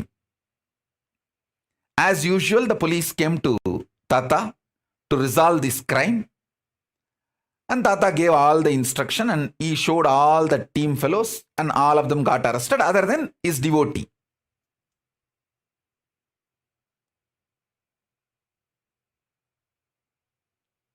Those fellows got arrested and put in jail. I was seeing the whole scene, means when the devotee Sivan Pillai came and cried to him. I think that Sivan Pillai must be still alive in Tiruvannamalai. Because at that time he was 30 maybe. So now he may be 70 or 60s. He may be still alive. I'll tell our autobiography team to go and interview him and bring him to Pre-Satsang hosting if he is still alive. He can narrate the whole incident. Police came and reported the crime and he resolved the whole crime and everything. I asked Tata, you could have just saved Sivan Pillai. Because he did not commit the crime, he was only in the scene. You just, if you did not tell his name, that's enough. Police is not going to go and arrest him. Why did you tell him to go and sit in the cave? Then Tata told me, hey, illada thambi. He told me in Tamil. I'll tell exactly in Tamil and then translate. Illada thambi, அவனுக்கு பந்தனம் இருக்குடா, அதனால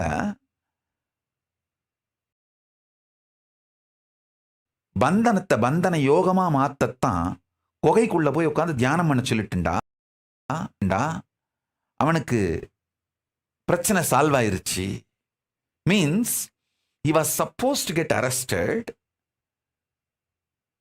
in the graha situation. He asked the jail. Instead of jail, he changed it into bandhana yoga, means withdrawal from society, and he was meditating, and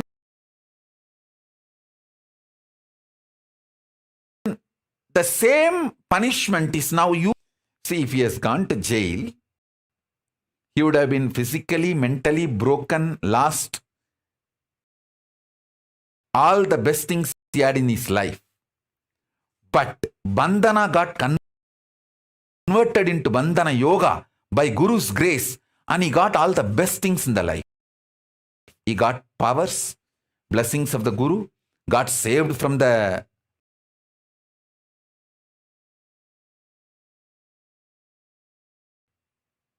jail and all the other, instead of all the worst.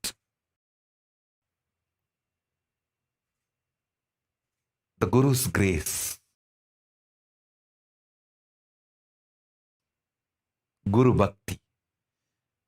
And that, whatever Guru said, he did not say, oh, how will I get food? How will I get water? How will I go for 1, 2, 3? He did not ask any of that questions. He just went and sat in that cave, did not come out. And even I don't know how many days he was there and how he managed 1, 2, 3. I know for sure after that he was very healthy. And he did not have any legal or any problem. And he started even manifesting powers because he obeyed the Guru's words.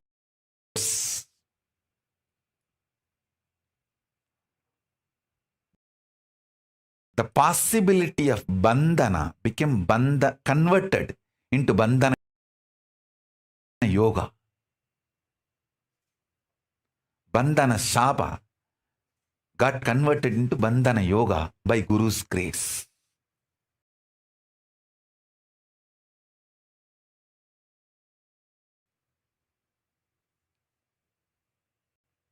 Guru can change everything. I should say, listening to Guru can change everything. More than Guru can change everything. Listening to Guru can change everything.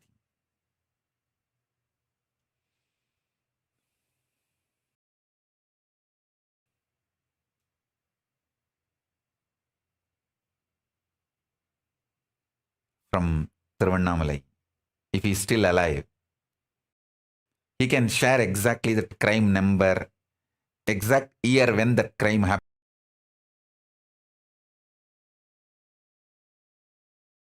happened, and how he got saved, all the details. More details he can give.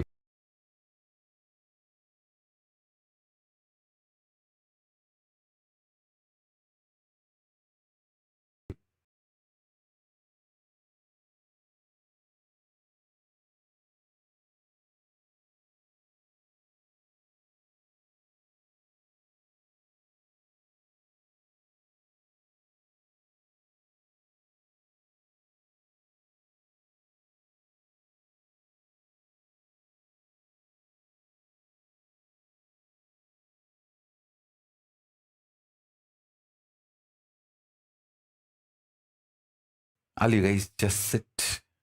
After attending that Arunachala Smaranam, I am feeling that intense samadhi manifesting. Just sit and enjoy Arunachala.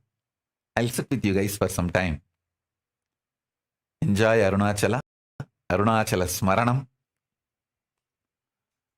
and experience liberation.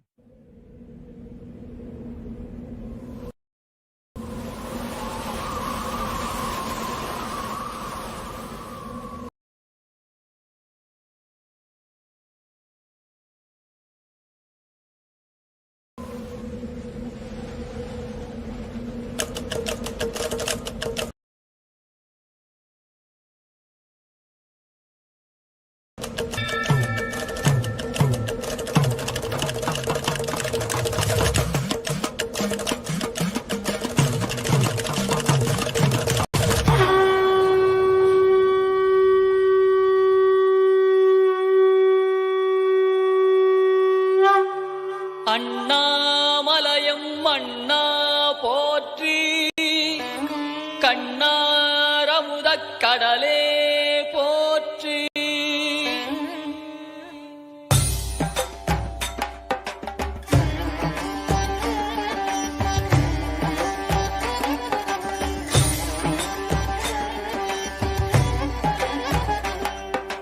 Tripuram எரித்த விரிசடை கடவுள் தேரில் ஏறி வருகின்றார்.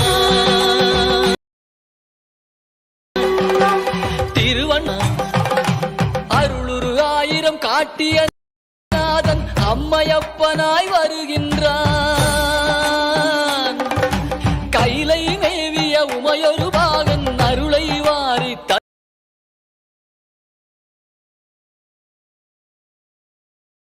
வருகின்றான். அண்ணாமலையான் வருகின்றான்.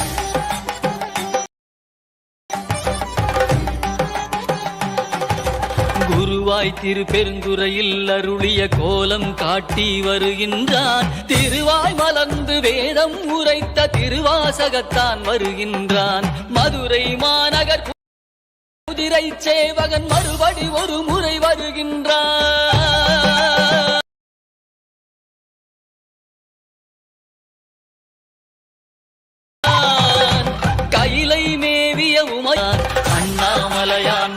அருளை வாரி தருகின்றான்.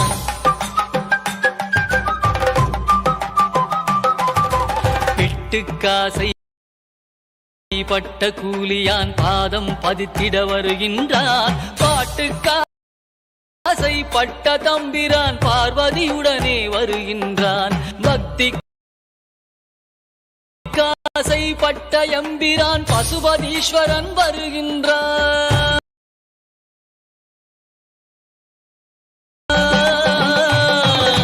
கைவாகன் அருளை வாரி தருகின்றான். அண்ணாமலையான் அருளை வாரி தருகின்றான்.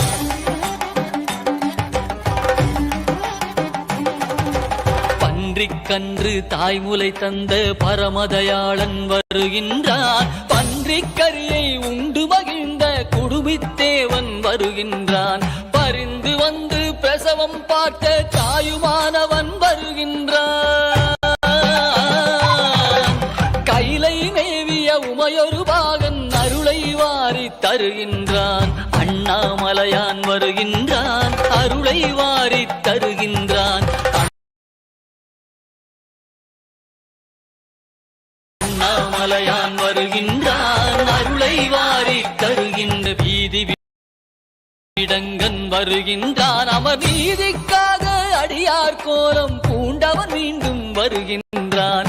திருவிளையாடல் பல புரிந்தவன் திருவீதி வலம் வருகின்றான்.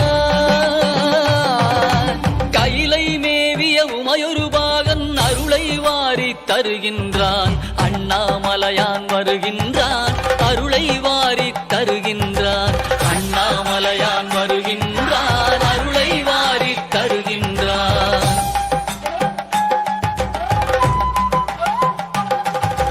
தக்கன் வேள்வி தகர்த்த வீர பத்திரநாதன் வருகின்றான். சொக்கன் மதுரை சோமசுந்தரன் அற்புதமாக வருகின்றான். திருமாலறியா மலர்ச்சேவடியான் திருமானேந்தி வருகின்றான்.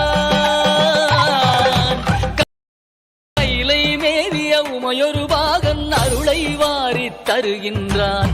அண்ணாமலையான் வருகின்றான். அருளை வாரி தருகின்றான். அண்ணாமலையான் வருகின்றான். அருளை வாரி தருகின்றான்.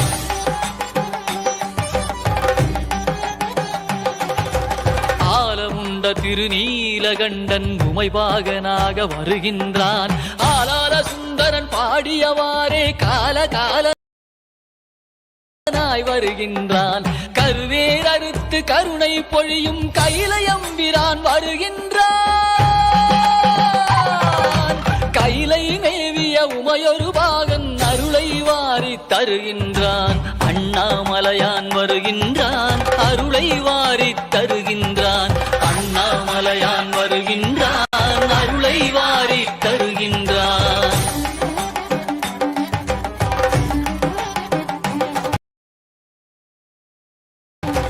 அடியார் உள்ளத்து அன்புக்காக அம்பலவானன் மழபாடி திருமாணிக்கத்தான் மண்ணில் நடந்து வருகின்றான்.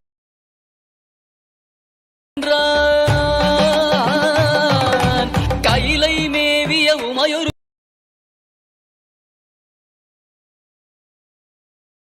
பாகன் அருளை வாரி தருகின்றான். அண்ணாம்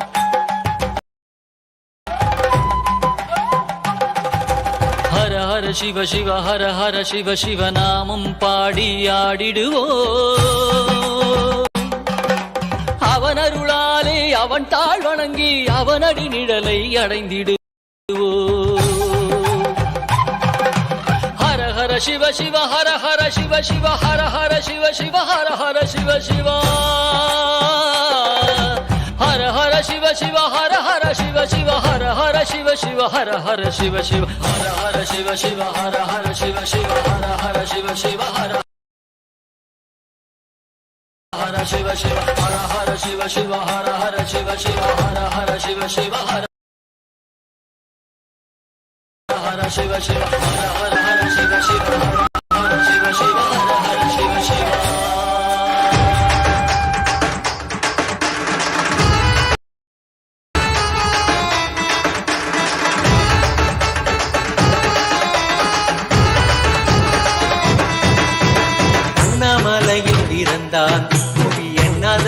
யோகமே கொண்டிட நித்யன் ஈரேழு லோகத்திற்கெட்டா ஈசன் முக்தி நேரி அருளவே நித்யனாய் ஊரகிற்கு வந்தம்மை ஆட்கொள்ள தேவர்களை காத்திட வைத்தான் தாயாய் பேரருள் புரிய உடல் ரோமம் சிலிர்த்திட நித்யனாய் வந்து அண்ணாமலையில் பிறந்தான் புவி எண்ணாத யோகமே கொண்டிட நித்யன் ஈரேழு லோகத்திற்கெட்டா ஈசன் முக்தி நேரி அருளவே நித்யனாய் அண்ணாமலையில் பிறந்தான் திருவண்ணாமலை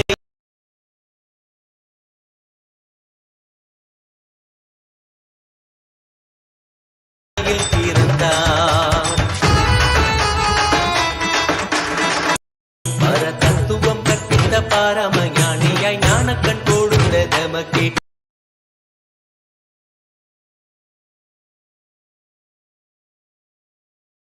ரூபம் காட்டிய மாய வித்தை செய்யும் நித்யன் மாய வித்தை செய்யும் நித்யன்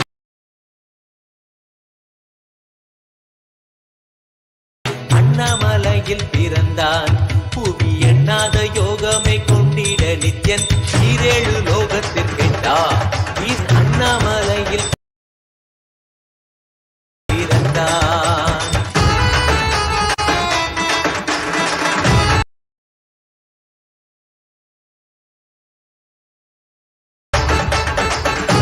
விளங்கும் தாண்டும் சிவசக்தியாக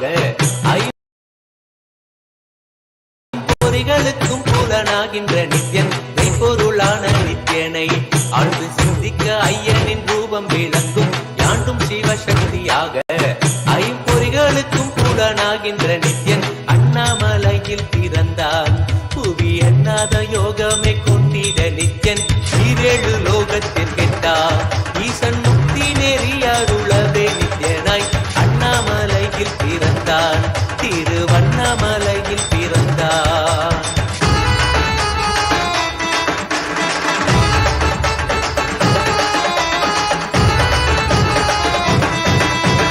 உள்ளும் பூரமும் இருந்து உயிர் பக்குவமாக்கிடும் பரமனாம் நித்யன் ஞானப்பாடி தங்கள் ஏழும் கொண்ட ஞானமும் ஆகிய ஆண்டி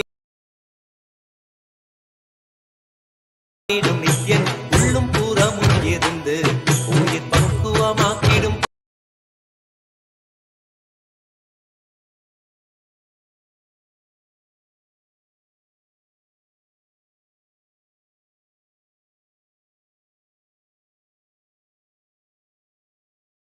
பரமானாம் எண்ணாத யோகமே கொண்டிட நித்யன் ஈரேழு லோகத்திற்கெட்டா ஈசன் முக்தி நேரி அருளவே நித்யனாய் அண்ணா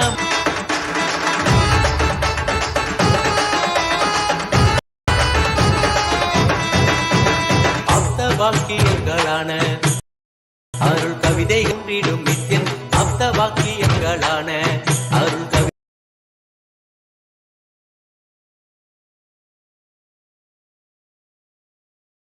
கவிதைகள் நித்யனின் மகிமை சொல்லிடும் மகிமை அர்ப்பித்த பின்னே நித்யன் ஈரேழு லோகத்திற்கெட்டா ஈசன் முக்தி நேரி அருளவே நித்யனாய் அண்ணாமலையில் பிறந்தான் திருவண்ணாமலையில் பிறந்தான்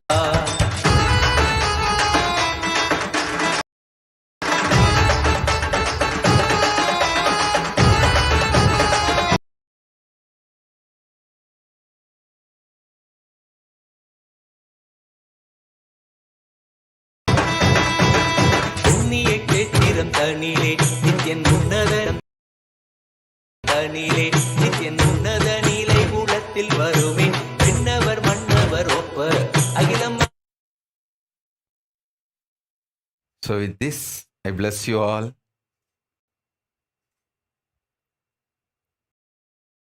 Let all of us have the great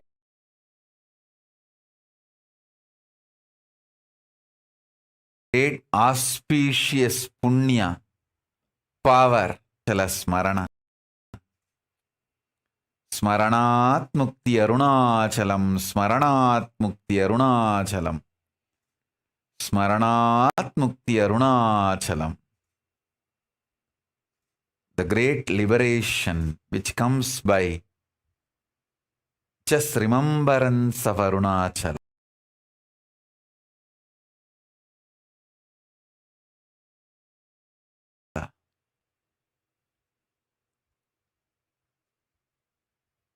So with this collective integrity and authenticity and responsibility and enriching, causing, living Paramattvaitam, the Shuddhaadvaita cyber consciousness and Kailasa of Paramashiva. Paramashivoham Om Nityananda Paramashivoham. The eternal bliss Nityananda. Thank you. Be blissful.